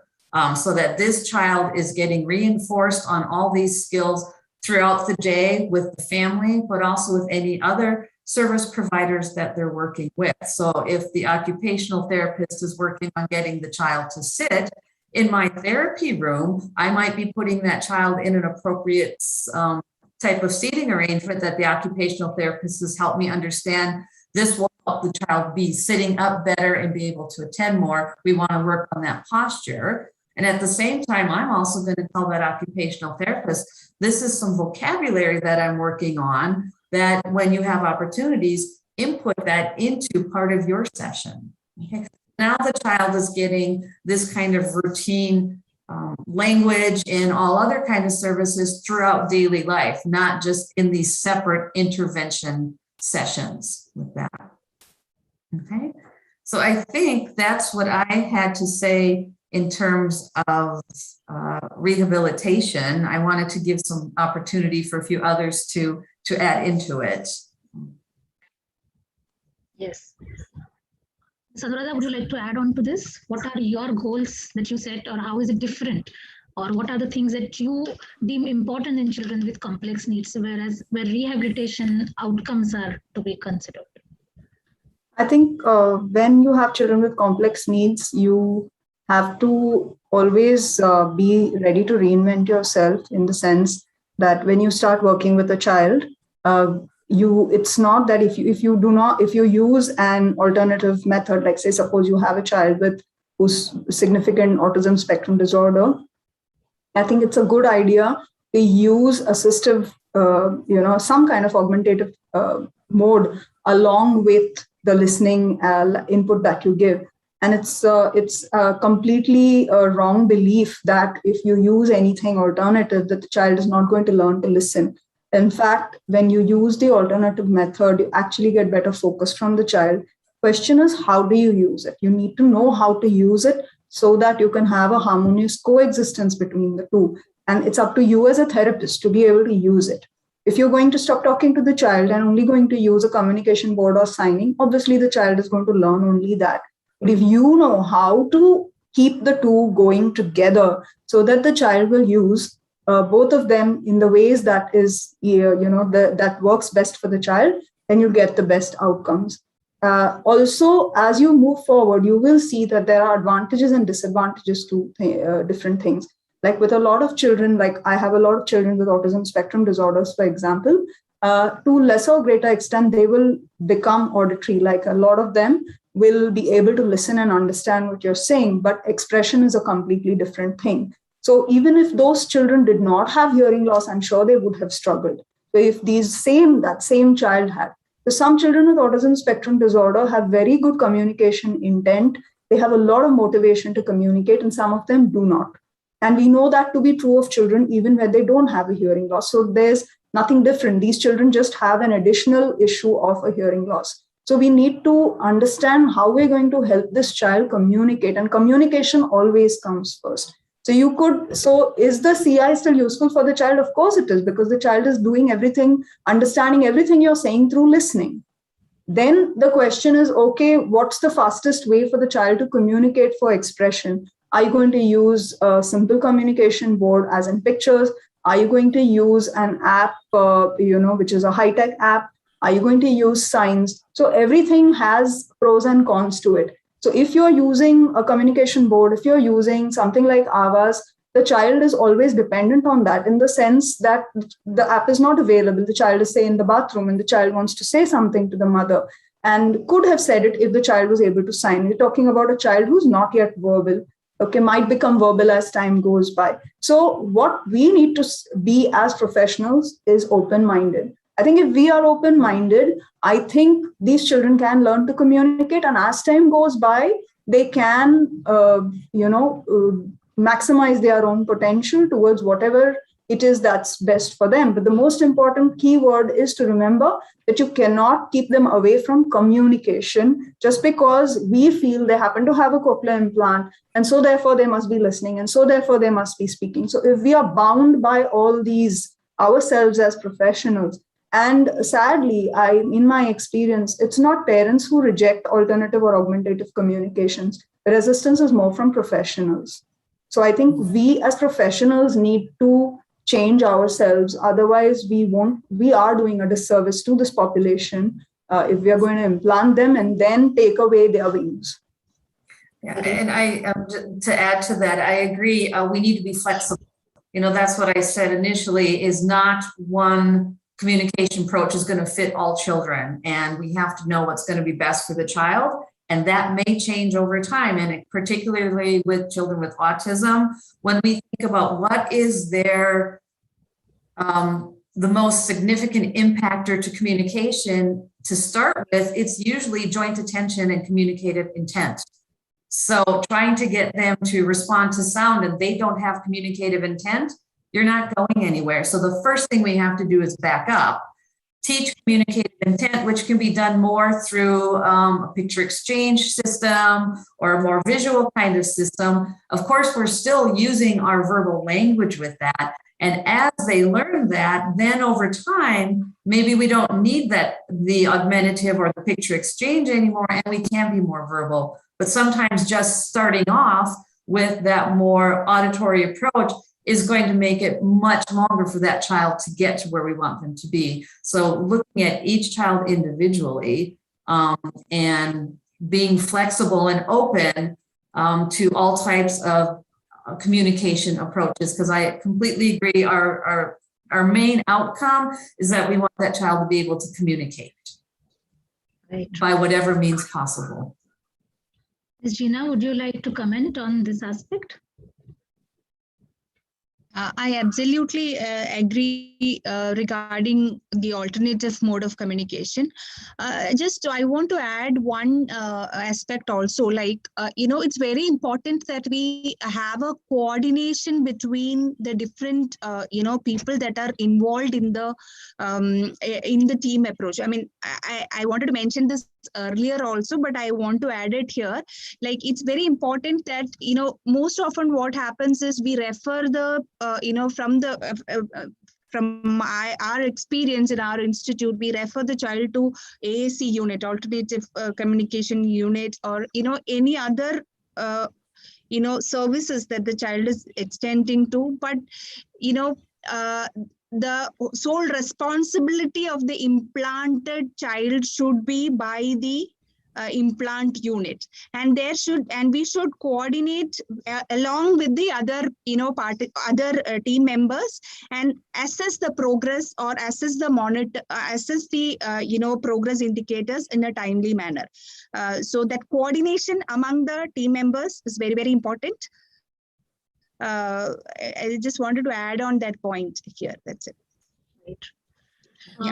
Another aspect which comes up and which we should be talking about also are the educational placement of these children. So what are the issues in educational placement of these children, and what is the role of an ASLP and an educator in this? Anuradha, would you like to talk about this part?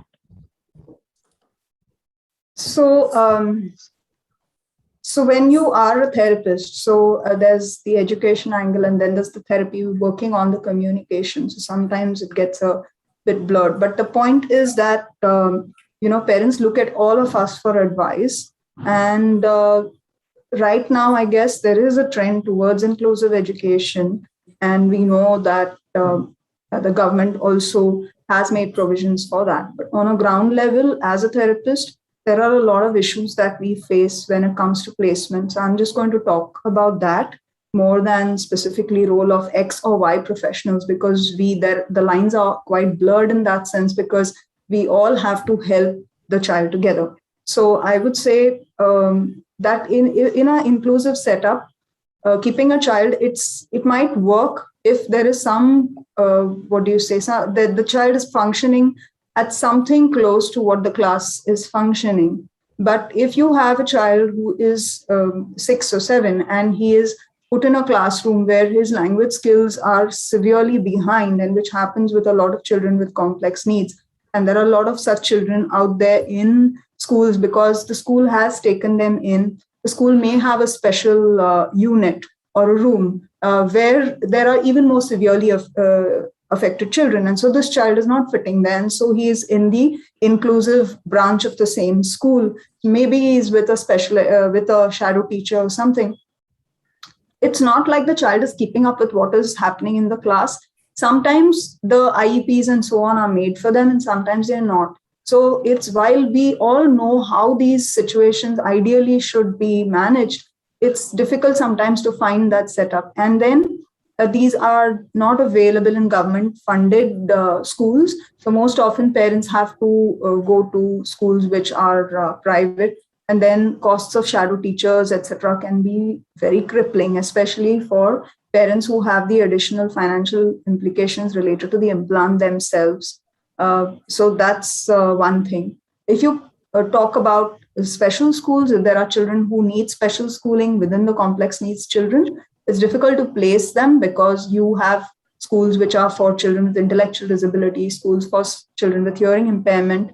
And sometimes if they're government aided schools, they have their funding according to that. So unless a child has that disorder, they cannot admit or enroll a child. So there are all those issues. So the child may not really fit into either of the schools. Also, if you have a special school set up, there's also this thing of, suppose your child is a little less affected than the other children the child is put with, then what kind of stimulation is the child getting through the day? So again, it's something I think which is very individual. You can't have you can't have one rule for all children that this is what we should do or should not do. I feel we have to go with where the child thrives the best. And as professionals, we should not just recommend send the child and be done with it. Every time the child is coming back to us for therapy or whatever, you're asking what has happened this week in school, you're talking, you're trying to sort out problems, and you're also constantly revising whether that placement is working out for that child. And if it's not, you may need to change it at a later point in time. As an educator, Ms. Mary Kay, would you like to add on to something? to this? Yeah, I will say that I agree. The educational placements are, it becomes very difficult. It becomes very challenging to find a program that's going to, really fit that child's needs. They're all individual children. And if you think of a child who has overall global developmental delay with significant cognitive delay, and then you have a child who's on the autism spectrum, but maybe with more mild cognitive delay, they don't really belong in the same classroom together. And it becomes very hard to find particular classrooms that are going to fit for that child. So looking at, as Ms. Montal said, kind of really the different programs, what's going to meet the needs of the child.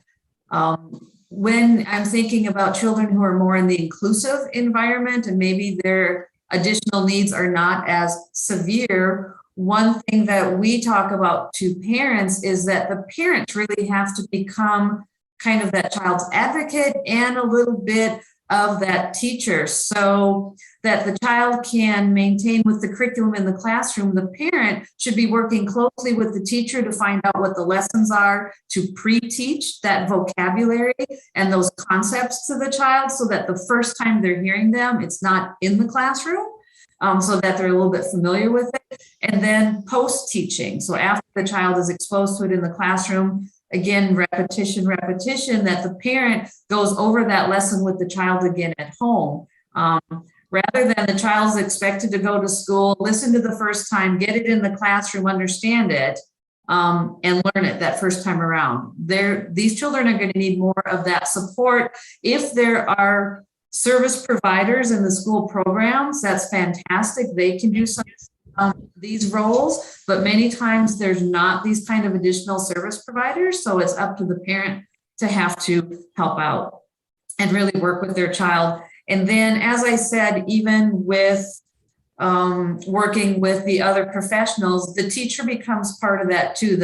Even in the special needs classrooms, the parents need to know what is the focus of the classroom, what is the teacher working on, so they can carry that over at home. These children need that consistency, not that I just learned this one thing here and then I go to another place and I learn something different. It needs to be consistently in the same. So again, much collaboration and cooperation among all the team members. One of the questions which has been asked by the people, the attendees, is that what are our comments on the progress of CI in children with mental subnormality? This is one of the questions which has been asked. Manjula ma'am, would you like to address this issue? Your experience in this? Ma'am, you will need to unmute yourself.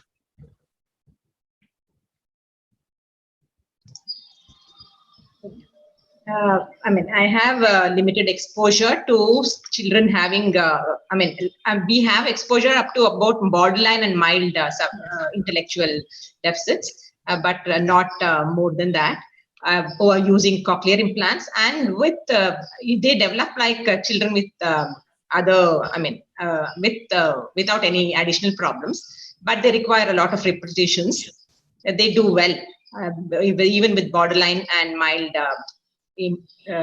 intellectual challenge. They are doing well in our setup. Another one question which had come was that unilateral CI patient who was doing very well, he underwent explantation at the age of 9 years and then underwent implantation in the opposite ear, which was never stimulated. Yet the results were more or less similar. So what are your insights into this? If any of the panelists would like to answer. We need more information.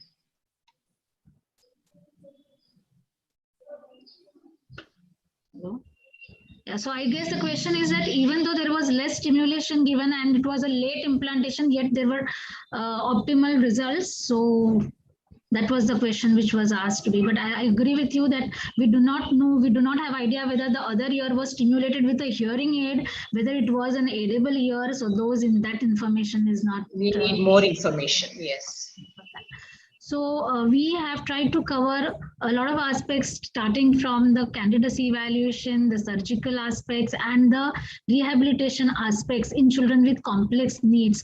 And we definitely agree to this part. We are now coming towards the end of the panel discussion, and some of the take-home things which I feel we have got from this presentation were that we have come a long way. Now we do not have this thing in our mind whether we should implant children with complex needs. Yes, all of us do agree, and in most of our centers we are implanting people, surgeons are implanting children with complex needs.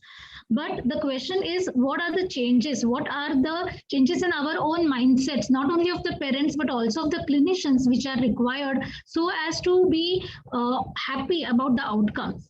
Okay, so one of the things which came out very strongly was that every child is different and the needs of every child are different, more so when we are dealing with children with complex needs.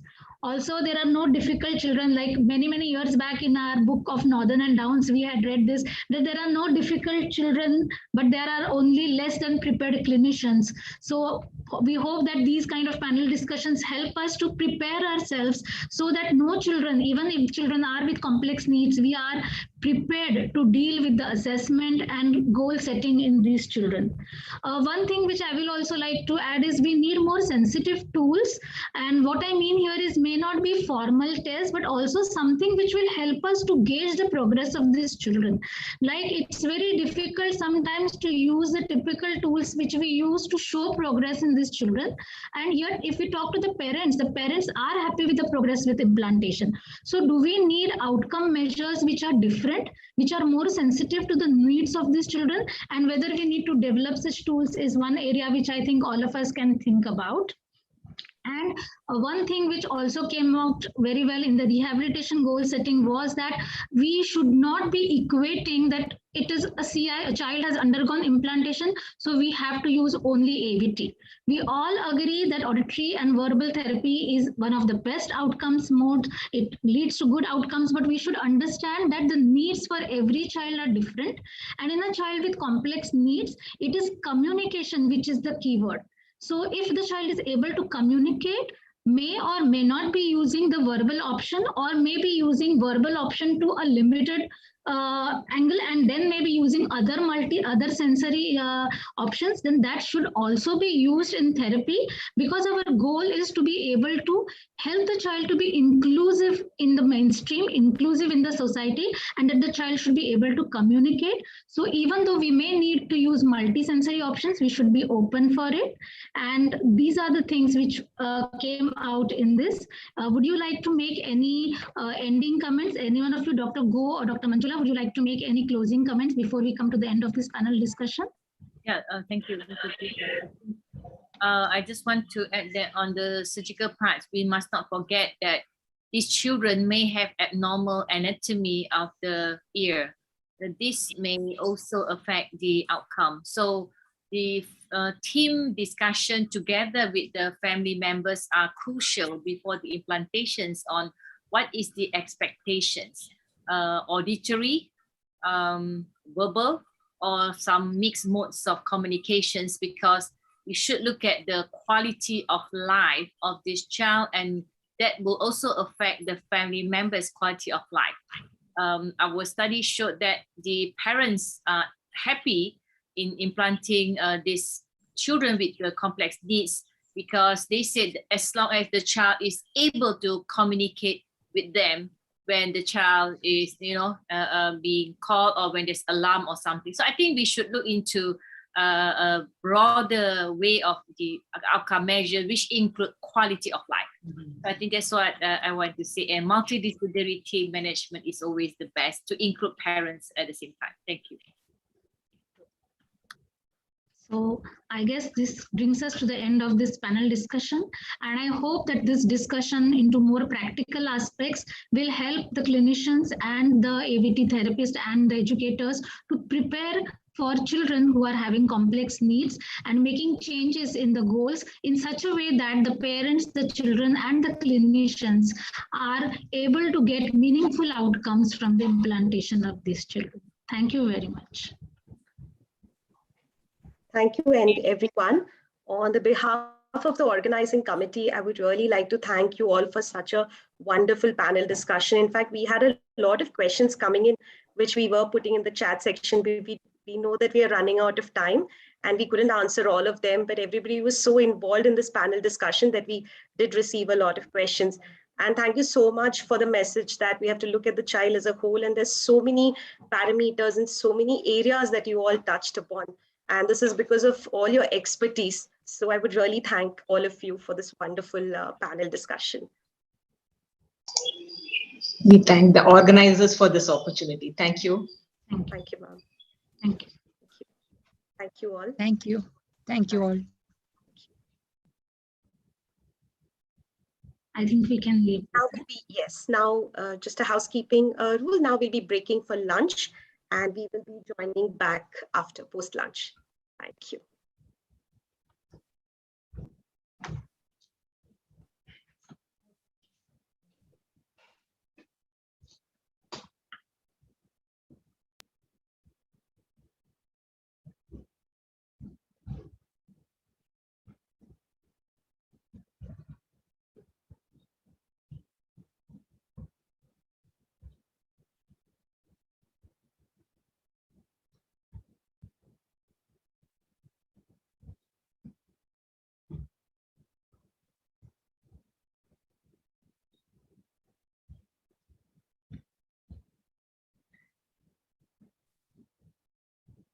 So we'll be breaking for lunch now and we will see you all on the other side at 2:50. Thank you so much.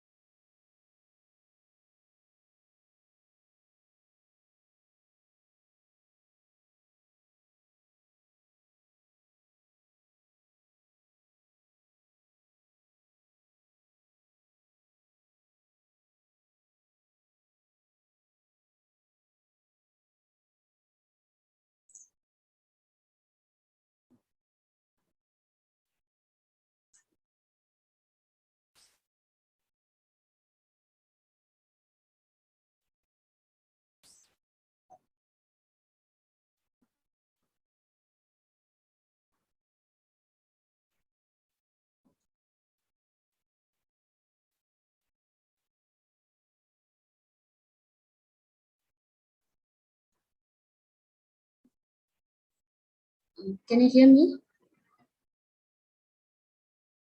Yes. So just would like to check the audio.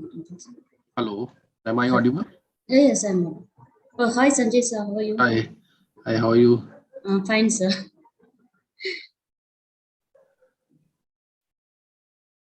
I just put on my video and shall I check once? Fine. Yes.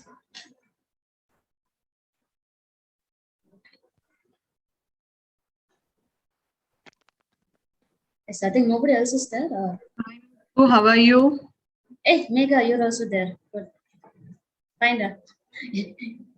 You're used Hello. the background, huh? Yeah, they've asked us to use the background. I think I don't know is my face looking okay? In the video, I can see It there's looks some like the 3D. patches. No, I think it looks like 3D one. It is when you move here and there. It is. They've asked to use. Shall I remove it? How do you put that? Sir, no need, sir. Sir, It is coming. sir, actually, you have to go in the initial page only. We have to set in the settings, sir. Even I don't know how to. So I didn't.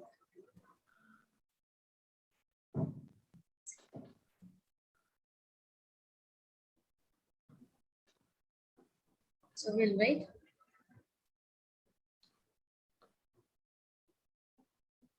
All the best, Megha. All the best, sir. Thank you. Same to you. Same to you. All the best, Sanjay, sir. Thank you. Thank you, Megha. Same to you. We'll just put it out. Okay.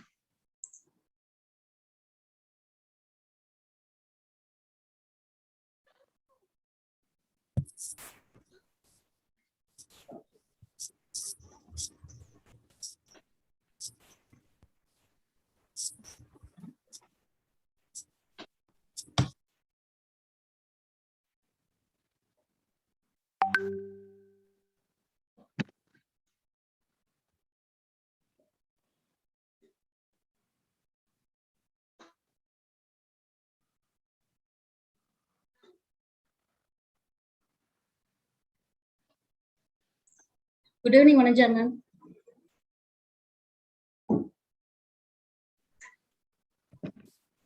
Good evening. Your speech was really nice, ma'am. In the morning. I'm waiting to hear your research Tomorrow. tomorrow morning. Tomorrow morning. Good evening, ma'am. How are you, ma'am? Megha here. Good, good, Megha. How are you? Good evening, ma'am. Good Sanjay evening, here. Yeah, how are you? Good, ma'am. Ma'am, you're at home, ma'am? Yeah, morning I was in office. Now I came because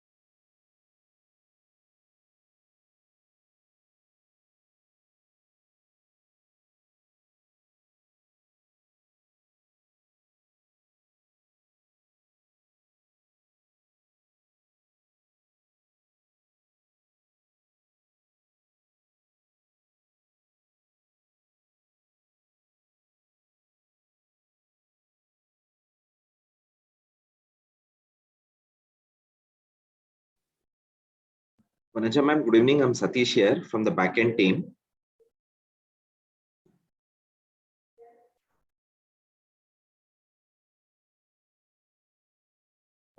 Yeah, good evening. I'm Satish here, ma'am. I spoke to Dr. Madhuri Gore. So she'll be joining in next 1 minute and she'll be introducing you, taking you through the next audiology world. Okay, okay. Thank you.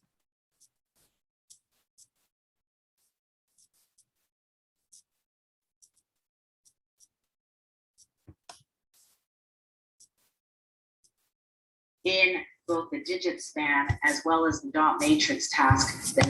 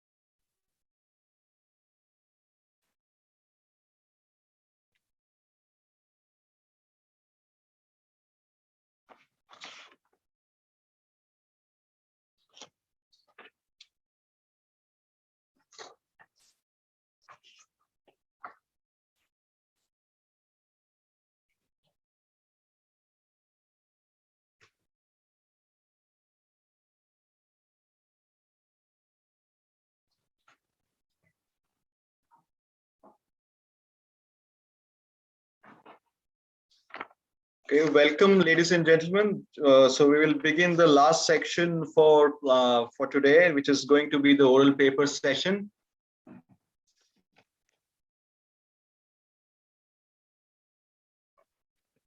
So we are going to have 5 oral papers being presented here in this particular session. So we'll start with the first oral paper, which is going to be presented by Dr. Vanaja CS on multi-frequency tympanometry in children who have undergone cochlear implant surgery. Dr. Vanaja, madam? Yeah, I'll share the screen. Yes, yes, please.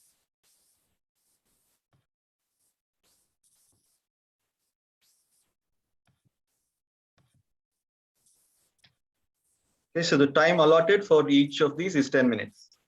Yeah. Okay, I can start? Yes, please. Yeah. So this was a small paper on multi-frequency tympanometry in children who have undergone cochlear implant surgery. And all of us know that cochlear implant surgery will result in structural and functional changes in the mid-ear. And the structural and functional characteristics, when they change, it can actually change the resonant frequency of the mid-ear. And this resonant frequency in turn can affect measurement of stapedial reflexes. And there are studies earlier reporting saying that when you check ESRT in contralateral versus ipsilateral ear, there is a difference in the implanted ears versus the non-implanted ear. So, but there are dearth of studies on multi-frequency tympanometry investigating the admittance of mid-ear in children after they undergo implantation. So the main objective of this study was to check whether the admittance of mid-ear in implanted and non-implanted ear was same or different for the following probe tones, that is 226 Hertz, 678 Hertz, 800 Hertz, and 1000 Hertz. So we had 20 children in the age range of 3 to 14 years who participated from this study, and informed consent was taken from all the parents and guardians, and we followed all the rules of the university. The inclusion criteria was mainly, we only took children with unilateral cochlear implant and who had undergone cochlear implant surgery through posterior tympanotomy approach. And any child with history of or complaint of media pathology was not included, or any congenital head and neck abnormalities, or anybody suffering from upper respiratory tract infection at the time of testing were not included in the study. The procedure was a simple procedure where we just did tympanometry for 4 frequency using interacoustics 80235 emittance meter. And before doing the emittance evaluation, we did otoscopy to ensure that the external ear is normal. And admittance at the tympanic membrane was measured for all 4 frequencies, and the type of tympanogram with the multi-component tympanogram was also noted in both implanted and non-implanted ear. The data was analyzed using statistical package for social sciences 20.0 statistical version software. And initially, Shapiroval test of normality was done, and it showed that the data is not normally distributed. Hence, further analysis were carried out using non-parametric tests. Admittance values were compared between the 2 years using Wilcoxon sign rank test for all the 4 probe tone frequencies.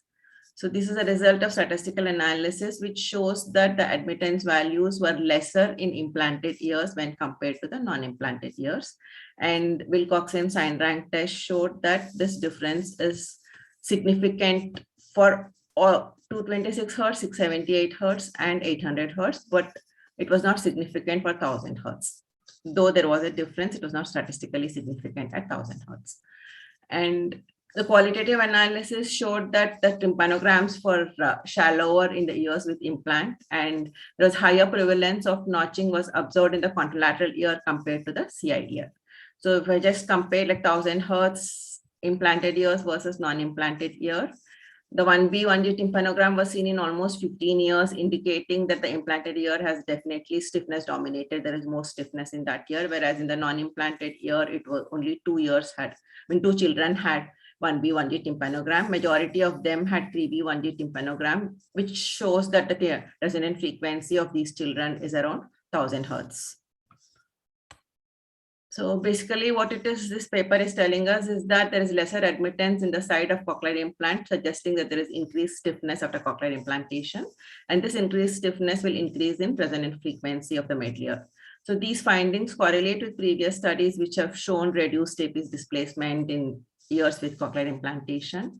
There are no studies on multi-frequency tympanometry or multi-component tympanometry. We couldn't get comparing these results, but we also got studies on wideband tympanometry, which show similar results. The wideband tympanometry results show that the absorbance is lesser till 1 kilohertz in ears which are implanted when compared to the non-implanted ears. And there is one study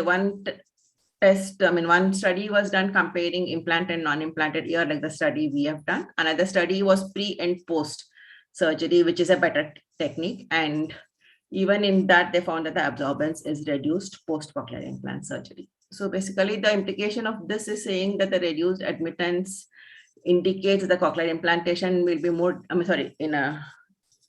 stapedial reflex will be more difficult to monitor in ears with cochlear implantation. So this correlates with what has been shown previously by ESRT studies. So we would recommend, based on this, saying that the ESRT should be monitored in the contralateral ear whenever there is unilateral CI. And if it is monitored in the implanted ear, then high probe tone frequency should be used rather than using 226 Hertz. 1000 Hertz would be a better option. So the conclusion is that the results suggest the admittance of the ear is probably reduced or altered, and it's reduced post-surgery. And these results warrant testing of contralateral ear in electrical stapedial reflex testing. Thank you. These are my references.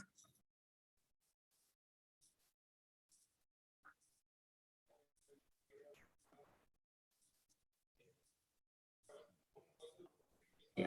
Any questions? Thank you. We'll just wait for a minute because of the 30 seconds time difference between the delegate link and this for questions.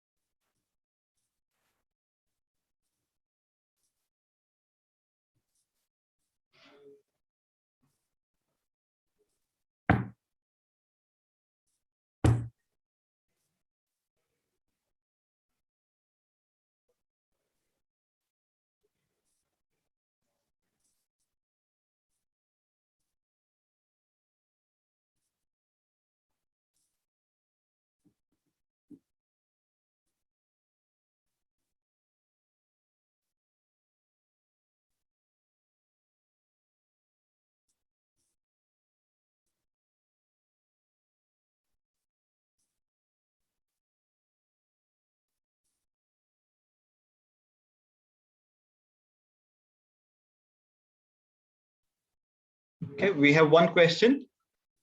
Yeah. Which in your based on the study, which probe tone frequency is best for measuring ESRT? 1000 hertz. 1000.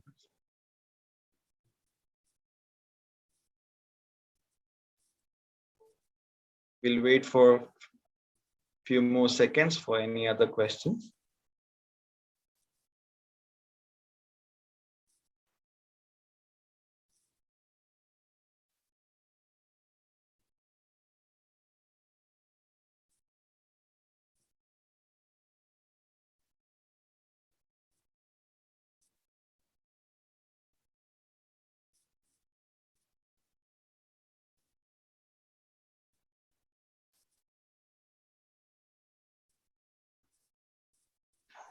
Sir, I've received a few questions and I've posted in the chat. Okay, I see that now. The stapedial reflex is known to be better recorded by 226 hertz frequency.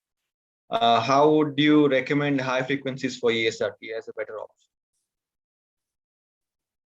That's because what this is showing is that the admittance is reduced to 226 hertz in ears with implantation. And as a result, what happens is it becomes difficult to monitor. If ear is already stiff, then it becomes difficult to monitor stapedial reflexes. Whereas the 1000 hertz admittance values are not affected so much by cochlear implant surgery as per this study and also based on the wideband absorbance study. So that is the reason I'm talking of 1000 hertz. Okay, I have one more last question. Does altered middle mechanics cause C-vamp absence after CI? And no, I don't think this altered mechanics will alter so much that the air, there is an airborne gap kind of a thing, so it will not affect the C-vamp. Thank you, Dr. Vanaja CS. Thank you very much. Thank you.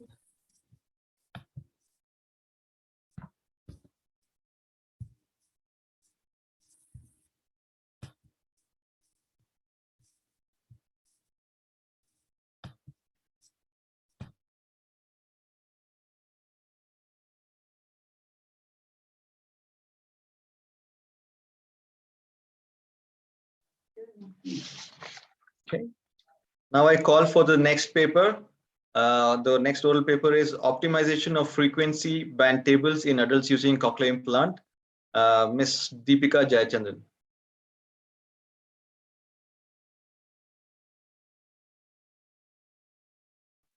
Sir, good evening, sir. Good evening. You have 10 minutes for this talk. Yes, sir. So, good evening to one and all present here. My title is Optimization of Frequency Band Tables in Adults Using Cochlear Implants.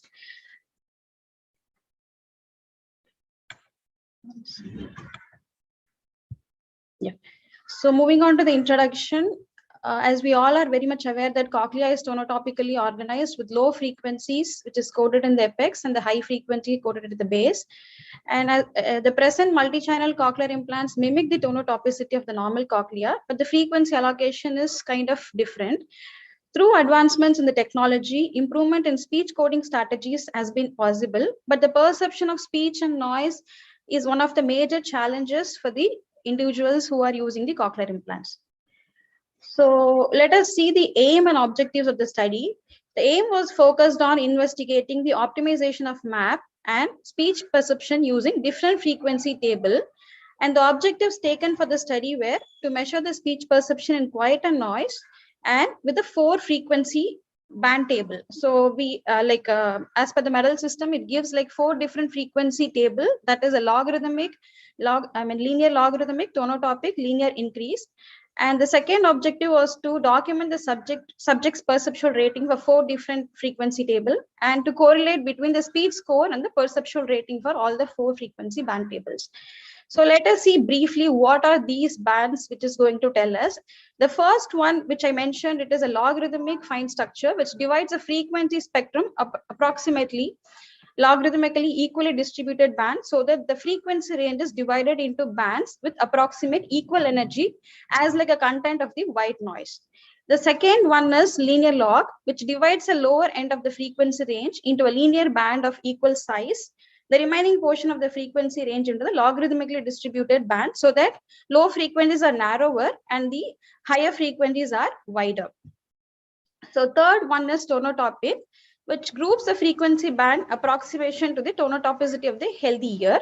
And the fourth one is linear increasing, which divides the frequency range into a bandwidth, which is going to be increasing linearly from low to the higher frequencies, which is compared to a similar like a logarithmic FS, where the bandwidth, the bandwidths are wider for the lower frequencies and narrower for the higher frequencies. So in the present method, we have taken number of participants are 7, who are, all of them are postlingual cochlear implantees, and the mean age was 45 years, and all of them had a minimum implant age of 3 months, and all of them had a normal cochlear anatomy as well. So the data collection process was divided into 3 sections or 3 phases. In the first phase, what we did was like IFT was measured and 4 different maps were created based on the frequency table, and each map was created and it was used for the period of 1 week. And in the phase 2, where we had created a perceptual rating checklist kind of the questionnaire, in that 4 different environment, the 4 different conditions were incorporated, and it was a 11-point rating. And example, it was like 0 was poor and 10 was scored as excellent performance. So in the phase 3, after each week, aided audiogram, speech perception in quiet and noise were measured, and aided audiogram was between 250 to 8 kilohertz, and SAS was obtained with the live presentation in both the quiet and noise. And under the noise condition, we had used 0 dB, +5, +10 dB, and -5 and -10 dB SNRs. So moving on to the results, the collected data were tabulated and we had analyzed using a non-parametric test, which is a Friedman test, and it was subjected to a descriptive analysis also. And we had used a version of 16 SPSS software. So here, if you can see, the 4 different programs are indicating the 4 different frequency bands. And this was a perception score in quiet condition. For 4 tables, the maximum score we obtained was like 41%. That is a linear log, linear increases with the frequency table has been depicted here. And the scores were different for all the 4 different tables. However, it was not statistically significant. So the results for the speech and noise condition was this. So we had done it for the +5 dB, +10 dB, 0 dB, and -5 dB and -10 dB SNRs. And these were the comparison scores obtained.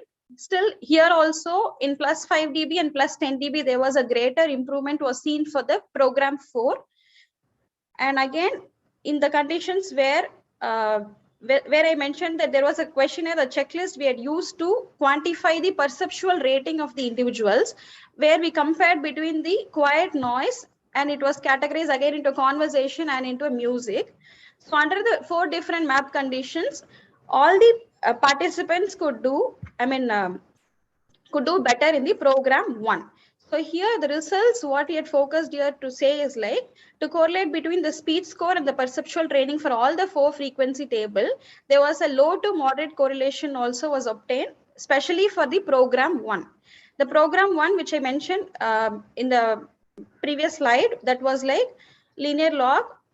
That was a default program used by all the individuals. So to move on to the conclusion, we have logarithmic FS, which was more consistent performance.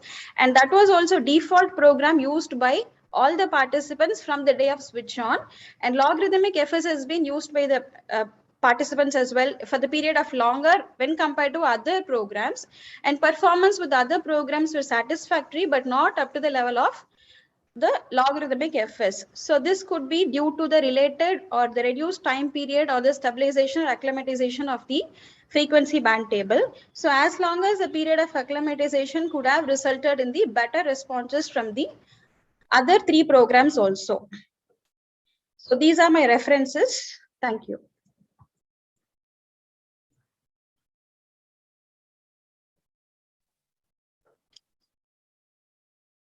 Okay. Deepika will wait for a couple of questions from the audience. Before that, I want to ask you, I have a question for you. Yes, sir. I want to know what is the rationale for giving each map for a week before checking their results, because in all your 4 variety of the band shift programs, barring the first program, which used to be their default program, and for how long did they use the first program is my first part of the question. Second is the rationale, why only 1 week of usage before running the measurement? Why not longer? Yes, sir. Sir, actually, we even wanted to give like more number of days or the duration. We just wanted to know that even the 1 week period, the individuals are able to get acclimatized, or are they able to perform good? That was a major concern where we gave only in the initial period, we just gave 1 week. So if the scores are poorer or no, comparatively, there was no improvement, then we were planning to give it for another like a month duration, or number of days was increased. We are extending into the current continuation. We are doing that actually.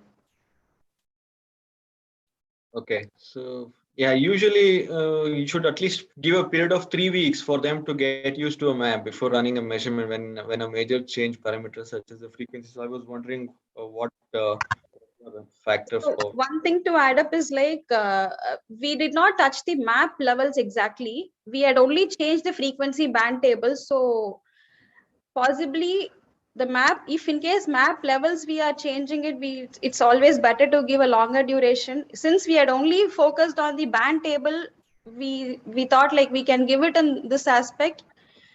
And Yeah. Yeah, it has to be that way, because if you change the map levels, then there are 2 different factors, right? Map levels also and the filter frequency band. So then you can't guarantee which one is making the difference. So we did not change the map levels exactly. So we had only focused on the band table. So the duration what we gave was very limited. In the present continuation, we are even more giving the duration extended, sir, actually. I mean, we are doing on that. So we have one more question. When would you recommend the other 3 map laws in your present study? When would you recommend the other 3 options from the results of your paper? Sir, one thing is like the scores when compared to the default program, the scores are improving. For example, if the scores are improved and the patient is subjectively saying that he is also feeling better with this particular frequency table, at that point we can suggest a patient any program or any band, whichever he is comfortable, he can use it. Comparatively, we wanted to see a significant score, then we can recommend. Would you proactively recommend a map law change for the patients? So not necessary, sir, actually. Okay. If in case any discomfort, he subjectively he is reporting, then we can also look into it. If there is no report from the patient, I don't think it is needed for them to be recommended, sir. Yeah, okay. So on similar lines, I have another question from Dr. Praveen Kumar. Is it ethical to give a map to be used for a week or any length of time for the sake of an experiment or a study? Sir, actually, it is, I would suggest is like it is not an experiment. It is just like a different programs we can consider. It is something like a programs only we can consider. So whichever without utilizing it or without experiencing it, we cannot suggest it to a patient as well. So the patient doesn't know what it is going to happen. Since that only we have recommended for him to use it, and whenever he's comfortable or he's convenient, he can put it in such program. So I don't find it is kind of experimental here. It is for the benefit of the patient only we are looking for. Okay, so you're saying it is another parameter change that you're trying to make, like on any other major parameter that's going to be changed. Because always it is not also suggested to go ahead with the kind of a default frequency table. So we do have availability, so we can utilize it when the patient is feeling comfortable. We can ask him to use it. Something like a hearing aid, different programs only, you know. Okay, so I can give you 1 more minute. I have a couple of questions. Quickly, one question from Dulase Kritiga that asks you on, does changing the band table change the perceptual levels, the M levels? Does it change by changing the frequency band? So as far as observed for these patients, there was no much greater change. Okay, I have one last question. Can you tell the gain? What did you do with the map tables in the study? Did you vary any gain levels? Gain wise, it did not vary. So frequency allocation wise, it varied. Okay. All right. Thank you, Deepika. Thank you. Thank you, sir. Thank you.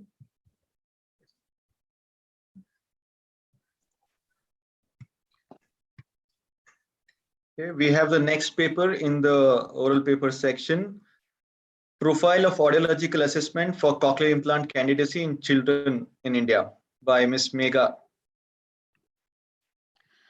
Thank you, Apurva. Good evening, everybody. The topic of our research was Profile of Audiological Assessment for Cochlear Implant Candidacy in Children in India. Prentice et al. In 2020 had surveyed of preoperative testing methods used by audiologists in evaluating adult CI candidates across the United States, and they found a huge variability in the preoperative testing methods and practices across the healthcare professionals assessing for the adult candidates for CI. And they attributed this to the differences in the candidacy criteria used by different insurance schemes in the US. In the Indian scenario, there are a dearth of studies on the protocols followed in CI candidacy for children. And in India, we have different CI schemes running across the country. Some of them are like ADIP scheme. We have Shruti Tarangam. We have Tamil Nadu Chief Minister scheme and guidelines given by CG as well. When we see the candidacy criteria, the preliminary evaluations are pretty much the same across all the schemes, except that Shruti Tarangam has an additional test for ASSR as a candidacy testing. However, when we see for the responses with the hearing aid, ADIP and both Shruti Tarangam asked for a 3 to 6 month of hearing aid use and speech therapy for a minimum of 3 months. Whereas in the TN CM scheme, for children less than 1 year, they have 3 months of hearing aid use. And if the child is older, they immediately take up the child for cochlear implantation. Now, when we see the age, almost all the schemes cover, say that the child should be implanted within 5 years of age. However, Shruti Tarangam emphasizes on early implantation, and beyond 3 years, they take up on case-to-case basis. Now, the aim of our study was to obtain information from audiological centers dealing with pediatric cochlear implants on the audiological test performed and the criteria utilized to decide about the CI candidacy. We developed a questionnaire to assess the pediatric candidacy criteria, and the categories involve demographic details, tests considered for CI candidacy, factors impacting the CI candidacy, and the criteria that was used for CI candidacy.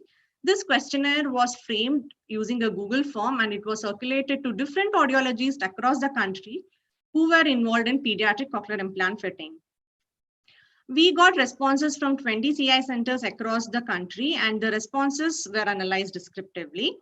In the demographics of the 20, 40% of the audiologists were working in university or academic institutions, and 35% were working in private setup.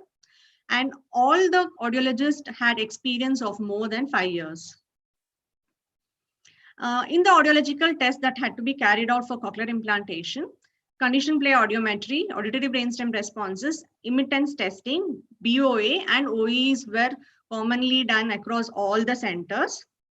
And for the procedure that was followed to perform the hearing performance with the hearing aid, aided behavioral thresholds were done at all the centers. In addition, some of the centers did aided CAAPs, speech and language checklist, questionnaires, and link 6-sound test. For the audiological criteria that they used to select the candidates for cochlear implantation, 100% of the centers say that the child should have bilateral severe to profound hearing loss and poor speech perception scores. In addition, 85% of the centers agree that aided thresholds out of the speech spectrum at all the frequencies. In addition to that, aided spectrum out of the speech spectrum in at least 2 frequencies, and also poor speech scores on developmental scales were also the criteria for considering the child as candidate for cochlear implantation. Now we asked if there was no adequate improvement with hearing aids after 3 months of therapy. Did you have any criteria to say? The centers responded that 85% of the centers responded that they had a criteria. However, there was varied test that was done to assess the benefit post therapy or post hearing aid use. Some centers use link sound test, some used aided LLRs. Some say if there is no progress in awareness or identification, if they had poor speech and language development or milestones, behavioral observation and parental feedback were taken, rating scales were administered, and speech perception scores were also considered. In the factors that was impacting on the decision to recommend for cochlear implantation, duration of deafness, age, realistic expectation, and inadequate speech and language were the important factors that were impacting the decision on CI. However, speech perception scores, etiology, and degree of hearing loss were less impacting to make a decision on CI. In the speech perception test, 85% of the centers agreed that word recognition and quiet in open set and in closed set were the tests preferred, and some centers also used early speech perception test and pattern perception test. To our surprise, we found that the presentation level for these speech tests varied from 45 dB HL to 60 dB HL, and there was no consensus in the presentation level that was being presented. The criteria that they considered for the speech identification to decide the ear to be implanted, most of the centers agreed that less than 40 to 50% scores in open set and in closed set were considered the child has to go in for a cochlear implantation. Now, we saw that the survey showed that most of the centers in India follow similar hearing assessment protocol for CI candidacy, and everybody uses a test battery approach, which is very much important to come into consensus for cochlear implant candidacy. However, we have noticed that there are some individual variations across the clinics in assessing the CI candidacy. This may be due to the different schemes used by different states, as there is no uniformity in the CI candidacy criteria. Now, the major thing that we saw was that the hearing aid benefit post hearing aid use or post 3 months of therapy is highly variable across the centers. Thus, there is a need for standardized test protocols for assessing the hearing aid benefit post 3 months of hearing aid use. Also, there should be flexibility in the schemes to facilitate early implantation. By this, we mean that if a child is an older child and going to be at the verge of the critical level, we should not insist on going in for a 3-month period, trial period, or going in for a 3-month compulsory therapy if we know that the aided thresholds are out of the speech spectrum. And there's a need for uniform guidelines across the CI schemes in India. Forum like CIGI can elaborate the CI candidate test and criteria which all the CI schemes across the country can incorporate to bring about uniformity in the CI candidacy testing, and there are no variability for the patient or the client wherever he goes, even if he travels across the states. These are my references. Thank you.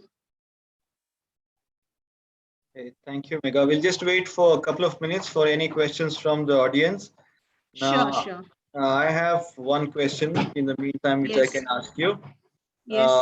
You've looked at the various assessment. You also talked about the hearing aid assessment to be, have more structured approach in the number of tests to be followed. But in your paper, you wouldn't put up any possible recommendations on what other tests to run, and also the other audiological assessment profile from all the other centers. Would you like, based on the reports which you've mentioned here, is there like a summary list would you want to propose for the assessment part, so that it's more structured and more similar, which can be extrapolated into different programs? Yeah, sure. See, most of the centers do speech perception measures, and which is very important. Even if the child has not developed quite good amount of language, early speech perception tests are good enough to assess even kids as young as 2 to 3 years. And we have language specific tests in India available for all these children. So ESP or early pattern perception test can be one which can be supported with a aided audiogram. Because many centers do a simple link sound test, or they just administer the rating scales. Rating scales are highly variable across. Like if I administer a rating scale, it is different from what a mother perceives or what a clinician perceives. So more objective measures like speech scores and the aided audiogram should supplement the results when we ask for a 3-month trial period. And also, what is the presentation level which you would recommend to do the open set? We usually use 45 dB HL. Only one level? Yeah, we do the speech perception testing at only one level, 45 dB HL constant.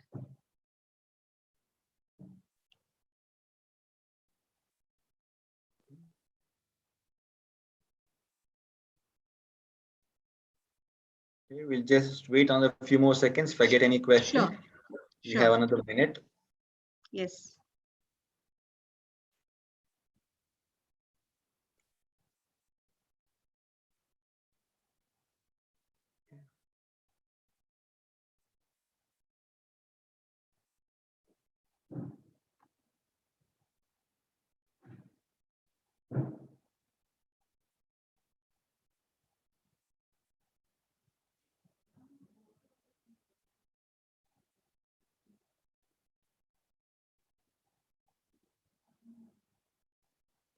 Apurva, you're not audible to me.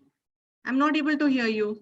Yeah, I have one question from the audience, from Yes. Dr. Alfagal Mohammed, asking you, did you include age of implantation in your research? Example, minimum age for CI?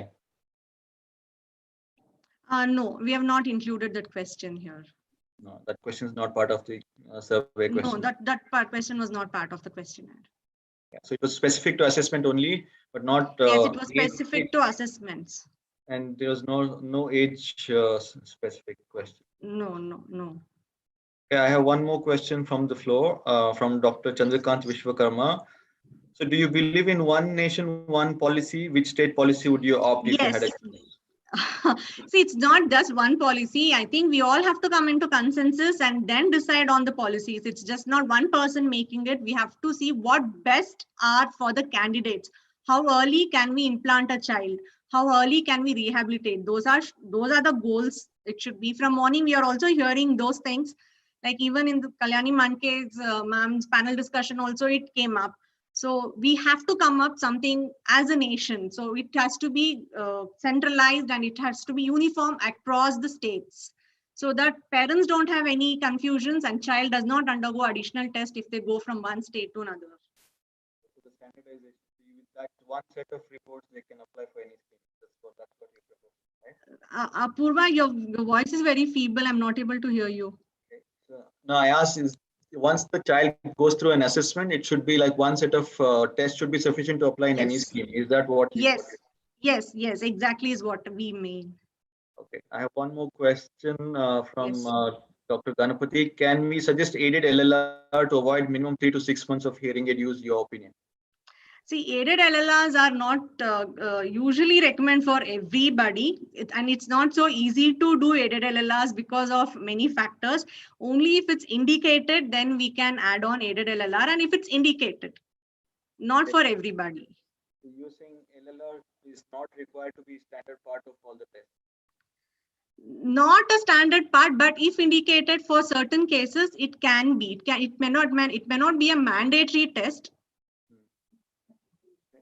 Okay, last question. We get more information through speech and aided scores. When we do not have such information, or when we lack such information, or when we need additional information because the radiology is showing something, then we can do those aided LLRs. It cannot be mandated for every kid. Okay, Megha, that's all time we have for this. Thank you so much. Thank you, CG, for giving this platform. I thank all the participants, and I thank my institute for allowing me to present the topic. Thank you. Go on to the next oral paper. Next presenter is Ms. Muthu Selvi, and the topic is utility of live aided cortical evoked potentials for optimizing programming of cochlear implants.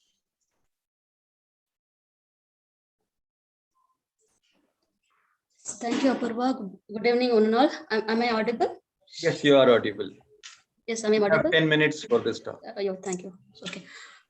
Okay, thank you. So the topic which I'm going to present today is the utility of live aided cortical auditory evoked potential, that is CAP, for optimizing programming of cochlear implant. We're starting with the introduction. Generally, we do sound field threshold and speech perception to validate for the programming. In a children who does not give consistent response, the other option is to run a aided CAP on them. And in that case, suppose if you expect the sound field threshold to be less than 25 as recommended, we would like to see the CAP response being present at 40, because the difference between your sound field threshold and CAP is 15 dB. So 25 plus 15 is 40 dB. That's what we expect. If in general, if at all, if we don't get response at 40, what is the next step is to do a pre-programming. That is traditionally what we do. So what if we could do programming simultaneously to run a cortical measurement? That would reduce a lot of trial runs by the audiologist. It would save a lot of time. With that ground, the present study was to assess the utility of live CAP to optimize programming of cochlear implant. The study had two objectives. First is to compare the behavioral aided threshold and speech perception between everyday program and live CAP based program. The next objective to compare the programming parameter, that is T's and M's, between everyday program and live cortical auditory evoked based program. Here the everyday program, what I mean is the stable program when the child is using minimum 3 to 6 months was taken as the everyday program. The participant, there was 14 participants were involved in the study who used implant of minimum 2 years and who had normal anatomy and non-eventful surgery. So this is a participant list. We could see this chronological age was 8.4, the mean chronological age, and the implant age was 3.7. And coming to the procedure, it was done in 2 steps. The first one. We are not seeing your slides. Can you put it on slideshow? I don't know. Can you go on to slideshow? It's showing in the profile view only. I'm so sorry. Slideshow only. Can you? Yeah. No, still can't see slideshow. Can you? Are you able to see my slides? Yeah, but it's too small. It's on the slides view, but not on slideshow. And that is correct. Press that button. Yeah. Yeah, it's coming now. No, ma'am, you have not pressed that button, slideshow button. Really don't know. One second. Which button? Sorry. Madam, that button, correct. Yeah, I have done it. Yeah. Now? Okay. Next to that, there is an increase of size. From 35%, you can increase it to a bit. So sorry. Okay, fine, sorry. Yeah, now it is okay. Yeah, reduce a little bit. Reduce a bit. Okay, fine. Little bit more. One step down. Yeah. Okay, we can see this. This is okay. Can you continue? So sorry for it. So it was done in the 2 steps. The steps 1 was to create the base map, and the step 2 was to fine tune this map based on live cortical recording. So the base map is already created based on the ECAP measurement, which was evenly found out, and we ensured that the M level is at T ECAP level or slightly more than that. And now let's see how did we fine tune the map based on live cortical recording. This is a setup generally we used. We could see that the children has been connected with programming system where the program is put to live mode, and simultaneously we are recording the cortical responses. And we also recorded the eye blink responses. This is just to remove your eye blink artifact from your CAP recording. And this is the parameter we use to record CAP, and this is pretty much the same parameter, the regular used parameter. The speech stimulus of BADAGA was used to get a responses across the frequencies. And let's see now the important part of it, how did we fine tune the map? So basically followed, now? No, we're still seeing your procedure slide only. I can't see any other slide. For me, it is moving. Okay, now I can see the fine tuning program screen. Yes, I'm so sorry. Yeah. Yeah. Okay. Shall I explain again? No, continue. That's okay. From here. Yeah. So we just put the program into live mode, and simultaneously we are recording the cortical responses. I'm going to ask you, are you able to see that slide? Madam, shall I present your slide, ma'am, and you can let me know, go for the next slide, I will be going. Yes, yes, please. Huh? Yes. You can stop the screen sharing, I'll be doing it right.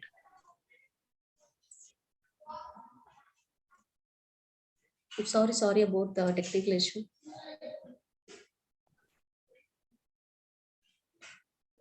Satish, you have the presentation? Yeah, yes. I have ma'am's presentation. I'll be doing. Please load it. Yeah. Okay. You can Is this the slide, ma'am? Yes, yes. You can show go to the previous one. I just would like to show that once more. That was important slide, yes. Yeah. So this is a setup. Yeah.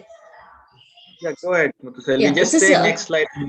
Yeah, thank you. So this is a setup generally we used where the children's being connected to the programming system and put into live mode, and simultaneously we recorded the cortical responses, and we also recorded eye blink responses to remove the eye blink artifact from your cortical response. Next.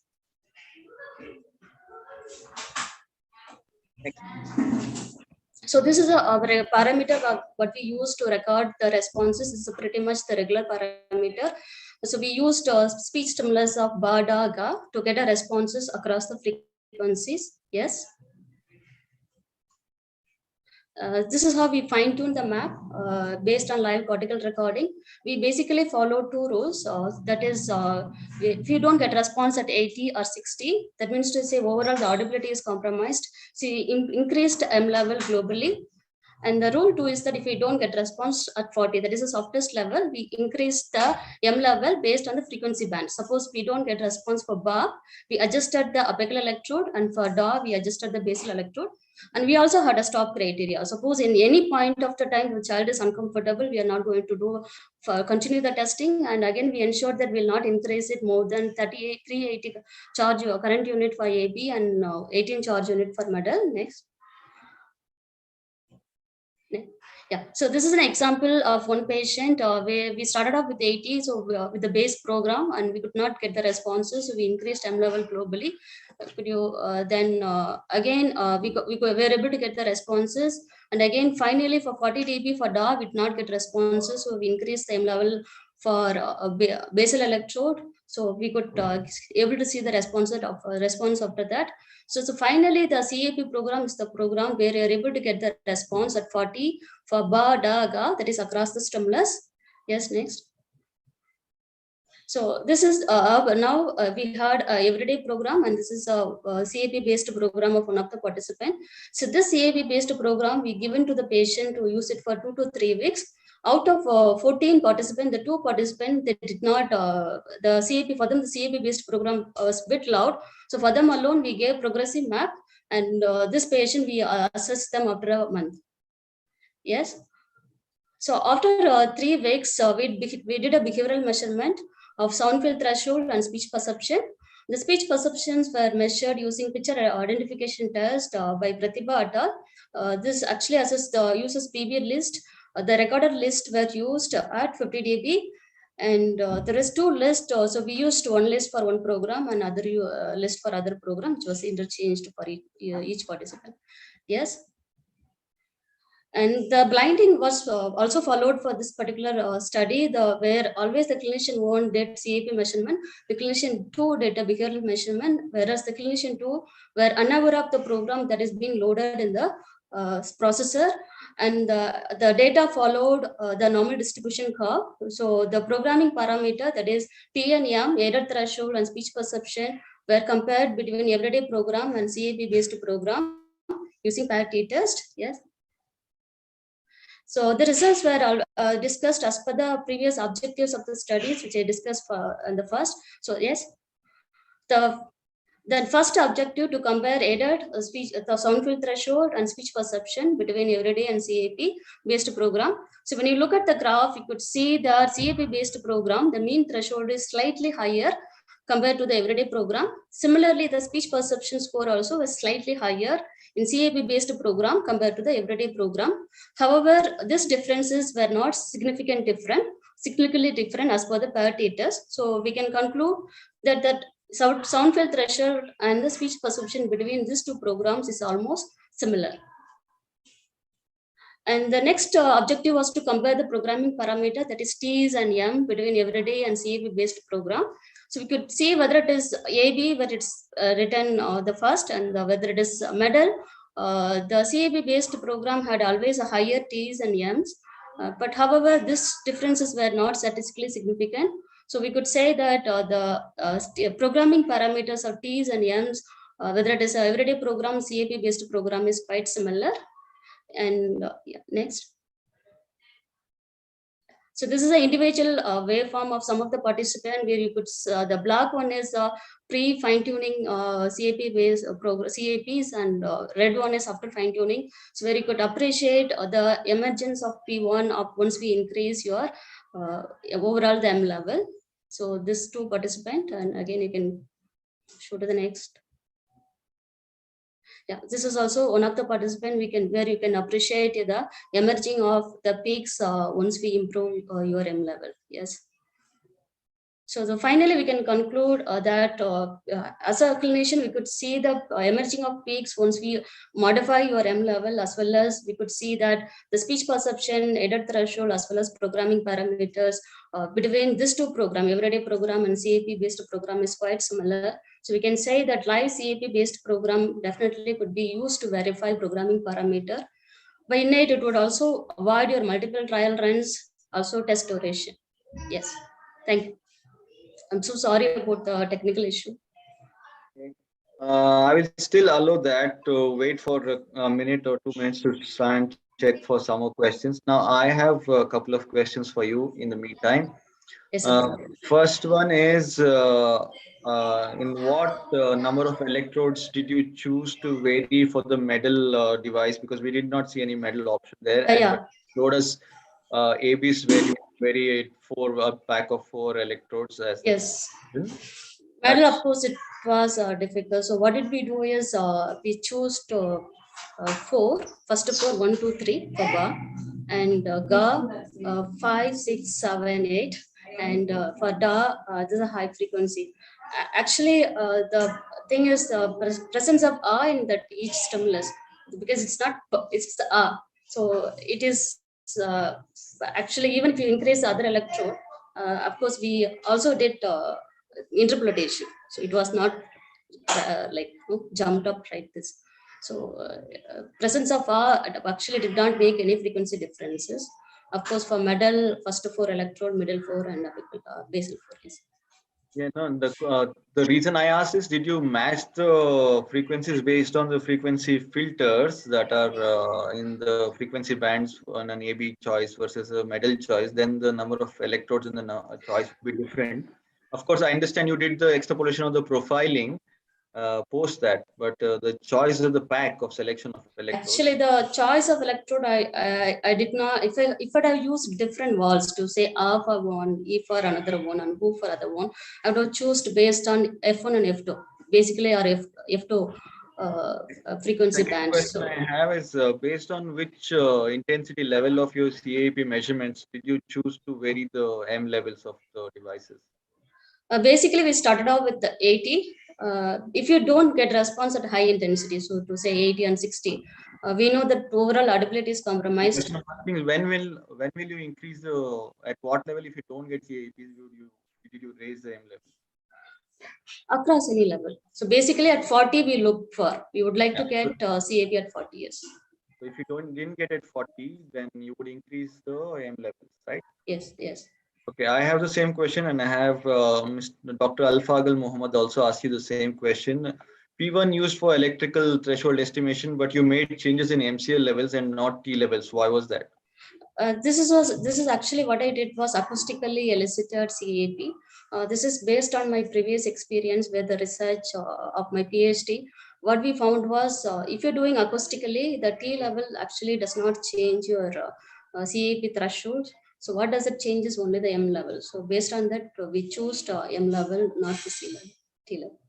Okay, but how do you theoretically explain that? Because if you're using 40 dB presentation level to elicit a response, and if you actually, so we would have needed a comparison increment of without the M level change, but only T level change, and to try and see if. Yeah, that's what we have done it as a part of my PhD study. I will be presenting in tomorrow. So where we did not find any changes with respect to T's. So only the M level made a lot of changes. Maybe if you would like to predict T's, I would prefer electrical CAP rather than acoustic. So where the wisdom at all also found very good correlation. Yes. This question is from Dr. Shweta Deshpande. By how I'm sorry. many? Okay, yeah. Next question for you. This is from Dr. Shweta Deshpande. By how many current units or charge units for the M or the MCL levels increase? Yes. How did So you make that? even I was expecting this. So if it is AB, we increased by 2 charge unit, not more than that. If it is sorry, AB 20 current unit. If it is metal, 2 charge unit. Okay, you mean 2 QU, right? Not 2 charge. QU. Yeah, QU. All right. I have next question from Dr. Deepa Valame. Did you compare the maps obtained using your protocol with behaviorally obtained maps? I think you did that, so I will leave that question. Last question for you is from Dulase Kritiga. What are the challenges faced while during a live while doing this live testing of tests for it? What are the challenges did you face? So the one suggestion So one suggestion I would give to the clinician, if you would like to do any CAP measurement, keep all your distractor in handy. So keep your mobile phone, tab, and keep your the clay material, drawing, so that you can keep on changing the activity so that the child does not get bored. So the main aim is to keep the child awake. So you need to keep at least 2-3 activities in handy to ensure that the child is not bored throughout the testing. Yes. Okay, last question. Does this is from Dr. Ranjit Radeshwaran? Does speech coding strategy have some role in your measurement? Does speech coding strategy affect or has a role? So far for this, I did not change the speech coding strategies between this, so I cannot really comment about it. So between the everyday map and the map, CAP based map, they use the default speech coding strategy where the company recommends. Okay. So by default, you are using the MEDAL and the AB, which uses different coding strategies. So you did not make. Yeah. So I compared AB separately and MEDAL separately. Yes. All right. Thank you. Thanks. Thank you. Okay. We come to the next oral paper presentation. This is by Dr. Sanjay Kumar Munjal, and it's on does early device activation warrant early map stabilization? Hello. Yes, Dr. Am I audible? Yes, Dr. Munjal, you're audible. Yeah. Can you see my screen? We can see your screen, but it's not on slideshow at the moment. Okay. Just one second. Yeah. Yes, it's on slideshow. Okay. So the topic of my presentation is does early device activation warrant early map stabilization? We all know that the acceptance of a cochlear implant has increased stupendously in the past decade with better outcomes and social inclusion reports. There has been an improvement in device technology over the years, and surgical procedures have improved. The modified surgical approaches warrant early wound healing, minimum incision, and reduced edema around the surgical site. This in turn helps reduce the off-air time between surgery and device activation for the recipients. So with the evolution of surgical techniques, the implant activation has been significantly reduced from 4 weeks to around 2 weeks at most of the centers. And the recent research focuses on changes in impedance with an early device activation. There have been many reports which have reported that there are changes in the impedance when there's a means impedance is more when there's an early device activation, but there are other reports which suggest that there is no significant difference in electrical impedance with early device activation.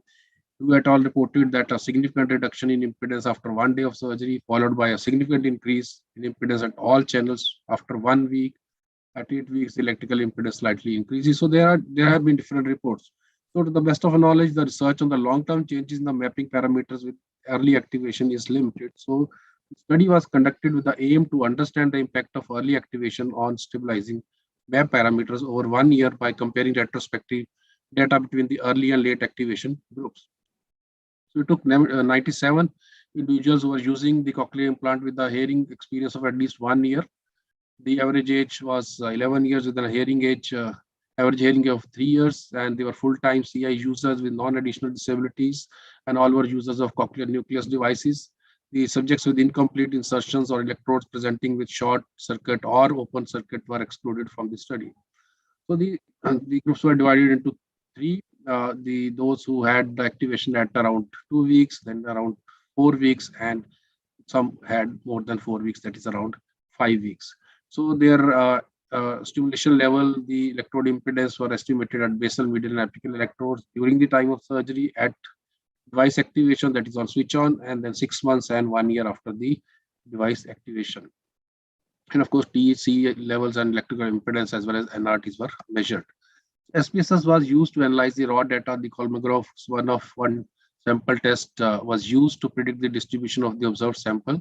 The ANOVA was administered to compare the differences between the various groups. The repeated measure ANOVA was administered to compare within group differences over a period of time. The KS1 sample test predicted normal distribution of the data. So the quantitative measures, the parametric measures were used. And so this table depicts the difference between the different between these three groups on the various variables. As can be seen in this table, only the impedance at the basal electrode, that is electrode 1, was the impedance was, there was a difference between the three groups on the day of the switch on, and no other variables differed significantly for the groups. So additionally, there was no significant difference post-operatively also at different point of times between the groups. And then we used Waki's test for sphericity, which suggested that these variables showed significant differences over time for all the variables. So that means these differences were similar for both the groups. So there was not much difference between the early activation and the late activation groups.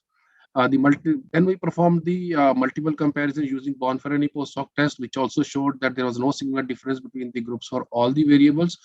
However, for electrode 1, we could find that during the switch on, so there was a difference in the values between these three groups. For others, though, there were differences at switch on, but they were statistically not significant. But they were statistically significant for basal electrode. So the present results suggest significant difference between the early and late activation group only for one parameter. So the NRT, T, and C levels for all other electrodes varied significantly over time. And although no group differences were observed, that is, the electrical stimulation levels evolved similarly for early and late activation groups. So the changes in electrical impedance over time have been evaluated by several authors, suggesting reduction in electric impedance over time, highest impedance being measured at the time of the surgery and reducing thereafter, though we found it on the switch on that there was more difference. The results suggest that an early activation time has no disadvantage over late activation, despite save the family from incurring travel expenses for visiting the implant center repeatedly.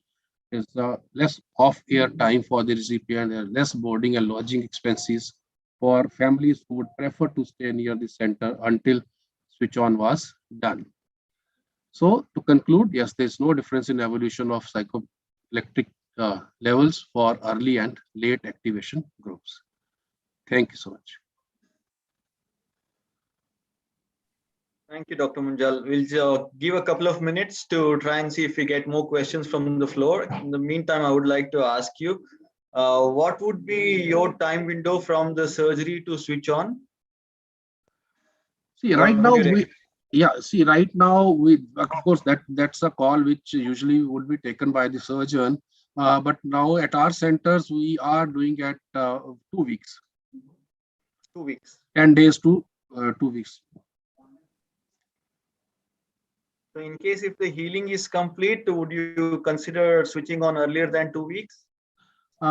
Definitely, as I told you, that it is a call which has to be taken by the surgeon, but as such, there are not much differences in the electrical levels as such. Okay, so I think even if the switch on is done earlier, I think that should suffice.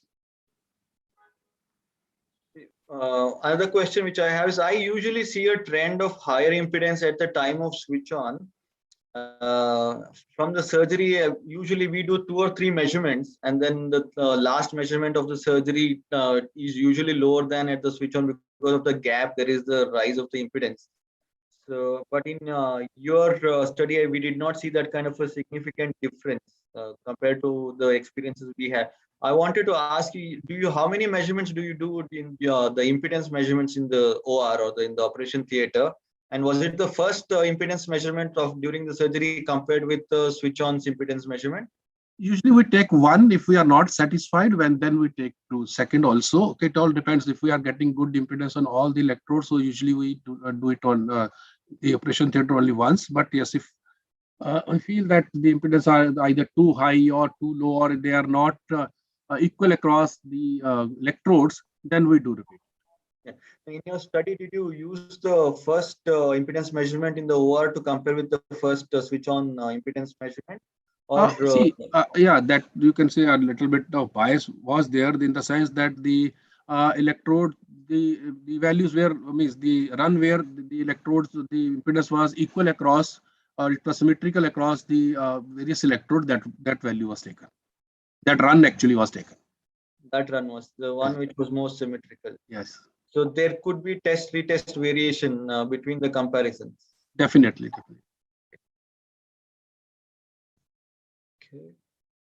Okay. As of now, I don't have any other questions. We'll just give another 30 seconds. Okay.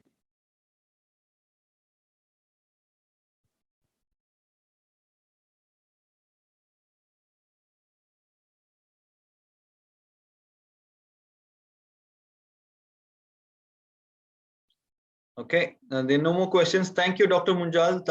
Thank you for this paper. Thank you so much. Yeah, with that, we come to the close of this section on oral papers. So hope you all had a good day of the conference. We will reassemble tomorrow morning. Thank you.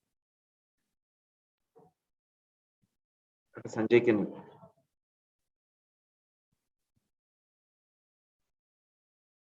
Yes, please. No, sir. I was asking you to stop sharing. You have done that. Thank you.